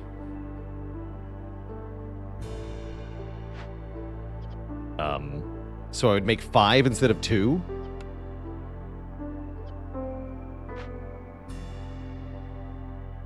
Seems pretty good.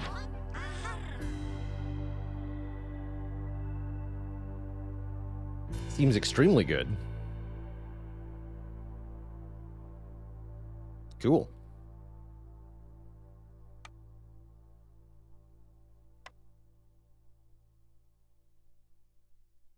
So we want 39. I need 19. Cool.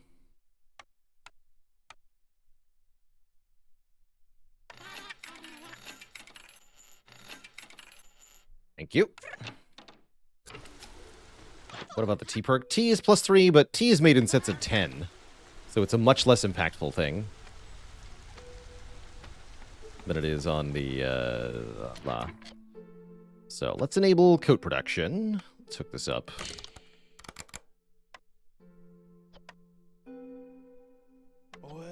Beavers get bonuses here. Cool. Limit these to 50.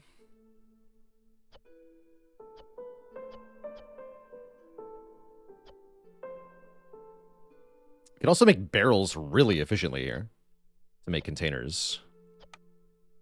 Let's actually do that too. Limit these to 30 though. Don't make many of those. Then we're going to want the granary making fabric and pickled goods. Put these to 50. Make pickled goods out of eggs and berries.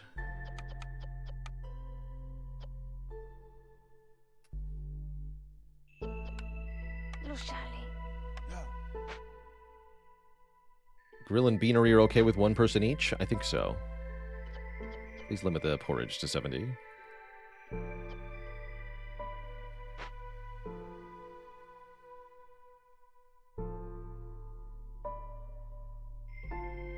What else here?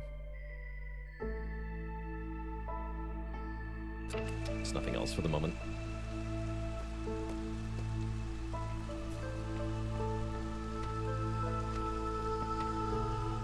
Doing on woodcutters, not very good.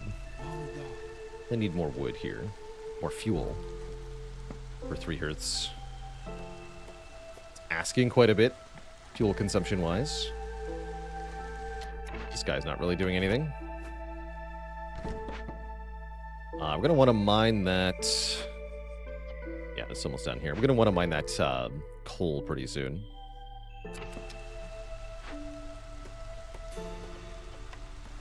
Oh, yes, we want to make packer provisions here.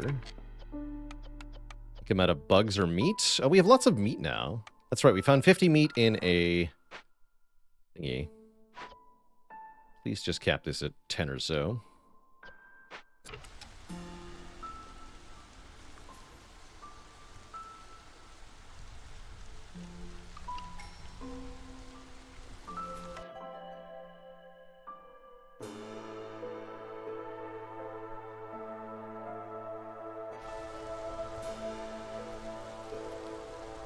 And they all had a house.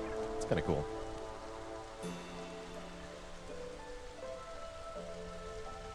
Okay, you guys are done because we have no flour. How's the supplier doing? We have no ingredients for flour. Well, that just makes sense. Wood is still scarce. Let's get our woodcutters back. Try to mine out that copper more quickly. We put up the second mine already? We can. Okay.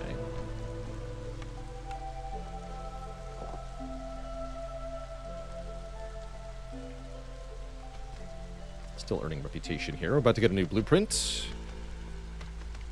Most of this other stuff is easier said than done. I want to keep our hostility low, right? If we get to hostility 5, we're in real trouble here. But the looks like things are pretty good overall.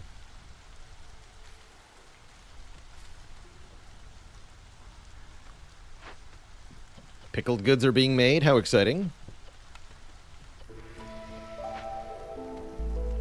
Very exciting. Everyone seems to have a job they like. Scribe is back. Okay, here we go. Wait. No, I don't actually have a building that lets us educate. Dang it. I made a terrible mistake. I thought we actually picked the thing. Shoot. Kiln could help with the fuel, but I'm not too worried, actually. Guess I'll still take the scribe, but I'm sad now.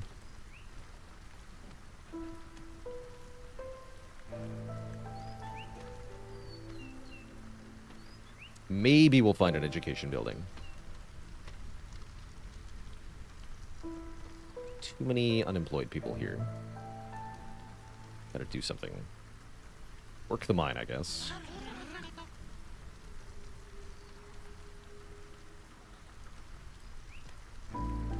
Being able to make tools is also worth, yeah, something.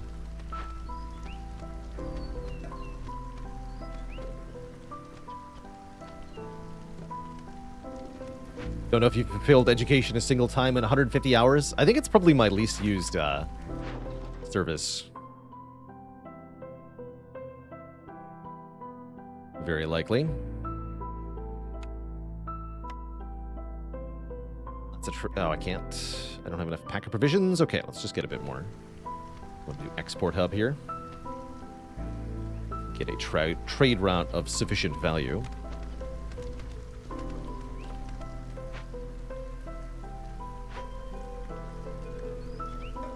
So coats are being made, fabric is being made.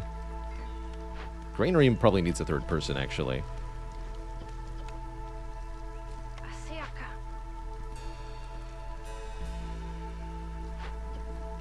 You've already capped out. Good. So sell that.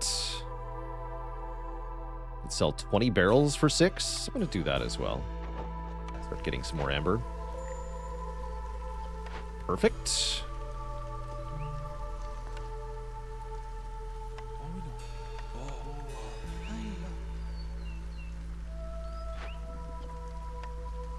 You don't need any help. We can build the scribe, at least. So small.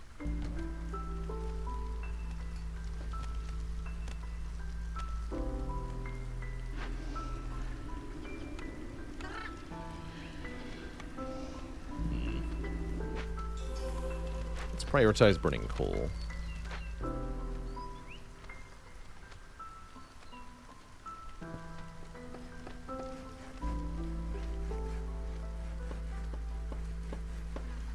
See, the red threshold just went up.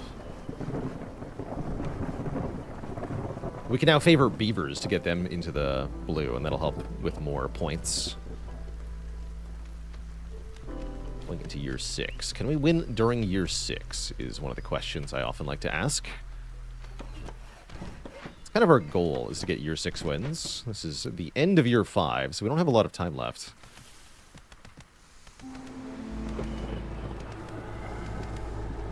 What are we doing here? Not very well.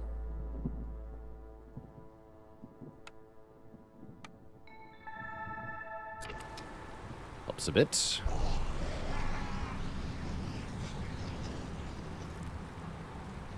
We're not going to be able to burn the required number of cysts in time. Like, we don't have really any of these. Looking like they can be completed easily. It's a little sad. Not sure what to do about that.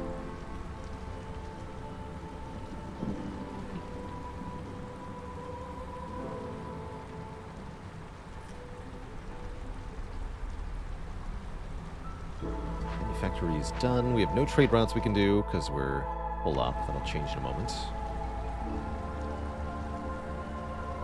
At least coal is being made. Oh, I can't upgrade mines yet. Dear. Ominous.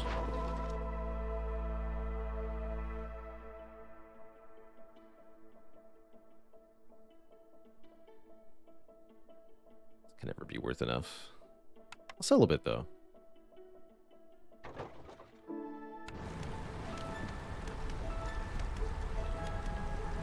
Last I checked, money is pretty good. How is that T-Doctor doing? +1 currently. On its way to +2. We have the resources required to build it, so let's do that.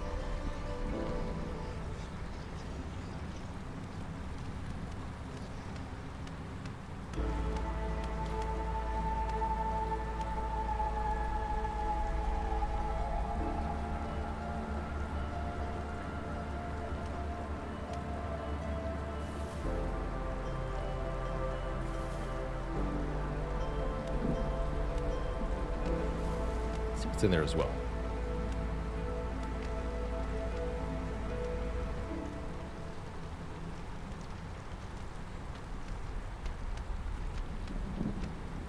How's Queen's hand overall so far compared to just P20 runs? The start has felt a little bit easier, but I'm not convinced that it's going to stay that way as we get further away from the capital. Definitely feels different, like taking a step backwards in meta progression.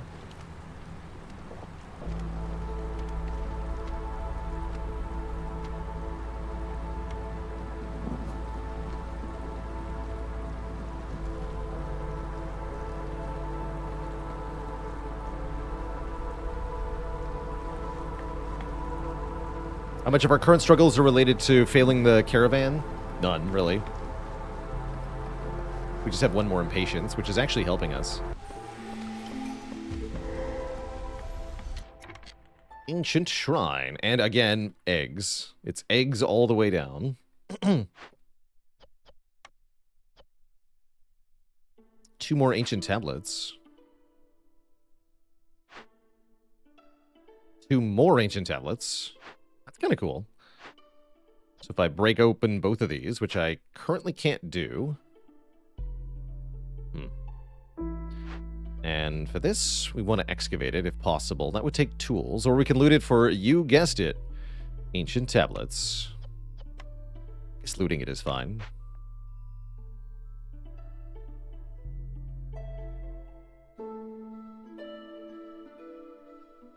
So yeah, that gives us archaeology completed. Let's do that.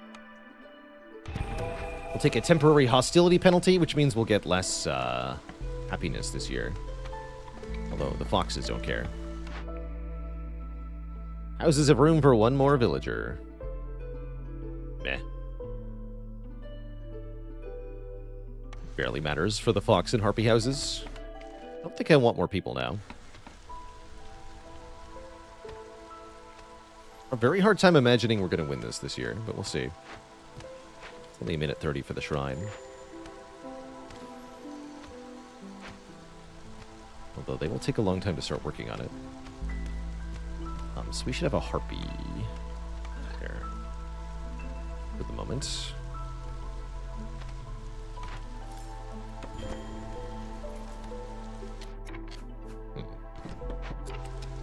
Critically low, I see. What are we doing that... Let's not make copper bars, eh?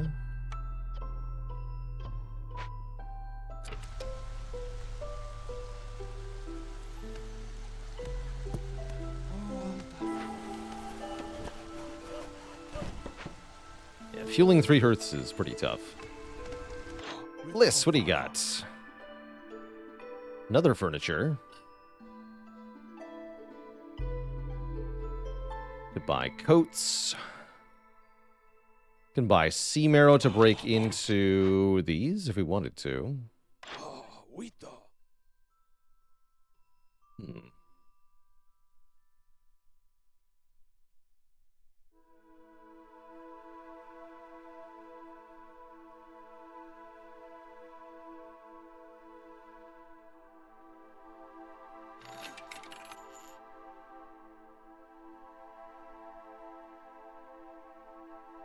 Buying tools is probably wise. That would give us points pretty quickly. You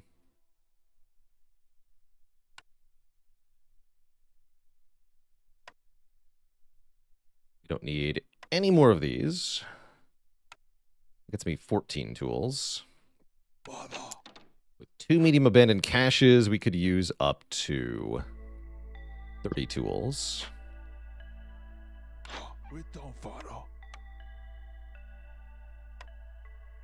And sell some copper bars.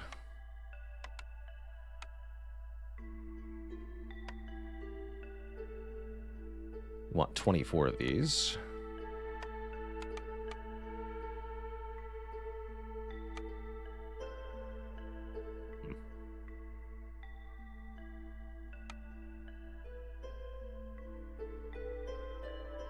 Any trade route arriving in a moment? Yeah, we get 9 amber in 23 seconds. Okay, we'll wait for that. I thought so.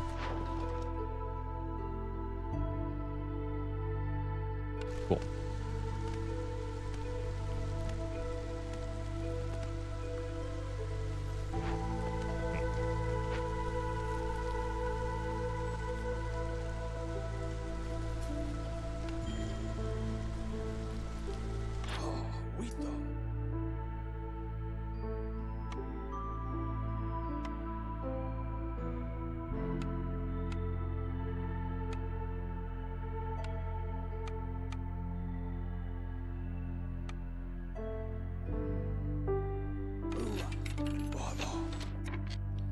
Good talk.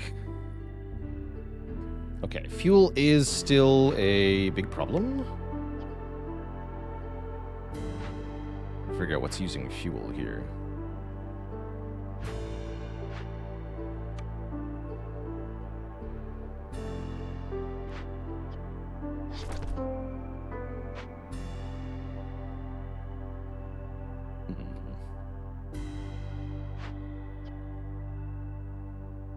Concerning. Do have newcomers coming. We won't increase our fuel costs with more newcomers, so let's take them, I guess.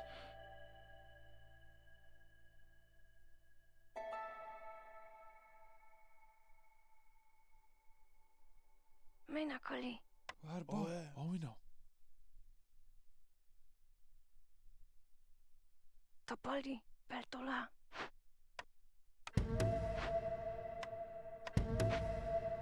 Take my beaver back.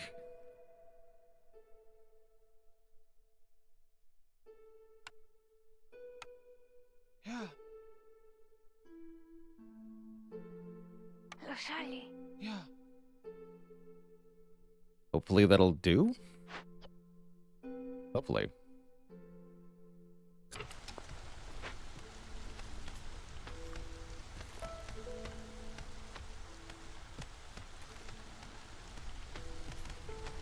Oh, and more people need houses. I could make lizard houses. I forgot about that. Really, all the bricks I have.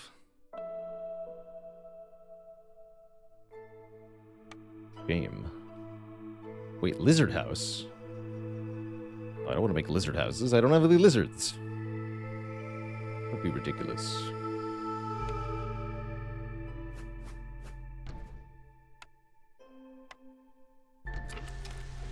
Is sea marrow fuel? Yes. Yes, it is.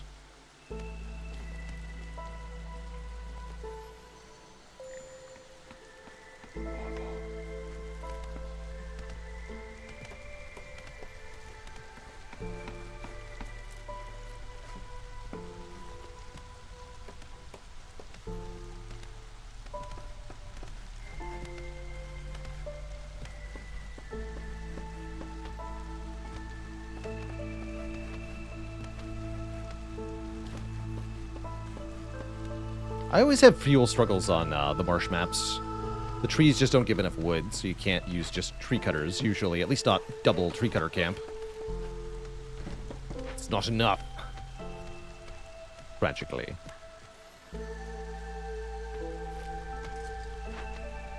Alright, we do want to cut into this also. Alright, hostility back to a normal-ish level. Food seems to be plummeting, which is concerning.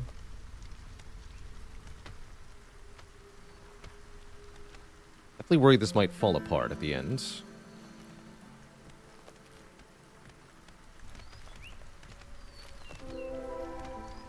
There's more coal. Okay.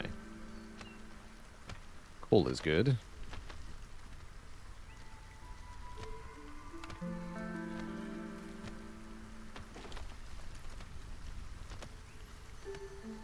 We have no parts left. Mildly concerning.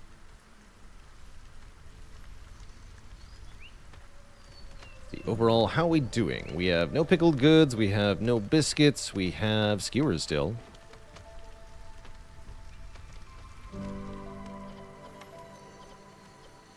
Concerning.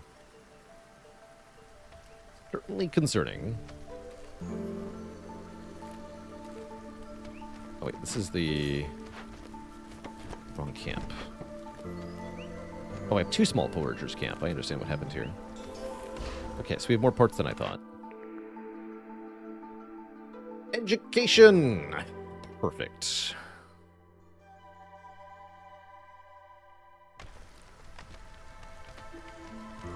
Takes bricks, though. This my only way to make bricks is here, huh?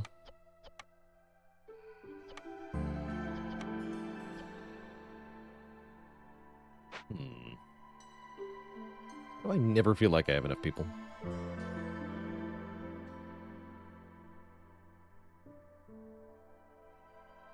Mysterious.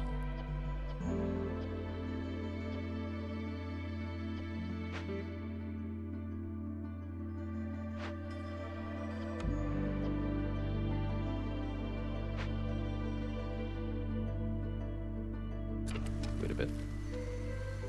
These 2 will be done momentarily. Yeah, having to rely on the crude workstation is never a good feeling. That's for sure.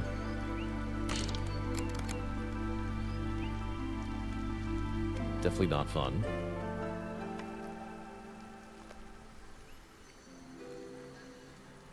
Yeah, there's no way we're doing it this year. I think we can do a year 7 win without too much trouble here.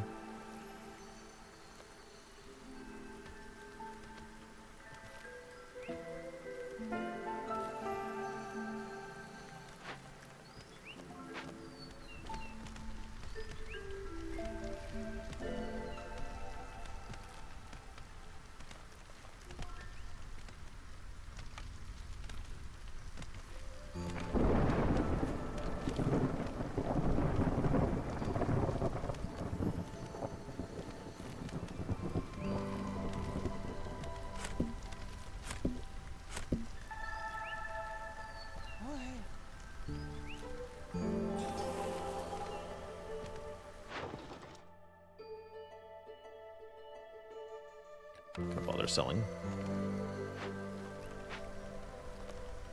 We can do archaeology momentarily. There it is. Gets us 12 more tools.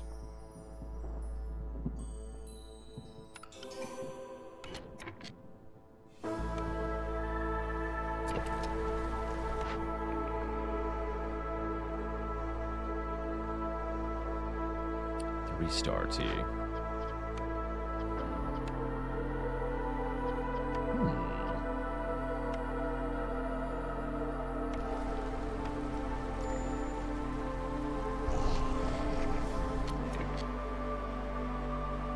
Nauseous spores affecting everyone.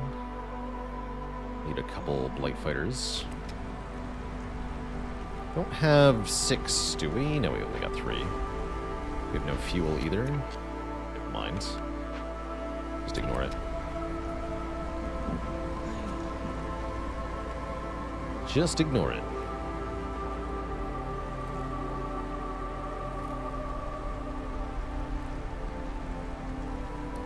Everyone has smelly debuffs. That's just how it is.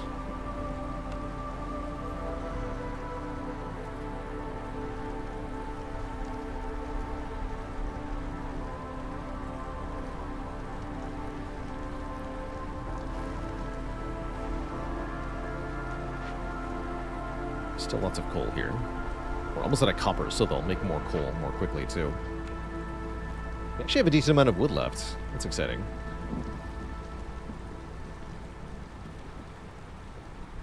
I'll take it overall. Let's see. Anyway, we can get a trade route worth 17.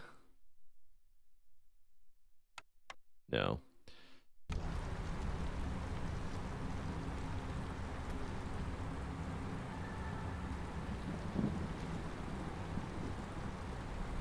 Got lots of amber, at least. Or whatever that's worth.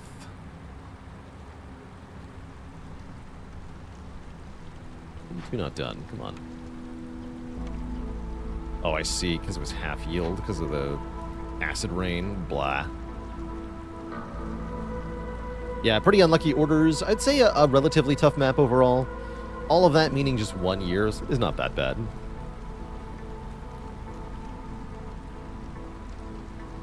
Not that bad.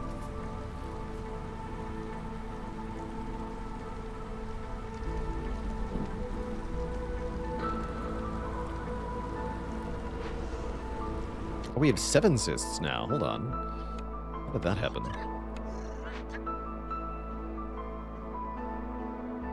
Now wait just a gosh darn minute.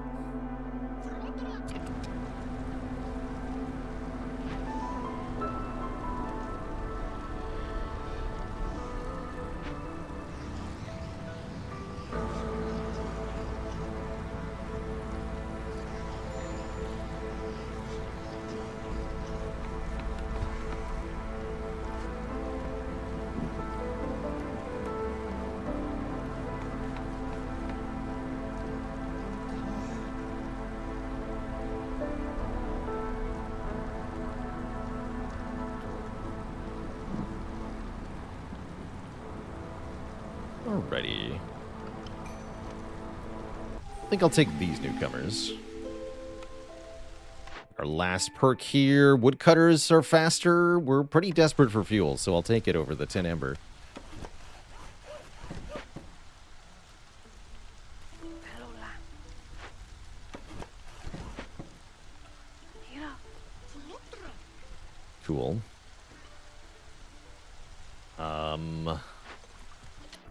The apothecary, they can make tea. Yeah, it's 2-star tea. And that's hooked up, actually. So yeah, just enable tea production here. Use the pigment. Plus the clearance water, which we need help making more of. To make tea. And we need a harpy on the geyser pump. Looks like the manufactory is not needed. Correct. Please give these back. All right. Don't favor the harpies. Correct. Don't favor the foxes or the beavers, maybe. Beavers have actually lost faith in us, it seems.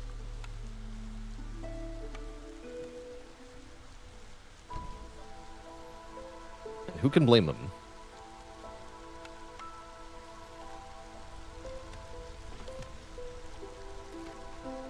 Who can blame them?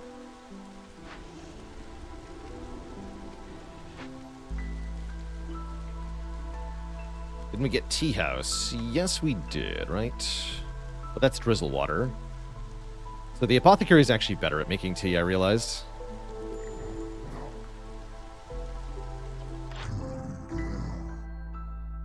My bad.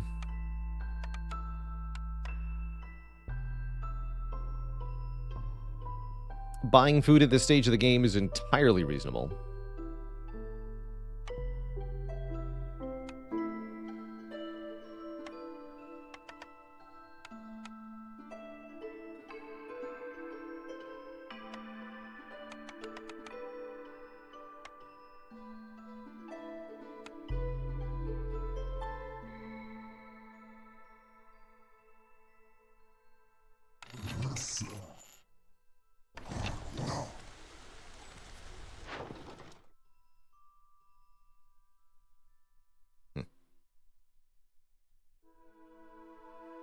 How can 2-star apothecary be better than 3-star at making tea? Because it gets 50%, actually 100% additional production speed and 25% chance for double yield. That makes it better.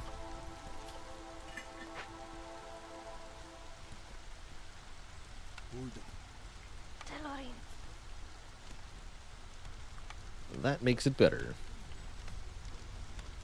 Okay, we need to get the remaining points this year. So we're going to get Firestarter, yes. We need to be happy. Why aren't the beavers freaking happy?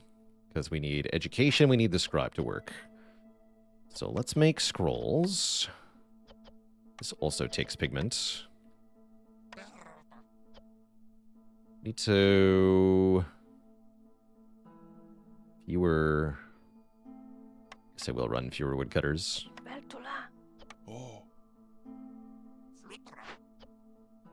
Make pigment out of the copper.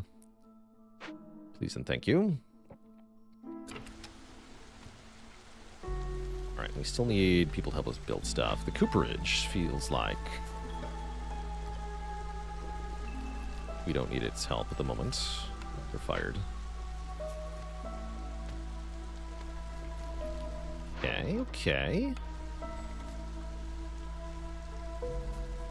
A little concerning, though. I think we'd better cut into another glade. Dude, how am I going to get these points? Not earning them fast enough. Garbage. Just have faith. Just have faith.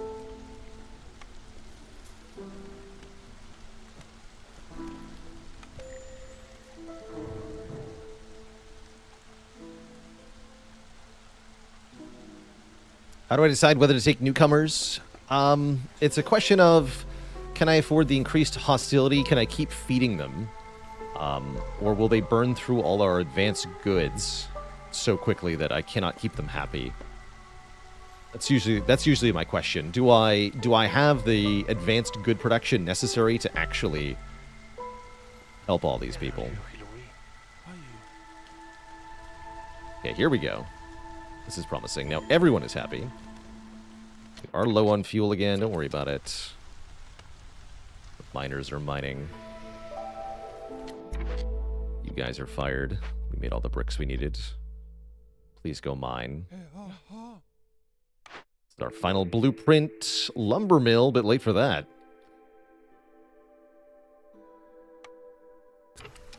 All the same to me, thanks. Getting 1.03 per minute. Okay, that'll get us there during year 7. We only need 2 reputation here. So we're going to get Firestarter during the storm. Looks pretty good to me. Just cruise our way to victory here. Education finally coming online, by the way, so the happiness is really going up now. And the tea is online, too. Foxes are over 50. That's how you know you're winning.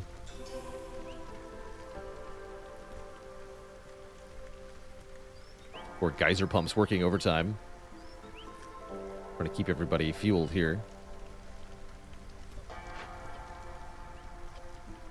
Scrolls get made real fast. GG.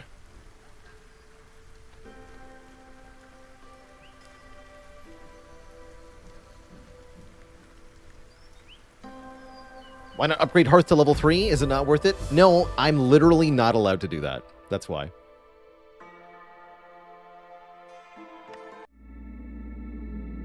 That right there would require having unlocks, which we don't have, unfortunately. Oh, God.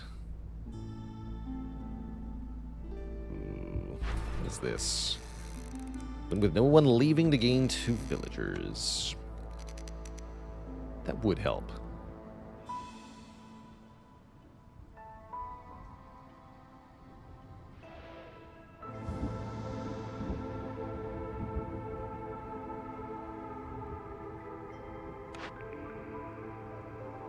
So we have 24 machinery. We can get one of these or one of these. Not both, unfortunately. Ugh.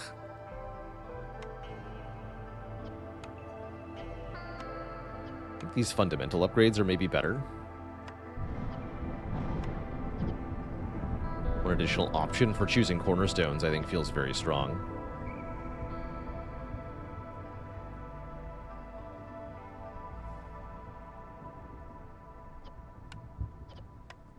Let's do that. Oh, and I can get this as well? Oh, interesting. So we can get another bonus cornerstone pick. Curious. Very curious. Need to get more machinery.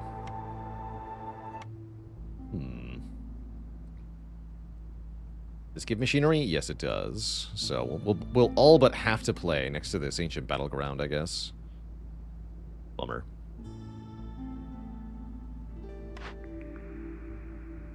Go for more embarkation distance. Get over here if I wanted to. That's almost worth it. We'll just play for the battleground, though.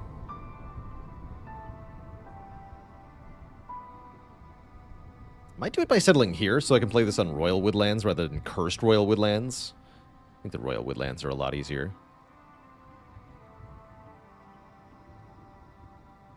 Seems like a good idea. We've got a surplus of food at the moment anyway. And it means we still get 1 embarkation point. Oh, yes.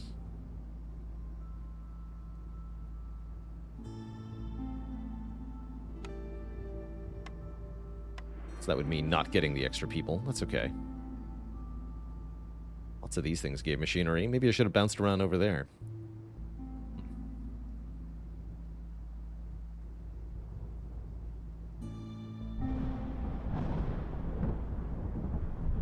Can also go over here with the additional range. Vaguely tempting. Still have 50 years in the cycle here. Gonna take 5 more seal fragments. That might be the last time we need to take seal fragments, but I'm not sure. Ancient Battlegrounds is like starting the game on year 4 with nothing done. Yeah, it doesn't feel very good, that's for sure. That's for sure. Either way, I think that is what we're gonna do, is settle here.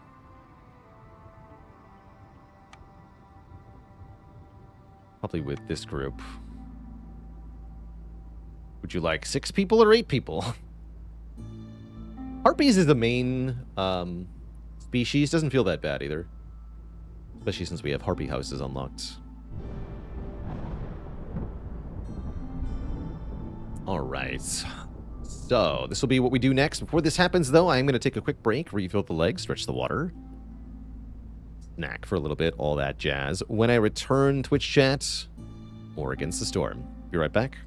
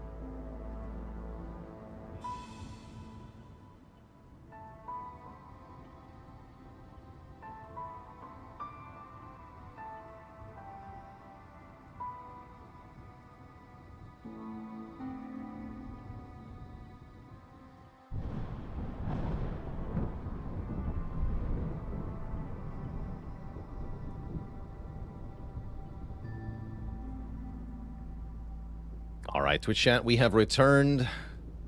So we're going middle settlement here. Given that we have 40 insects, I think I'll take the 36 wood. Although we are playing on Royal Woodlands. You could almost always put this stuff to use. Maybe we want one food instead, but I don't think so. Let's see how our second settlement goes. Shouldn't have too much hostility. Oh, yes we do. Okay. Is it what? Plus... Oh, Jesus. It's a full 150 for any...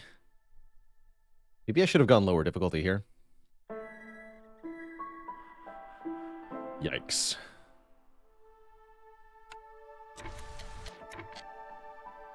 Hungerstorm's not bad. Faint Flame's not bad. That's blocked by housing. Okay, so we just have to make sure that we don't reach hostility 7, and that should be doable. Even with plus 150, we shouldn't have to get to 7. Otherwise, we'll instantly kill a shitload of people. That seems kind of scary. Just instant death. That's a fun little mechanic. Just die, forehead. Not next turn, but right now.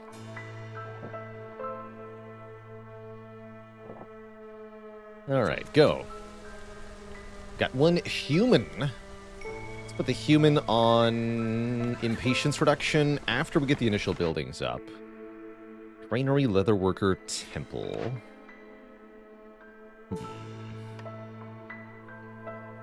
Not sure about that. Leatherworker making fabric is kind of nice.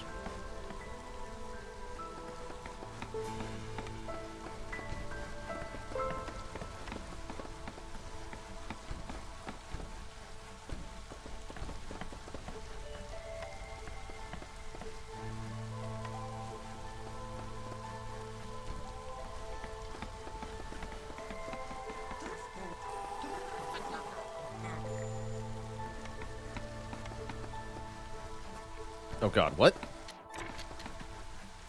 I see. Well, make your houses then.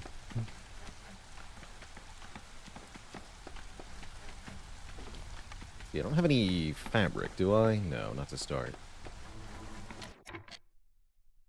Favor the harpies, I guess? That's fine. Okay.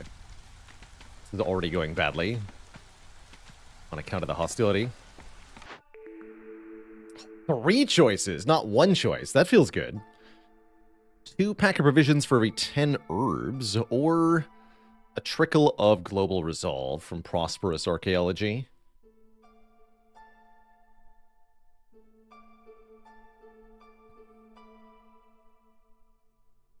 Oh, I've never tried that strategy, Zank Plus. Just burn wood at the wood temple. And that would actually work, considering that we're on, you know, plus hostility. Huh. I don't hate that. I don't hate that. See, are there natural herbs on this map? No. Okay, well then take this.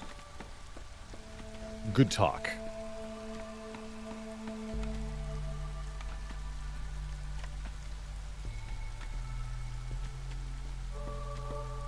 I wonder if I should be using the rain collector building more.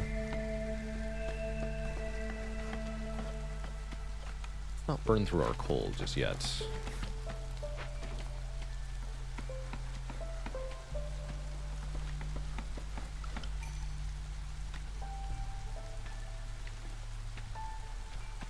Totally a meme strat? Well, it's 40 wood per minute to sack.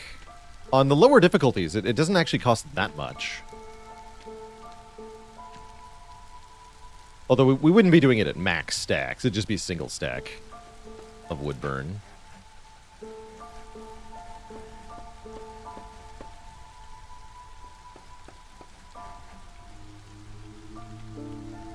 Alright, please finish the houses. Thank you. This is my trade post. Okay.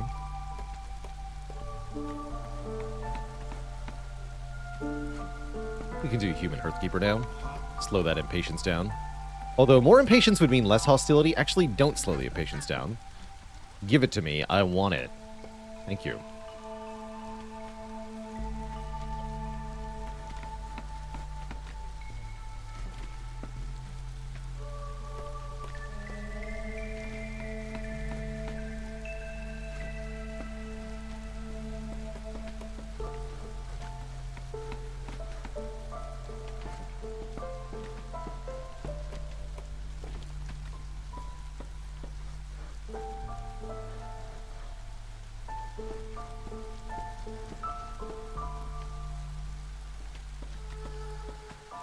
Probably make this the first dangerous glade we open.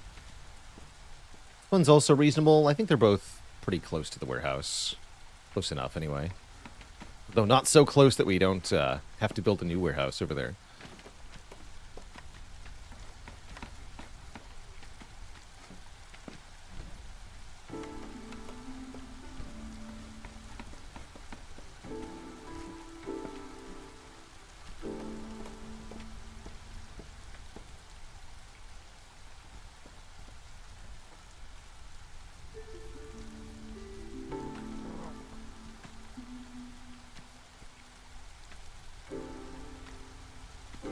There's even food in the trees. Good for us.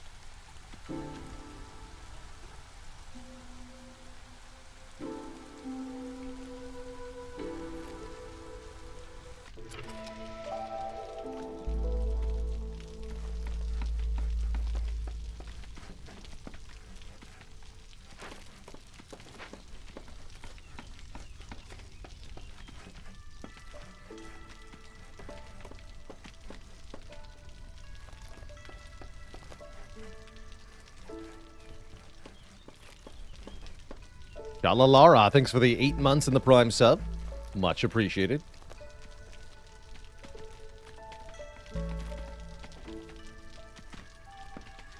Alright, with everything done, we can work that as well. Do I have any ingredients for fabric here? Vaguely. Not really, though. Okay, so let's get up the stonecutter camp, then. There's also roots in there, so a little bit of food.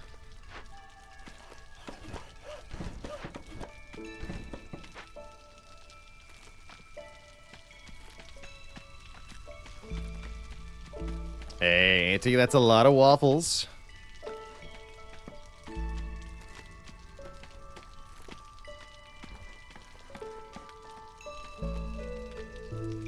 Much love right back at you. Got him too.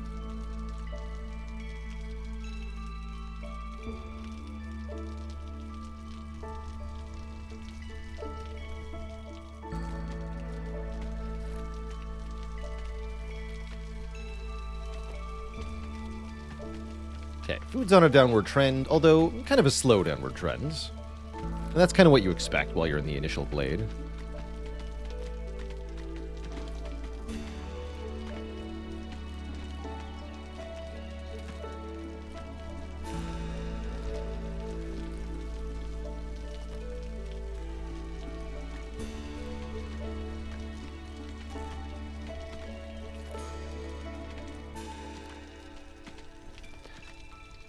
GH95, thank you for the Prime sub, and Little by Little with 2 months.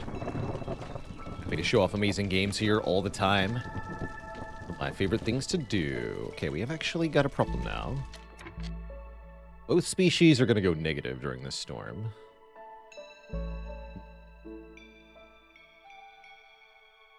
What to do about that? Not much I can do.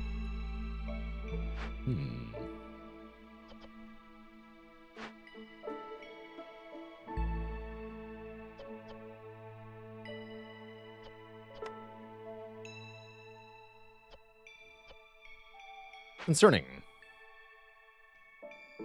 Guess let's make some planks with these to 15 for now.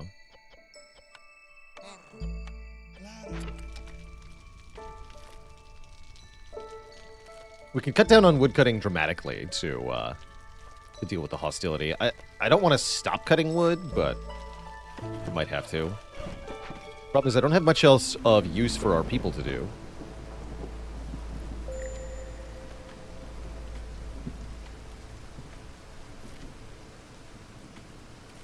Although they'll take a little bit to realize they're happy at the moment.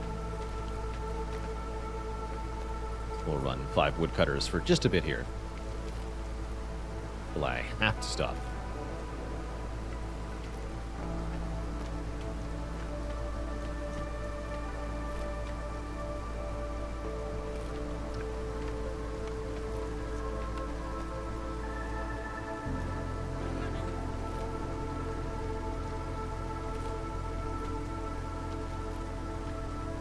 Let's look at the orders now.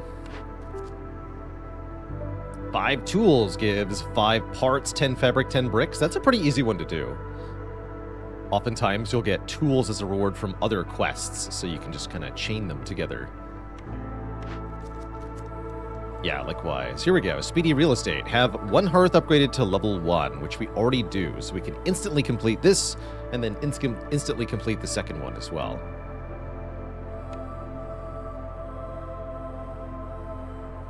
Although that will further raise hostility. Any 3 glade events gives us 10 plank, 6 tools, or 3 glade and 1 ruin gives us 6 tools and bonus mineral production. Also 3 people here. Let's do problem solver, since these other ones don't give people.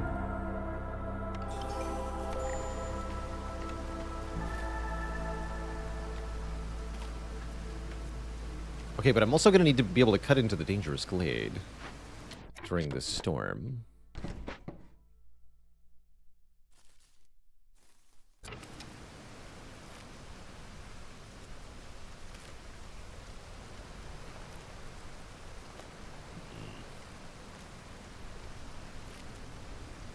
How many Queen's canned resets have we done so far? This is my first attempt.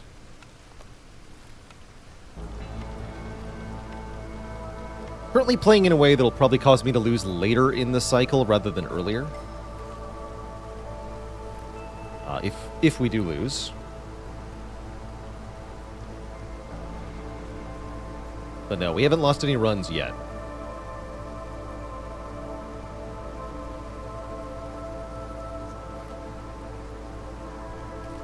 We're at 5-5 now, actually. I know it is 6 per level, that's right.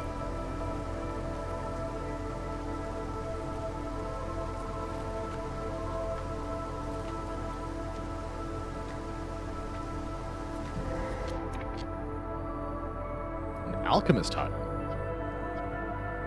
Can make crystallized dew and tea. That's pretty cool. 2 different things in the production line. We've got large root nodes and large mushroom nodes. Lots of jerky and meat in here. Good to break open. Although getting stone is kind of hard on this map type. And our dangerous glade event. We can loot this. That's pretty good. Just -6 global resolve to get a bunch of stuff. Seems pretty worthwhile to me. Not bad. Definitely a good first dangerous glade event, I think. Ooh, careful.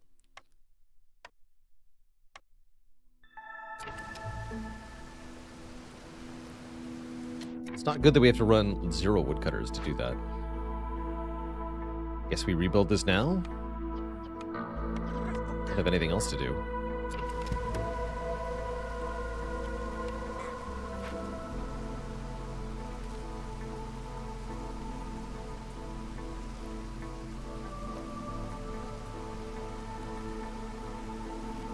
Oh yeah, let's look at our blueprints now.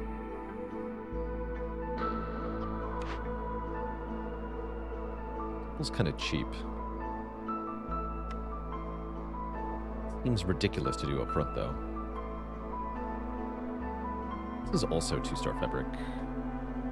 Neither humans nor harpies like pickled goods, is the thing. Guess I'll take a leather worker.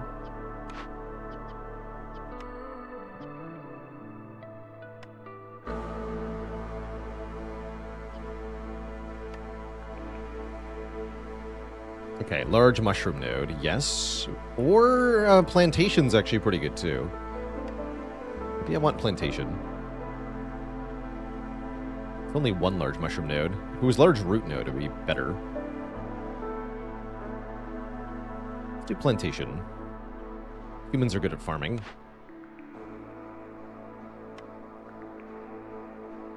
Not this. 3-star ale is kind of nice. 3-star tools could be nice. I think brewery. Then rain mill, tool shop, smokehouse. I like a rain mill for 3-star flour. That's quite good.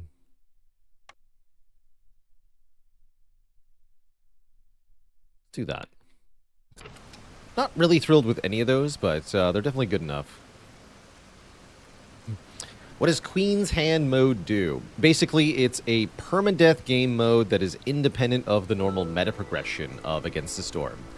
So you start with a sort of fresh slate, and you have to earn your unlocks one at a time as you play settlements, trying to work towards breaking an adamantine seal in a single playthrough. It's pretty tough.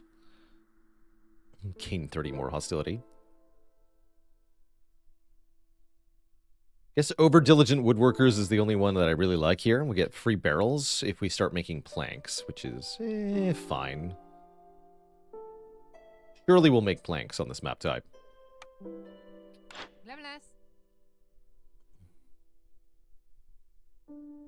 If I hadn't taken plantation, small farm might be worth buying. As it stands, I usually like buying some construction material type stuff, especially the fabric here. We can make harpy house with. That will help our harpies not be panicking during the storm so much.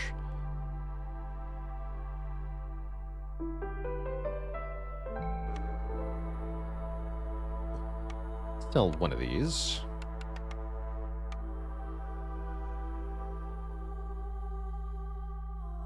And sell a couple of these too.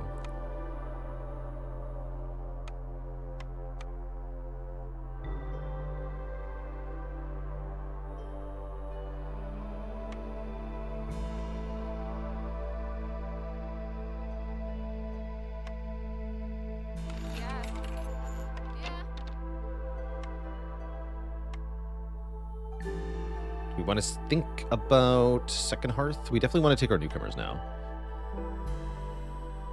Lizards are the third species. I'm not too surprised by that. Let's take 2 of them.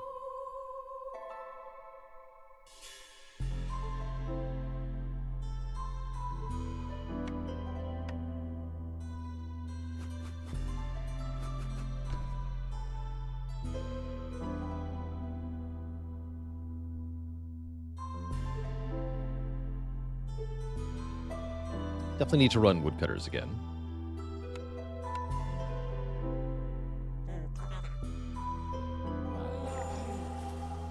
Oh yeah, it's time to loot this as well. Oh, I see, they're being favored. Yikes. Well, that's kind of hot garbage, but oh well. We'll figure it out. We can also use the lizards to gain global resolve, which can help out in particularly annoying situations like this one.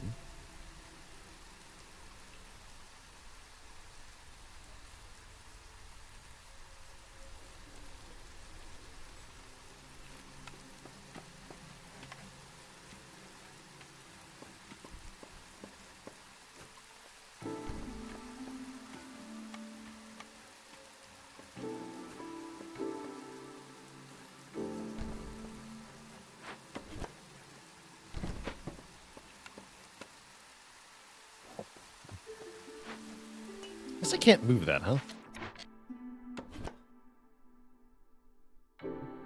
Do that then.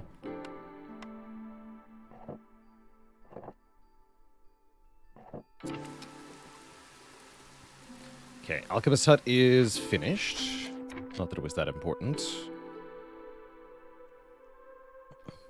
Let's get a herbalist camp.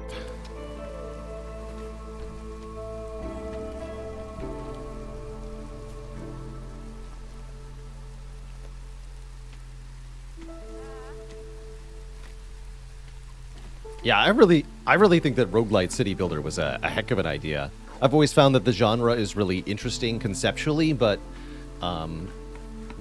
suffers from a lack of player objectives and usually gets stale once you get into a late game state for your settlement and sort of managed and handled really well. And a roguelite solves both of those by giving you immediate necessary objectives and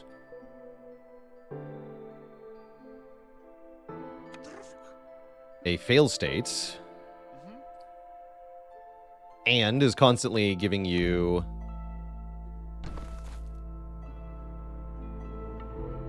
the more interesting part of settlement building, which is kind of like the beginning.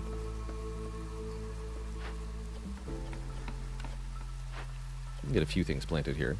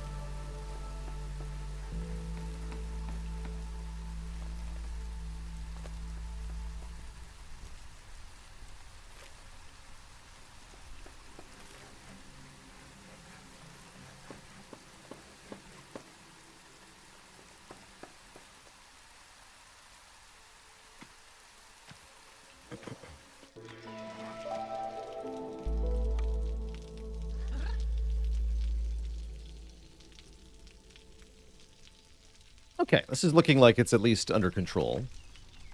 We go here into year 2. Spicy hostility is still an issue, but we can mitigate that by making more hearths. Plant fiber is going to be a constant source of fabric at the leatherworker. Pretty good, actually. Oh, I forgot to mention, that's right. Resource nodes depleted during the drizzle spawn fertile soil. Ah. So we got some fertile ground here and here. Look at that. We can go mass farming. That's pretty cool. Very cool. There's nothing to stone cut at the moment. Right. It's wood cutting time then. Some space cleared out over here. So that you can move. There we go.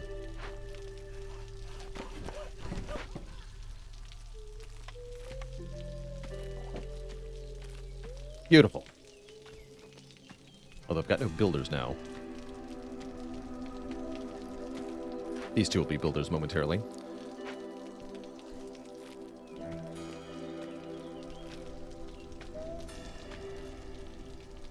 So we should try to deplete this at the correct time of year then.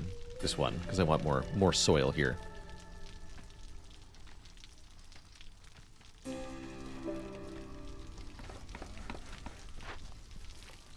we must keep an eye on it.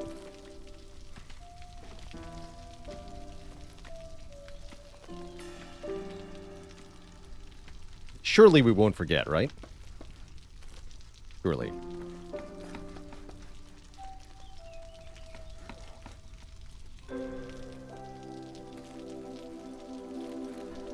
Alright, well, given the high hostility and the abundance of food here, I'm actually not feeling that motivated to open more glades. At least not another dangerous glade yet. Probably going to open this. I think, yeah, we've already marked it for opening, so I'll do it. Seems fine.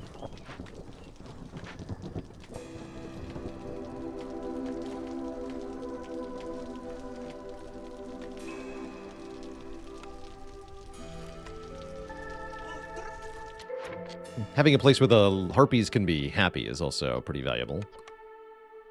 I'll put this to 50, actually. I would like to make another harpy house.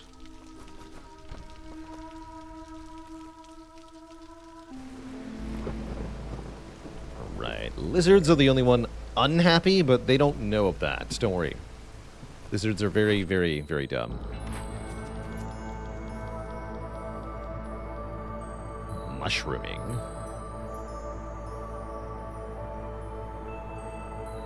20 coal, a 12-pack of building materials. Sounds tough. Just discover 3 just dangerous glades is not that hard. Stop offering me that. And I guess make 5 of regular glades. Pretty good rewards. Yeah. They're not dumb, they're resilient. To knowledge.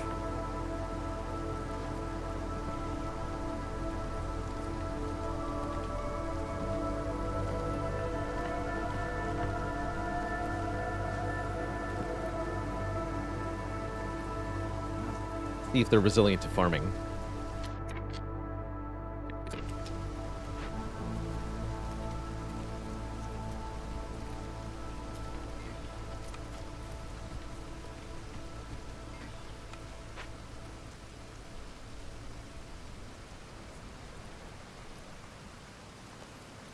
What can you two do, though?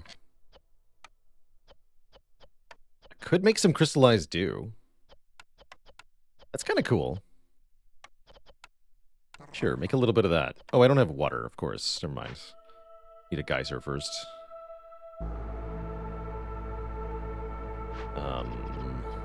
Tea is also requiring of water.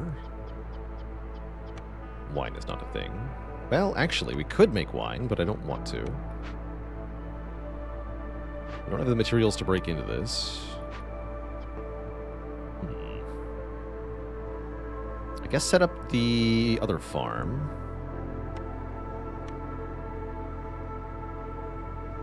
Should be a good spot.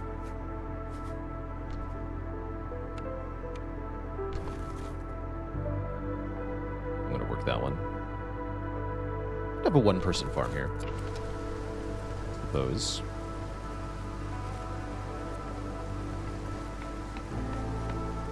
Just a rain collector will work, though. That's true, actually. Maybe if I had a more urgent need for the dew.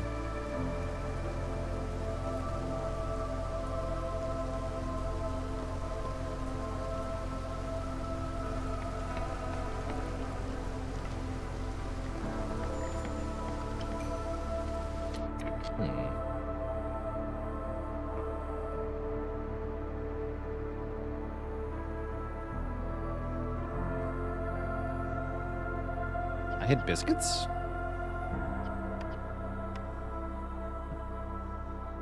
Forgot about that.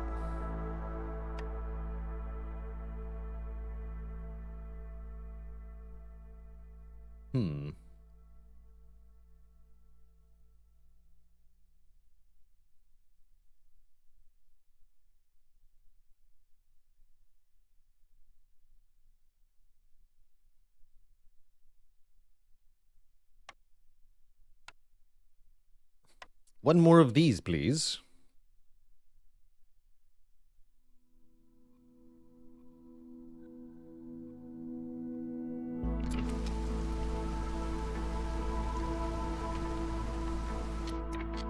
No idea what to do with this lizard, though.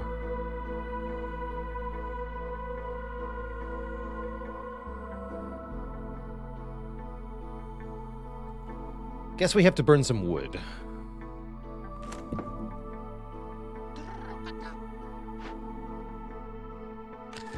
Oh, God. Oh, wait, okay. Good.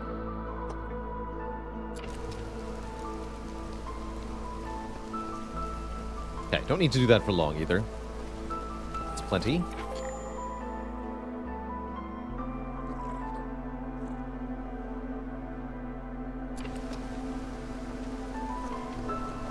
And we can do that in bursts as needed.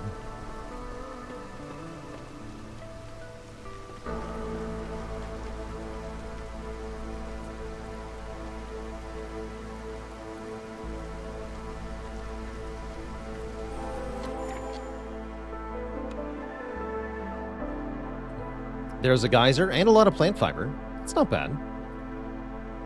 Let's hook that up.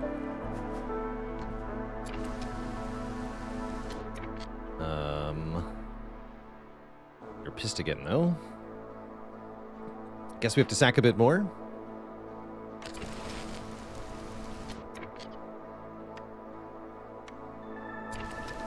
Okay.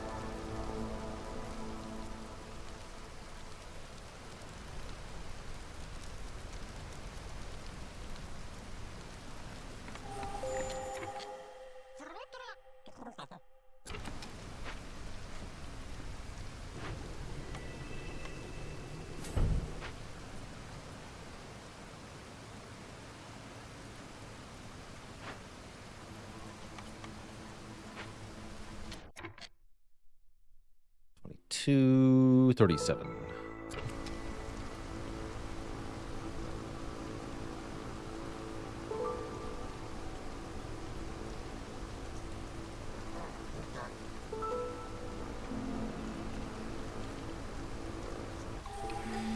Huzzah! All right.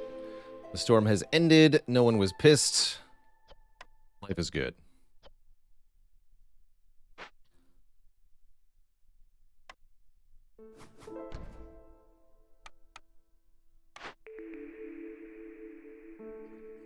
Ooh, every time you open or send a cache to the Citadel, hostility is lowered by 15 points. Or we can get 20 reed and 20 clay for each glade. I'm gonna take silent looting.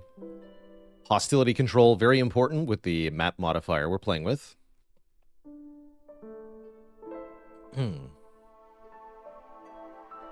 We are a little low on base resources, though. It's a bit mildly concerning.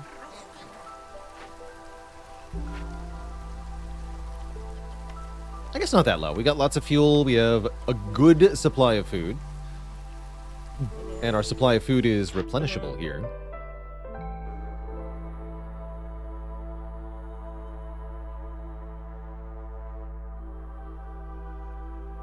Man, insect traps would be good if we had mushroom production. We don't, though. Planks are pretty okay. I'm willing to sell some clay here. Give me 10 planks. Seems fair. Nothing else seems urgent here. Yeah, currently Valor and Sky have been aiming for year 6 wins. We've mostly gotten those. Mostly.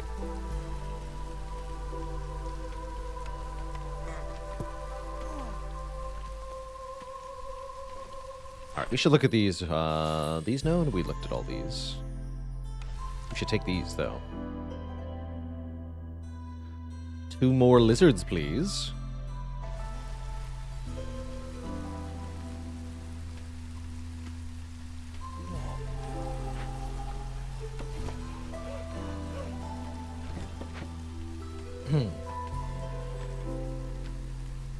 Okay, so that spawned the fertile ground over here. Interesting. I can move.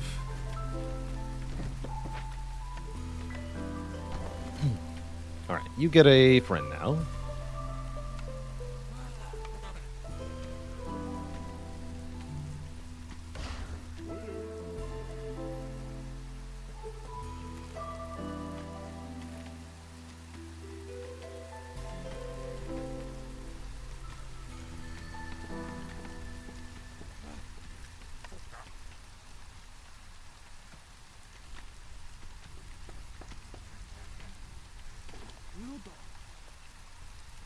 Oops.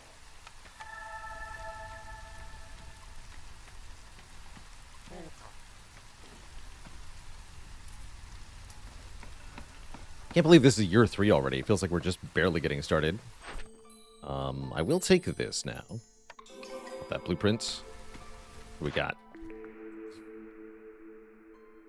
Yes, Forager's Camp, right? Because we have large root nodes. Yes. Okay, give me that. Perfect.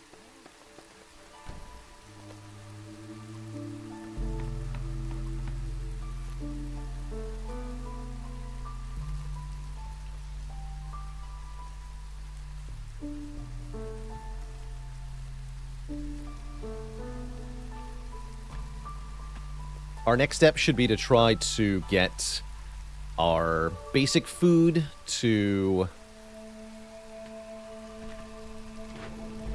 feed into advanced food types. Although, easier said than done.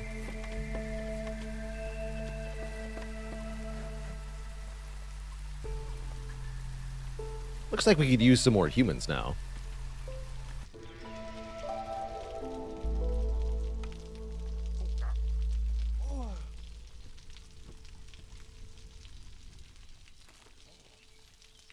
Let's make one of these not produce plant fiber. I think we're going to have plenty of plant fiber. Tell them only berries.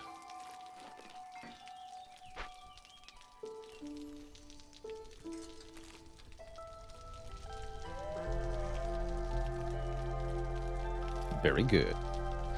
All right, we're going to want to cut into this glade during the next storm here. Also easier said than done.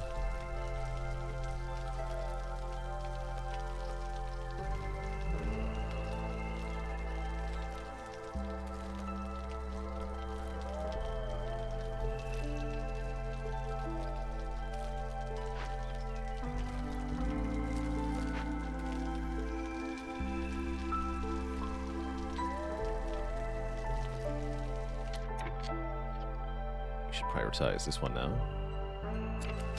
Can. Wait. There we go. I don't need too much more fertile ground. I'm pretty happy with what we got here, but we can do a bit better.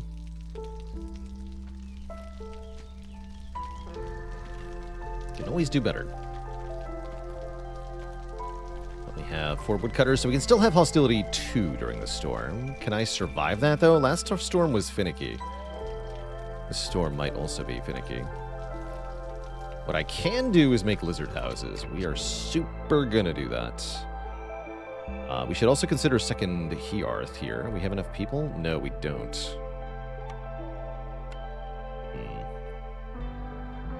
Super don't. Also need more space. You, over here. Chop these trees.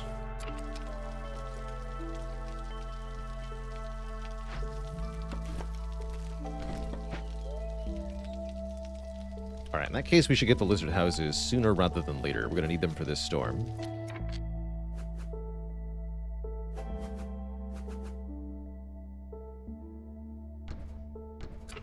Builders, currently.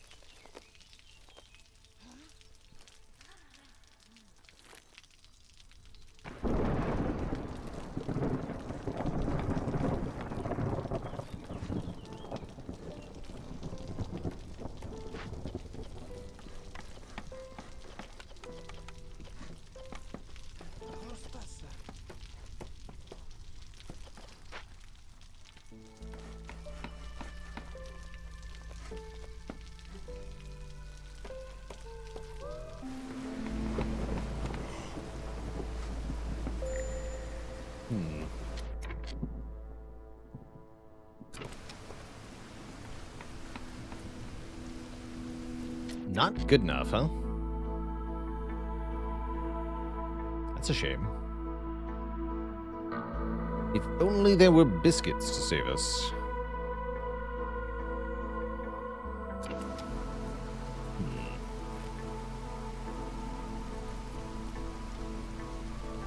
Helps a little bit. I could connect the leather worker to the water and make it even happier.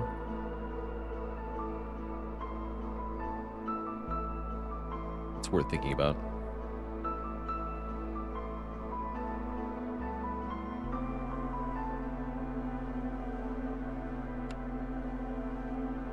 Yeah, we have the rain mill, though, too. I want the rain mill to use the water. Let's just make the rain mill. Figure it out from there. Although we don't have much time to figure it out. Sad truth here. Any thoughts regarding backseating? No, you're more than welcome to suggest things. I won't always listen or follow, but suggestions always helpful. Ooh, 20 pipes. I want that, actually. And archaeology looks just fine. Although ancient tablets certainly can be hard to get sometimes.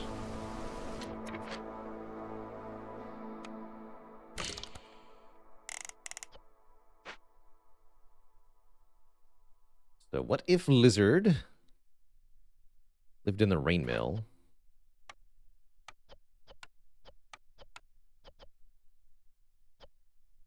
Please cap this at 50 for now.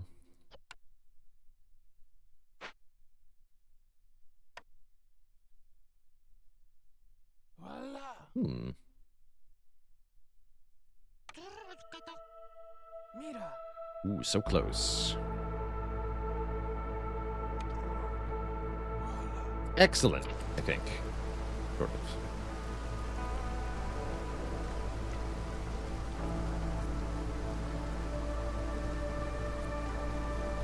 Actually, if we unfavor the harpies...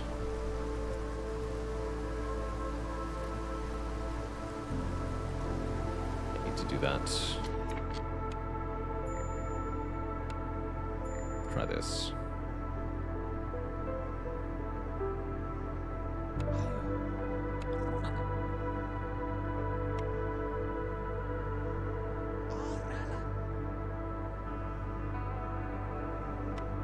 Yeah. That's pretty good. Well, juggle is appropriate. It's fine. Really, it is fine.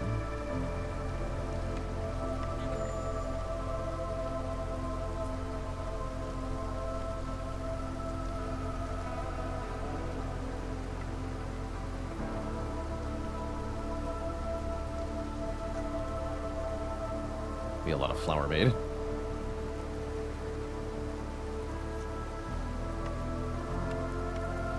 Okay, how are we going to get our next points? We need 2 more points for another...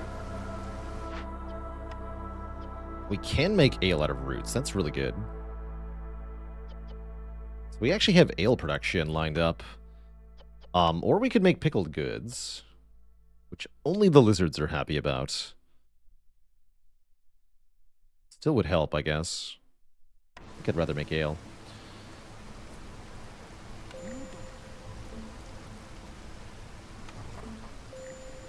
Juggling.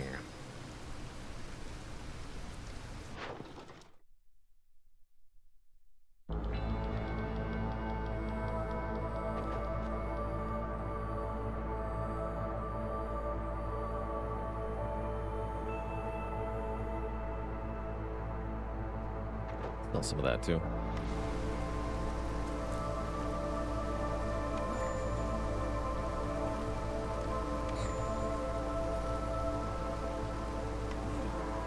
Pure shenanigans.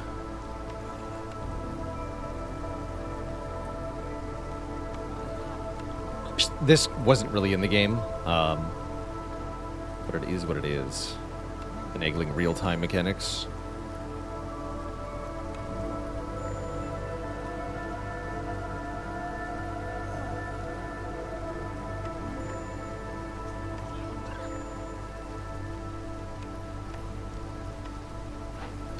How much? We have 20 flour produced from all that. Cool.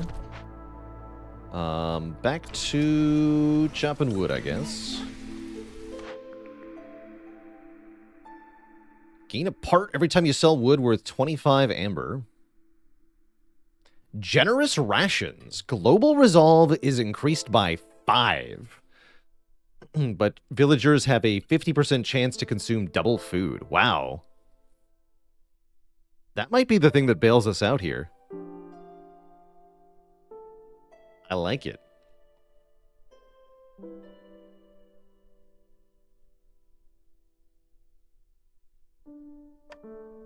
It's going to get 2 species into the blue. That'll help us get our first point of... our next blueprint, rather.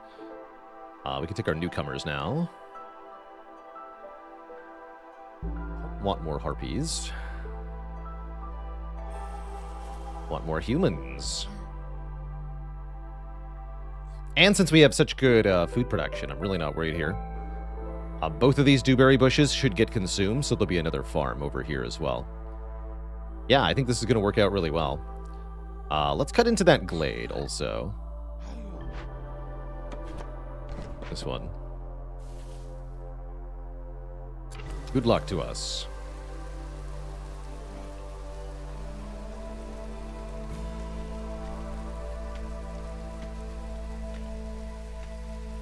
Yeah, instant switch favoring would be ridiculous. Glad that's not a thing. Favor the harpies. 0.14 per minute. That's pretty good.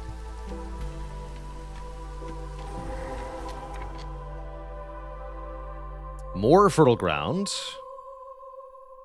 More large nodes that I can gather from. This is awesome. Okay, so we can satisfy the food requirements of our people for a very long time now. Probably will loot this again. We have to do it right now. Okay.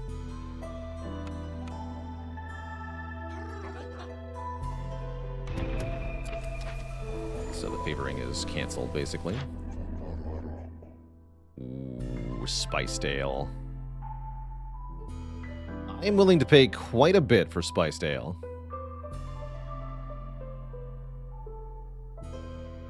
Although only the humans like ale, actually.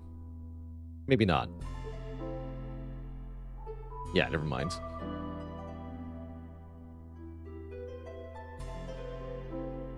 Never mind. In that case, I'm not sure I want anything from this fellow.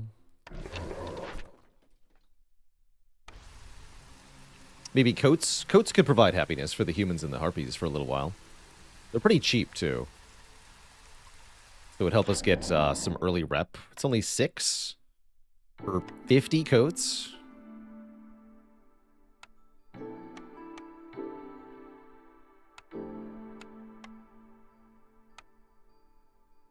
Sure.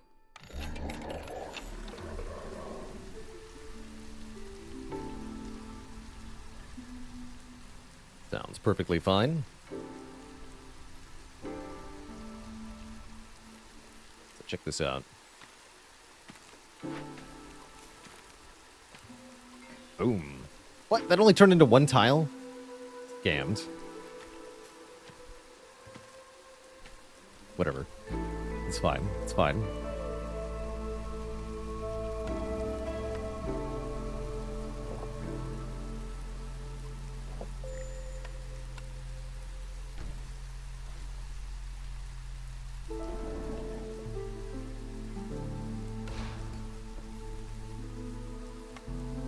Still make a plantation over here.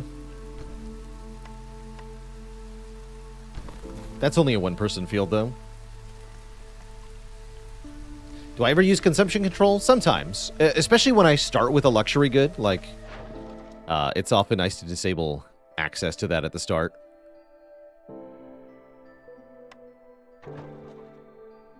Get some stuff sold here. But sell the coats for more than I paid for them. That's kind of cool. There's more coats in here.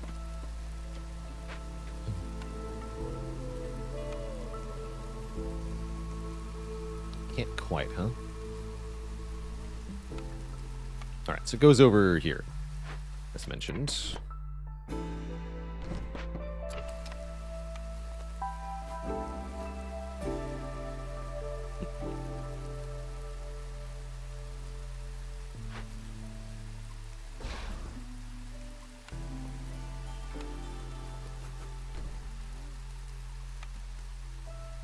We'll just move some people once that's up. Give me the bark.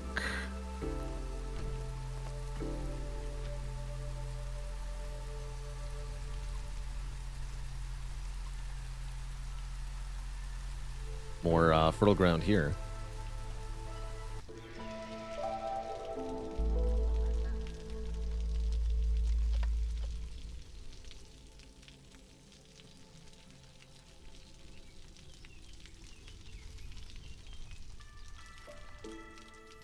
Looks like we're going to be at hostility 3 into the next year unless something changes here. So we'd better get stuff changed, I suppose.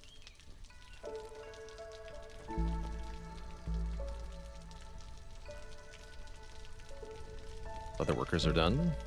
Let's have 1 leather worker.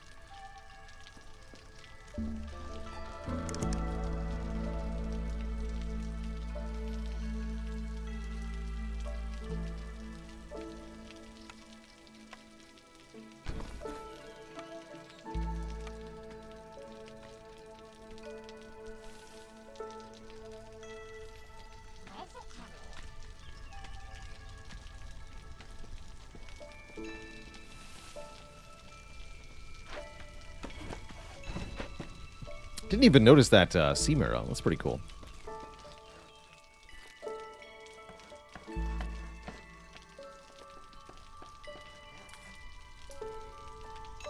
not helping, then you're fired.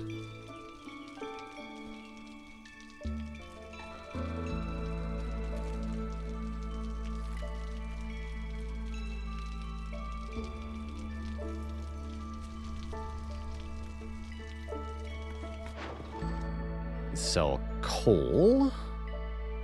You can sell more plant fiber. Let's do that. We pick up the thing that lowers hostility from caches. Yes, we did. Yeah, silent looting. Unfortunately, we have no way to... Oh, no, yeah, we do. Yeah, we want to mine that sea marrow. Big time. This got up online. That's good. So we're going to need 8 people who live here. We have enough normal people.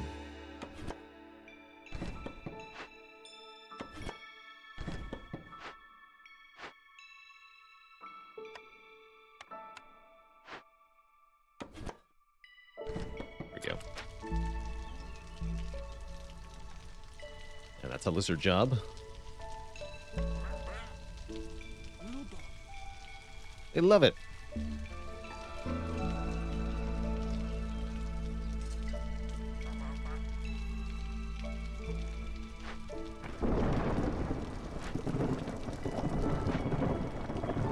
Just bring that online before everything sucks. Talk.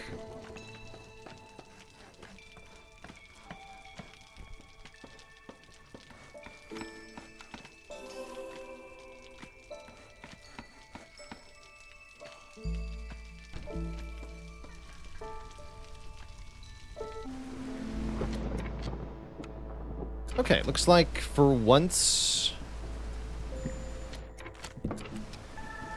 we're happy during the storm. Happy-ish, anyway.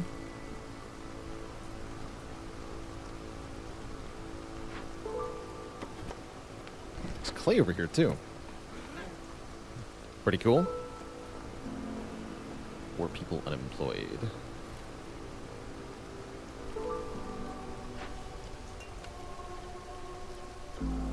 We can make do. Get it? Sure, limit this stuff to 20.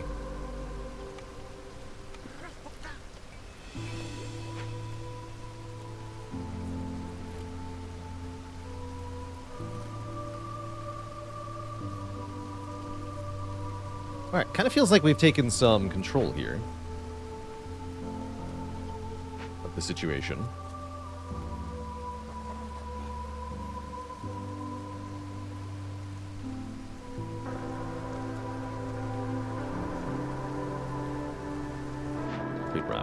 Roots. 6 roots for 3 amber. I'll do that. But we are kind of low on food. It's almost like having everybody eat more food is causing me to lose food. Funny how that works. That might mean we consider less people. Kind of struggling to put everybody to work at the moment.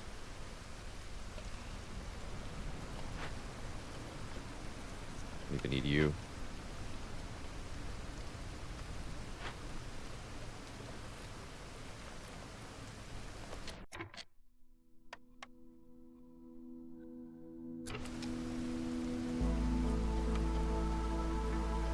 That one.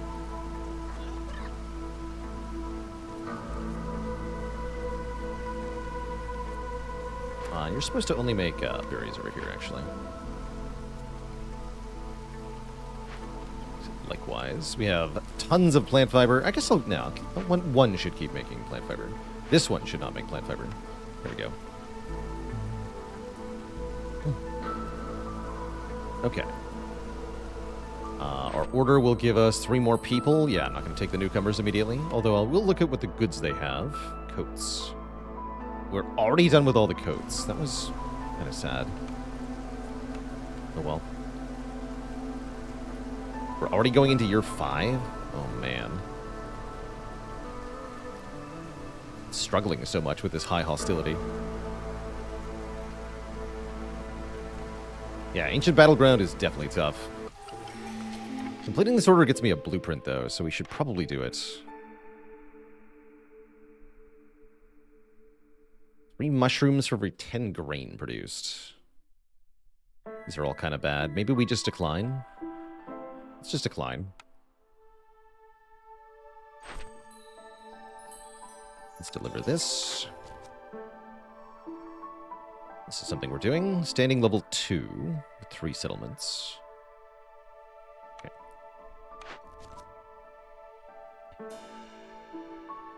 40 farm fields and 30 pack of crops. We can do that. Kind of cool, actually. We actually have 40 farm fields. So we would just have to make 30 pack of crops. That might be easier said than done, though.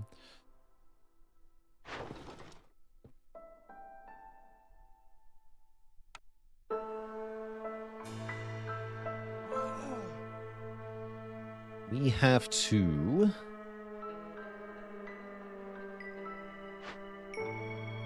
find more food. It's strange to say that. It feels like we have so much food generation, and yet... That's partially because we don't have complex food online. Maybe this will change that. Porridge. Humans like porridge. Can make porridge out of herbs.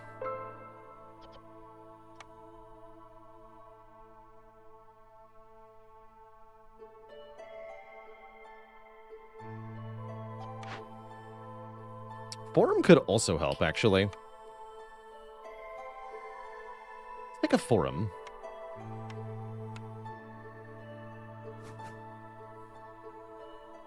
Give everyone double yields. This thing is huge, man.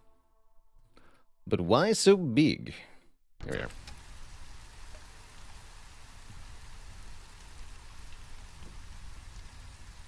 Just double your yields. It's that easy. Might also buy some food from the next trader. Looks like we're struggling a little bit here. And we do have amber coming in. Quite a bit of it, actually. So we can keep doing that.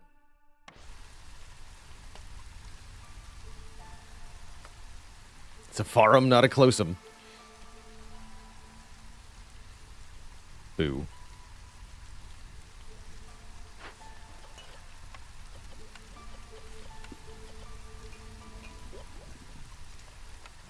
Oh, I see. Okay.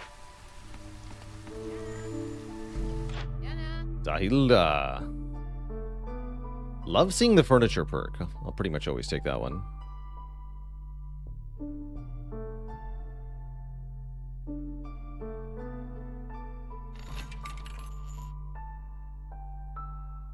What's your cheapest food?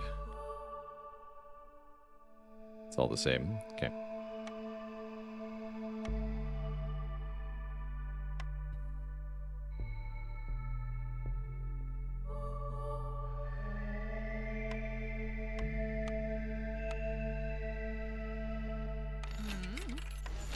That'll forestall starvation.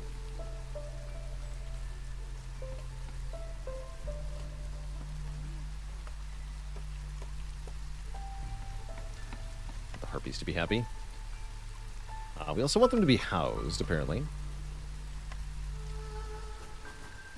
With specifically harpy houses. Ideally.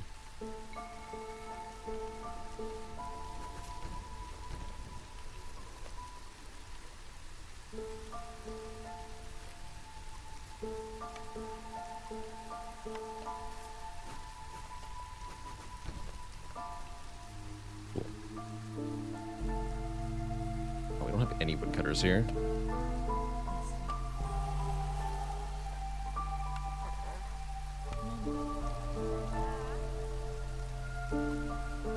Bye, Sahilda.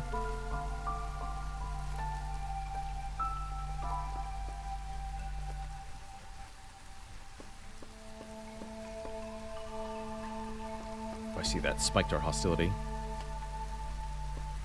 Thus the lack of happiness. Fair enough.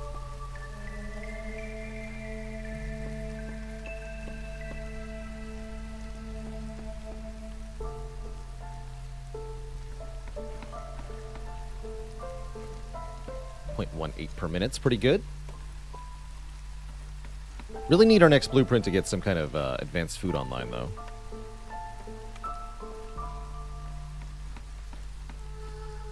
But we, again, can make pickled goods. We'll help the lizards. I guess we'll do that. Get the brewery on. Also, I think humans love working at the brewery, if I remember correctly. So that can have a huge impact on our human morale. Although there's an overabundance of jobs that humans are specialized at. Oh, they also love working at the forum. That's right. We want to get the forum online. So give me whatever gives me more humans here. Please and thank you. There we go. Okay, 15% additional chance for double yields should help. Food continues to plummet, worryingly, but the food yields are coming in. I'm going to make this all berries as well, because I am that desperate, and we have lots of plant fiber.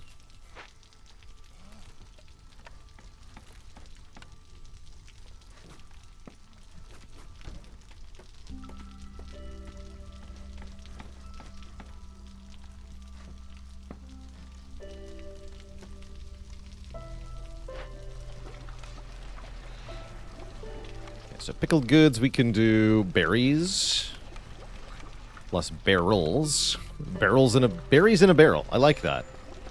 I like that a lot. Oh shoot, the harvester's camp ran out. Oh, no, not the foragers camp. The harvester's camp. Oh, that finally ran out. I see. Okay, sweet. Lots more fertile ground. We are. Stonecutters are done too. It means it's time to open a cache here. We got 86 sea marrow, so we can do all of the above. And there's food in here. Heck yeah. Give me that. Let's do both because that'll get +1 global resolve then. I have no tools anyway, so that's not happening.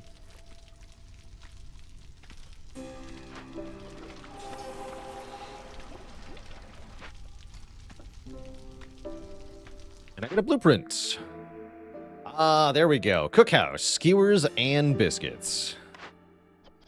We can't make skewers, but we totally can make biscuits. We can super duper make biscuits. So I'll take cookhouse. And we're going to make biscuits. Are we though? There's nowhere to make biscuits. Ah! We're going to have another town over here. I guess we'll put it... Jeez.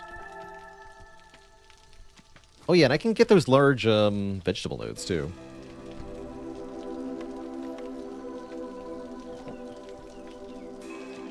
Cool.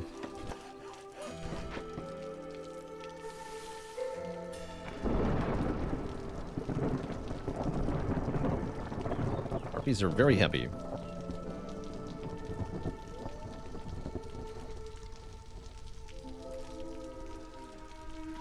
And yeah, let's get a forager's camp up by the vegetable node. Over here as well.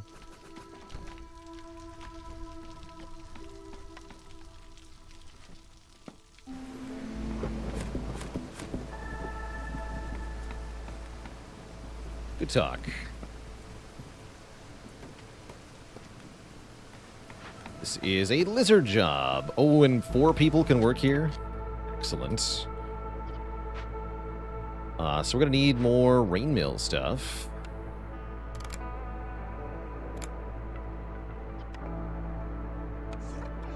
Put 1 harpy there.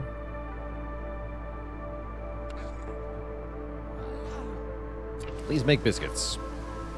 Like your life depends on it.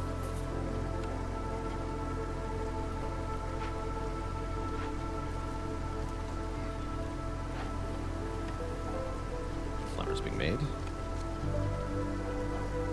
Good, good, good, good. It's only 8 flour. Cool. Almost maybe want a 3rd lizard there. Oh, that's right, and the cache has meat, so we can make skewers, too. And jerky.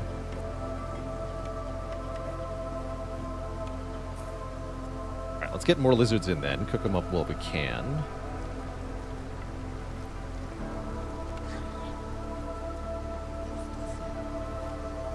No builder. These two will build momentarily. The lizards love their jobs. Good for them. Good for them. We have all of our orders. We're going into year 6 right now. Jeez. If I figure this out, we can maybe do a year 7 win. No, I want to open caches. Should definitely cut into some more glades soon. Which means we want more woodcutters, I suppose, soon. Looks like food's at least going solidly up. That's a good sign.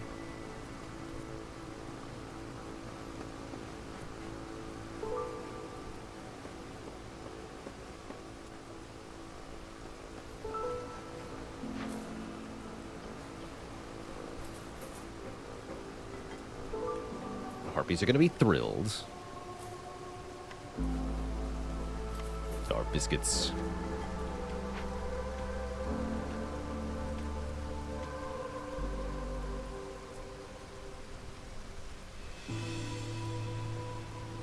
Definitely need to open more glades anyway, right? We have to get 3 more.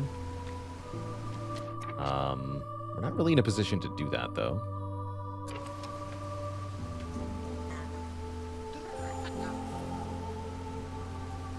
Well.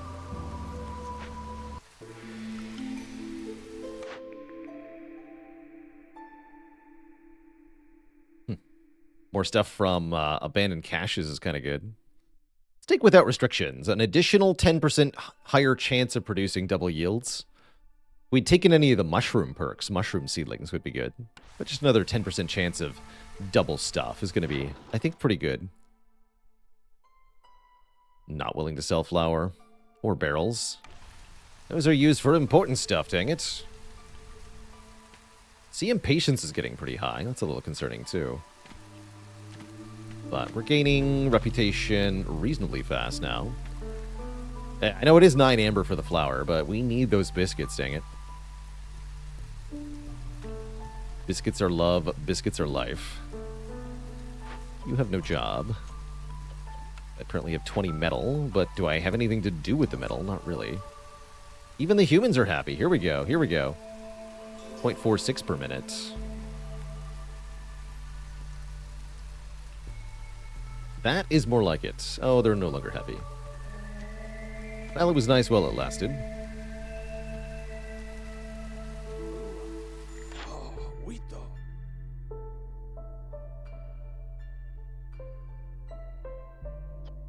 Stamping mill.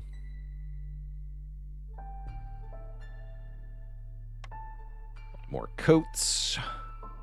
Oh, we have the forum. I didn't even put that together. We should make some ale.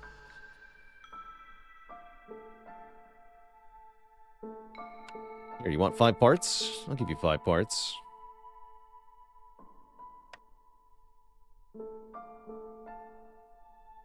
We go up to 15 tools?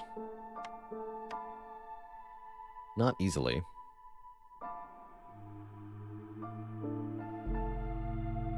Not particularly easily. Give me ale then. Alright, who wants to brew? We don't even have anyone. Heck. Don't have anyone available to brew, I guess. And all of our roots are getting used. Terrible news.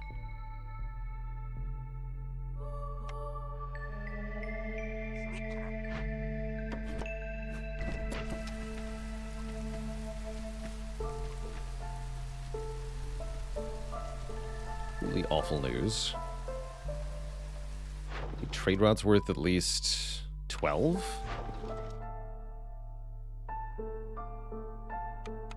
I sell all of my barrels. Seems like a bad idea. We can get more flour. Consider it.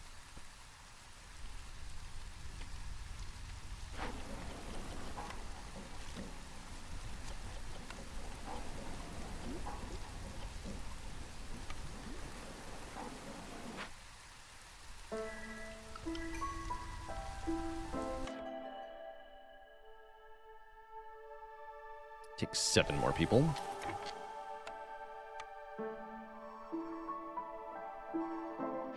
We need to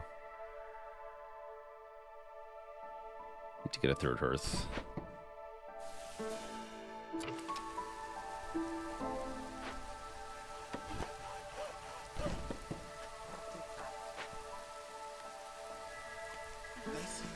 Got lots of humans now. Seems promising.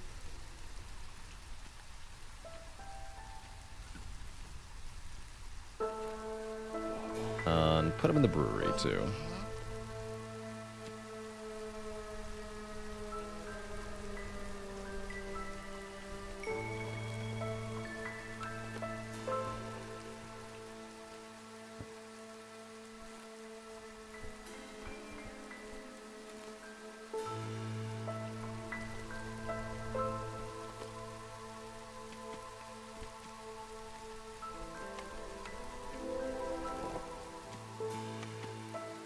Meat.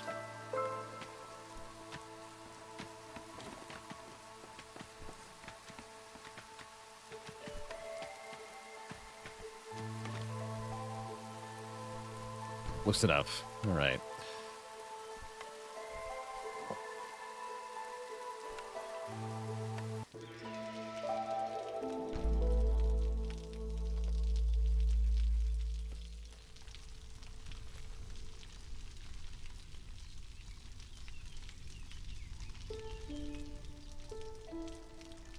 Look at crops.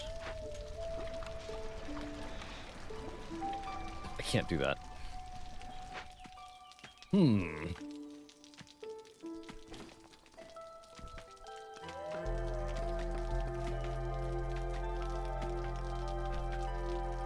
So I want to cut into 2 more dangerous glades, probably these 2. Do that soon here.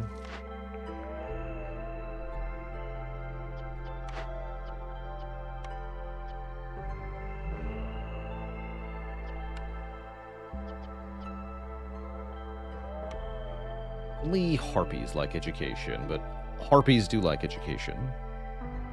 Bridge can make coats. A scribe again. Scribe's kind of cool.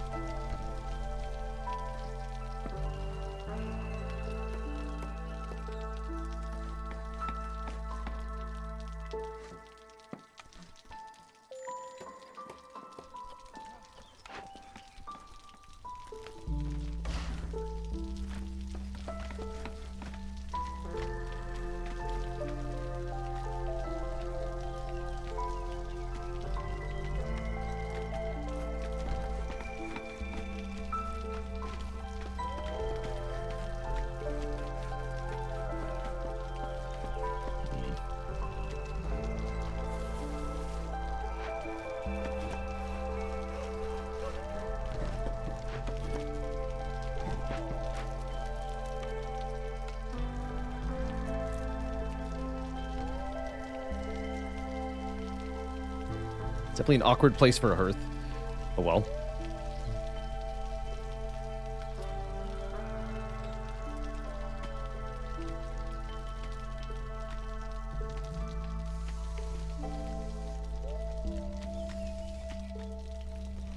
We have 14 people living here. House isn't even real.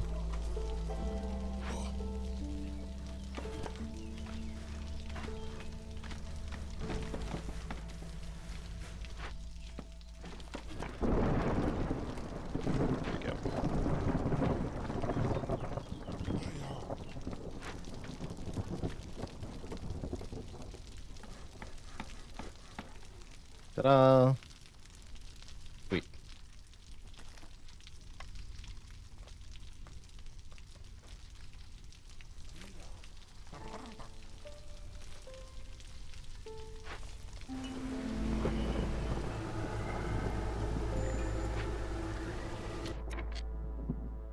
That's right, just don't get to 7. Here we are. First Blightrot cysts are showing up. Another point here. Take Cooperage.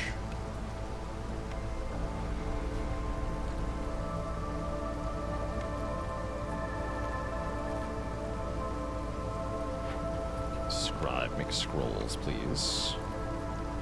House and leatherworker can both make pigment. Please make pigment. Use the berries. Not sure how I got so many berries. No, I know how I got so many berries. It's pretty obvious.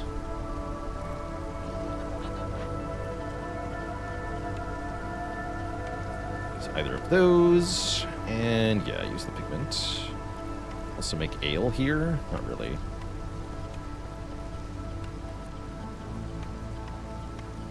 Not really.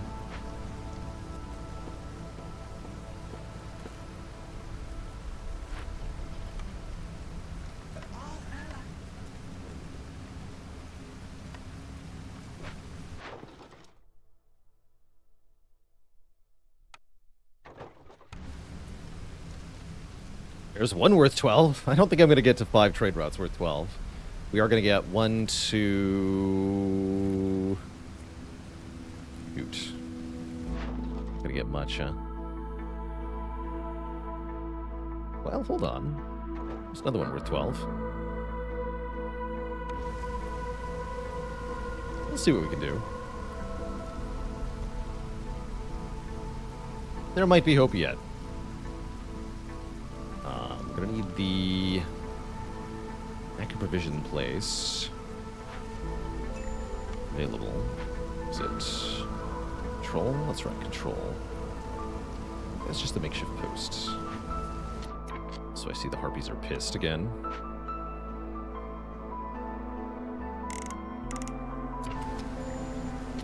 Hey. Oh, we ran out of biscuits? Make more biscuits. 35 biscuits! What do you mean we ran out of biscuits? Don't be ridiculous. Lies. You're telling me lies. Filthy, filthy lies.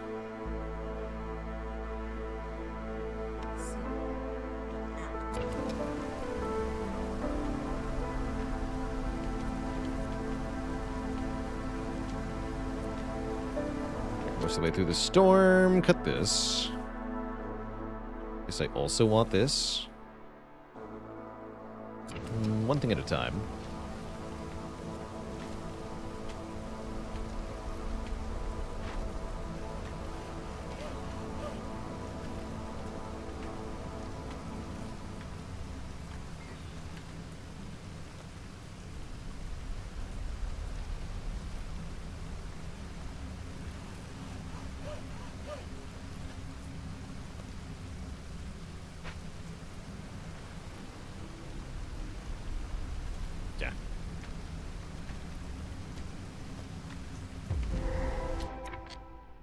Ancient Shrine, another cache.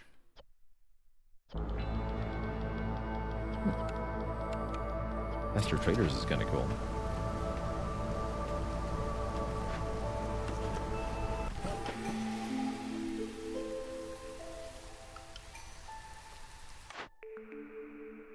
Newcomers bring way more stuff. Gain 2 ancient tablets. That'll help me complete archaeology. We just have to complete another Dangerous Glade event. See if we can buy some tools or something. Haunted Market's kind of cool. Alright, so everybody needs to be very happy now. You hear me, Harpies? You have to work now.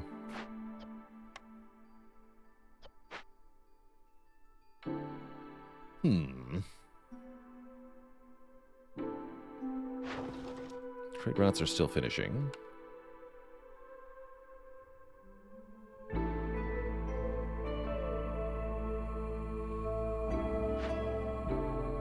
This is at least fast to do.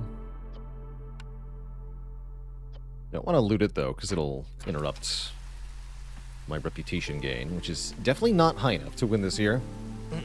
Bummer. Big bummer. And yes, we are short on housing, I see. Actually, no, we're not. There we go. It was all lies. Okay, but why isn't education operational? Probably that's why.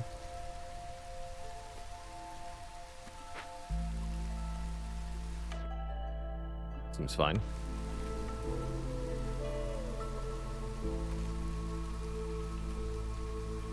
Humans are happy because they have beer. Zorg is happy because he's a traitor. There we go. Blood flower. That's easy enough. That'll cost me nothing but food. Only takes 4 minutes.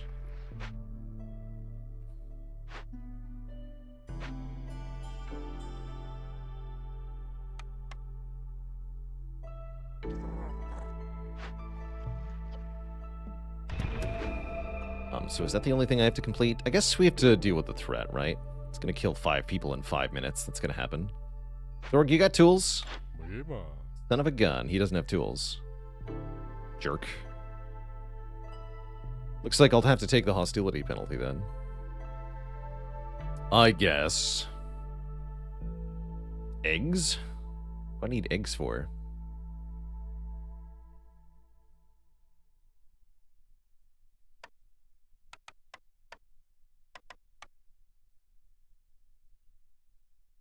You can use berries to resolve the event. There's no real concern there. Zorg is the tool. Ah, he says. Good for him. Alright, let's stop foraging. Let's start shrining. Yeah, we just use berries to loot it. Oh, that gives me the tablets too. Okay, sweet. Well, that part is nice. Oh, wait. I'm a fool. We have tools. Look at that. Look at all these tools. Okay, hold on. Cancel.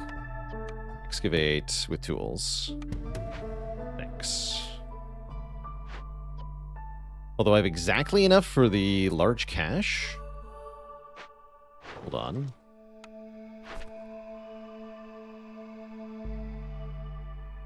We're going to get 12 more tools. So I think that's fine. Okay, yeah, do it this way then. Excavate. Crimes aren't illegal unless you get caught. Words of wisdom.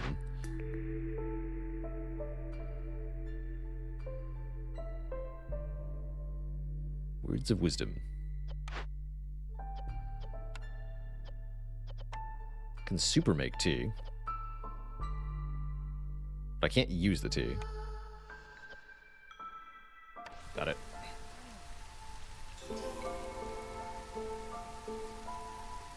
Okay, we're gaining 0.72 per minute.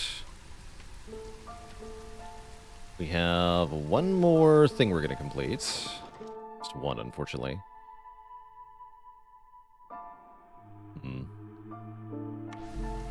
I don't think we're going to get there this year, unfortunately. Doesn't seem very likely.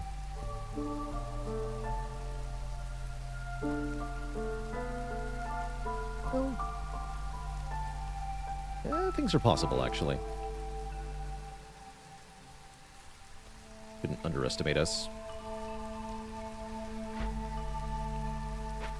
Scribe is scribing. Pickled goods are goodsing. Ale is gone, unfortunately. Yeah, I see that. I can't make any more ale. Because I've run out of containers. It's a shame. Treatment. Here we go.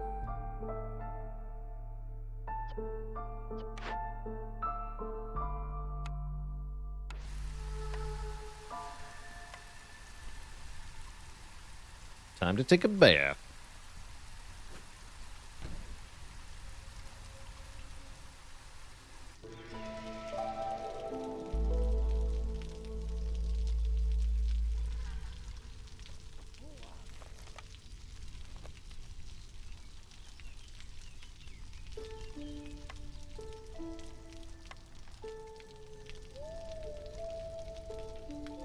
That's done.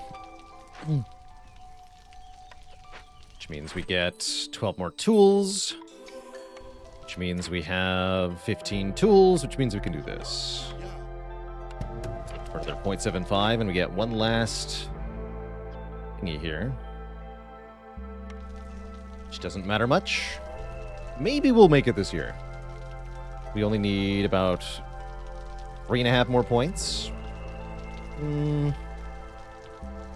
Iffy.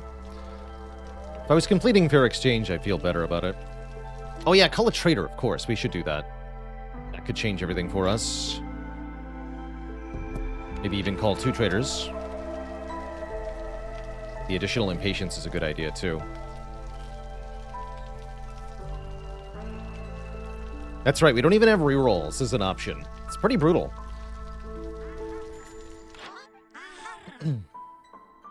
Okay, at minimum, we can buy all the fancy stuff. Oh, you do have tools. Perfect. Although not enough. Not perfect.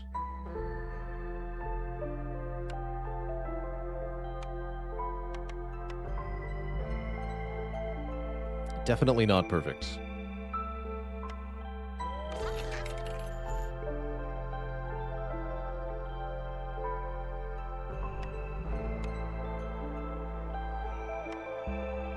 All of your best food, please.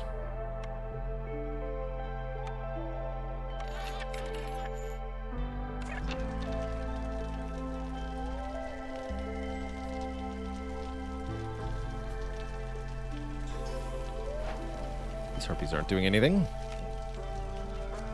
Just being happy, I guess. Alright, so we can use the tea. We should make tea.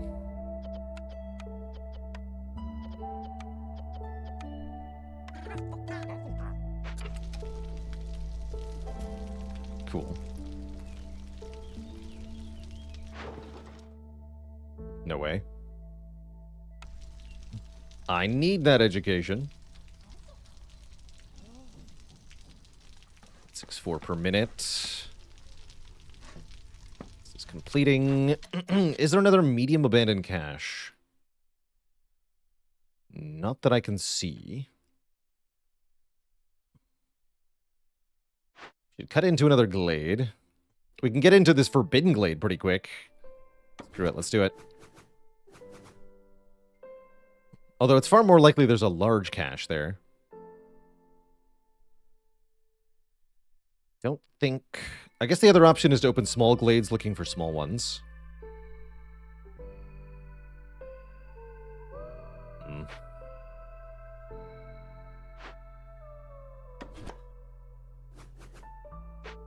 Alright, well, let's do this then.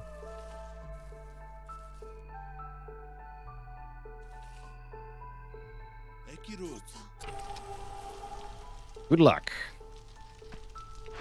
Oh, we gotta finish that, though?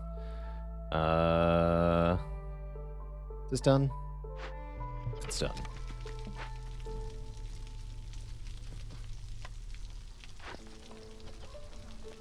Lots of pigment.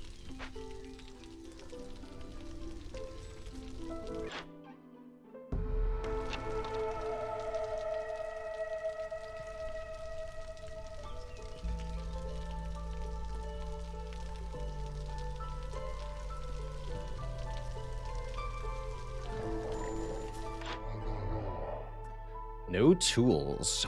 But we can get more ale. And tea.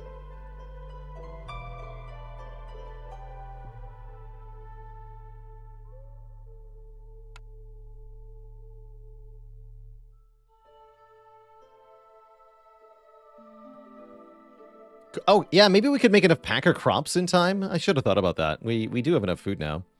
Although it's specific types of food. I think that was the issue.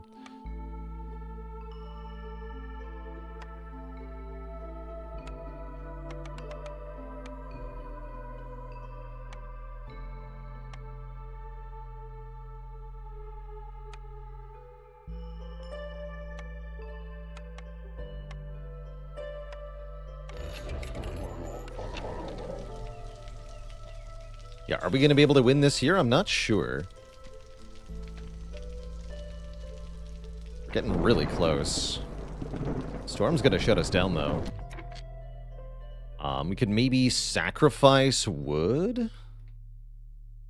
I don't know. Wish I had 3 more tools.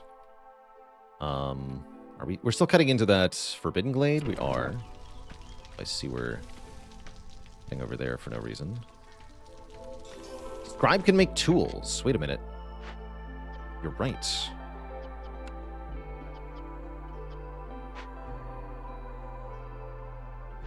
There's still metal there. Okay, okay. Yeah, Scribe makes tools.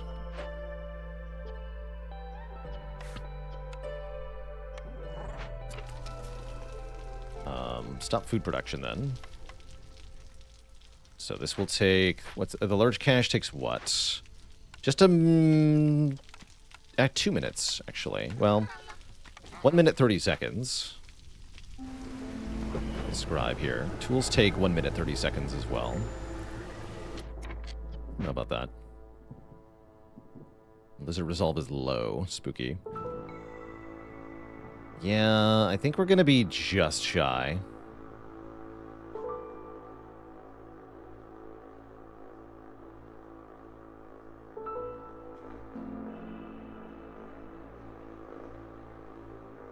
How's it going, Hearts? Sorry to hear that. That page might help you. Good luck. So yeah, we can burn to reduce our hostility, but it won't have enough of an impact here.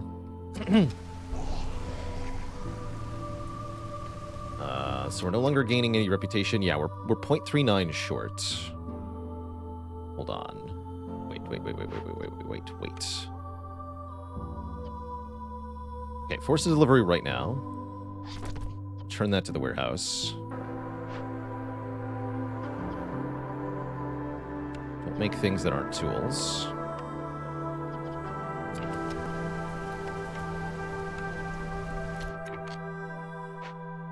You're still here. Do you have pipes? Yes.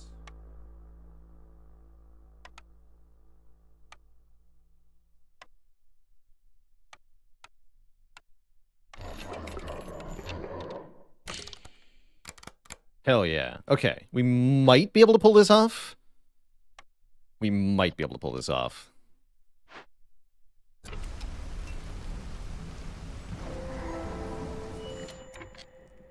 Oh, yeah, that's the thing, too. Oh, there's a medium cache. Okay, that makes my life a lot easier. I think we have it, then. That'll win. All I have to do is actually complete this in time. And we should. No problem. Although I should have put a Harpy Earthkeeper. It's also a giant Stormbird nest. Kind of cool. Summons a Superstorm.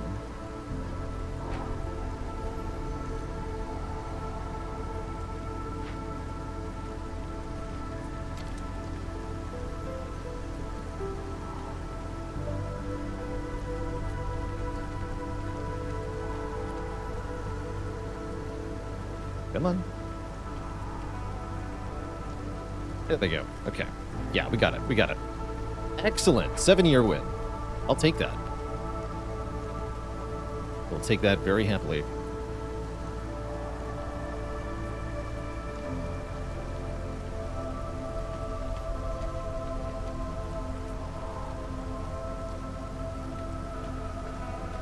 Come on.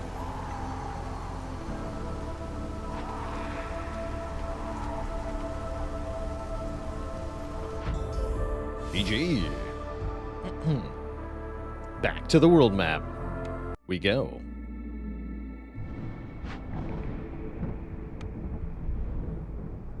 Then a fun little zigzag here. Ooh, our next settlement can be a double royal resupply. So we can handle both of these at the same time. Glade warnings disabled and Earth radius disabled. Or reduced. Minimum difficulty for this is Prestige 5. So we'll have to start pumping up the difficulty moving forward from here. Fortunately, beauty alert. NS Mizao, welcome to the illustrious list of channel cuties. Well done. I'll get you added right now.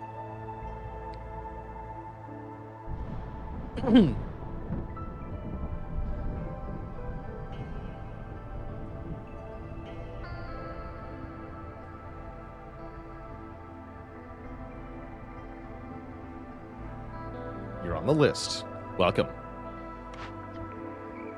All right, we need to get one of these.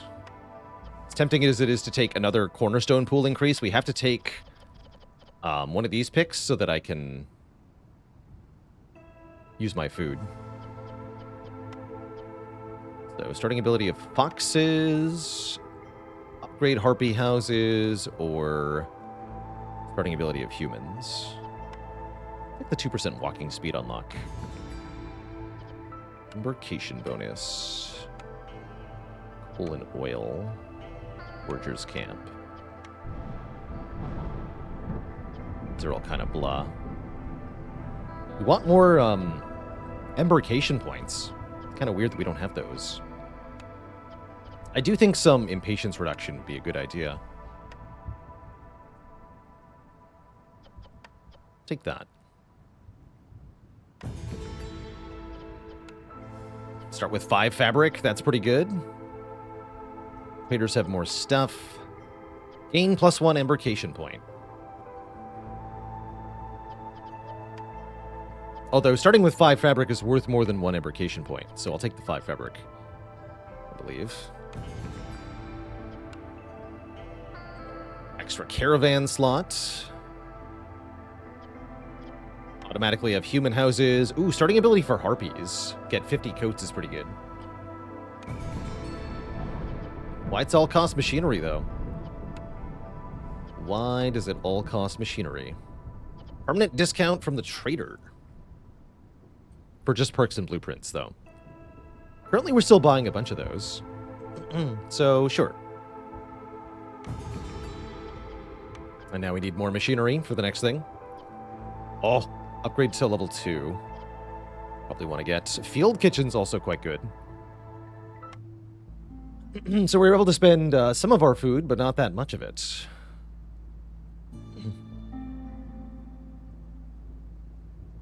So it goes. Bandit camp's pretty spooky. I probably won't be settling there. All right. Unfortunately, Twitch chat, that is going to bring us to the end of tonight's show. It's been a really, really cozy one. Got one more coming up this week. Slay the Spire to start tomorrow. Followed by continuing our playthrough of Sea of Stars. Should be pretty fun.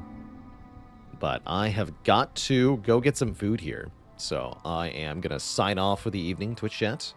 Thank you so much for watching. See you later, Fireworks, Explosive Ash, Twitch Tarek, Coco Frio, Heart, Valoran Sky. Thanks for the sub, by the way, Heart.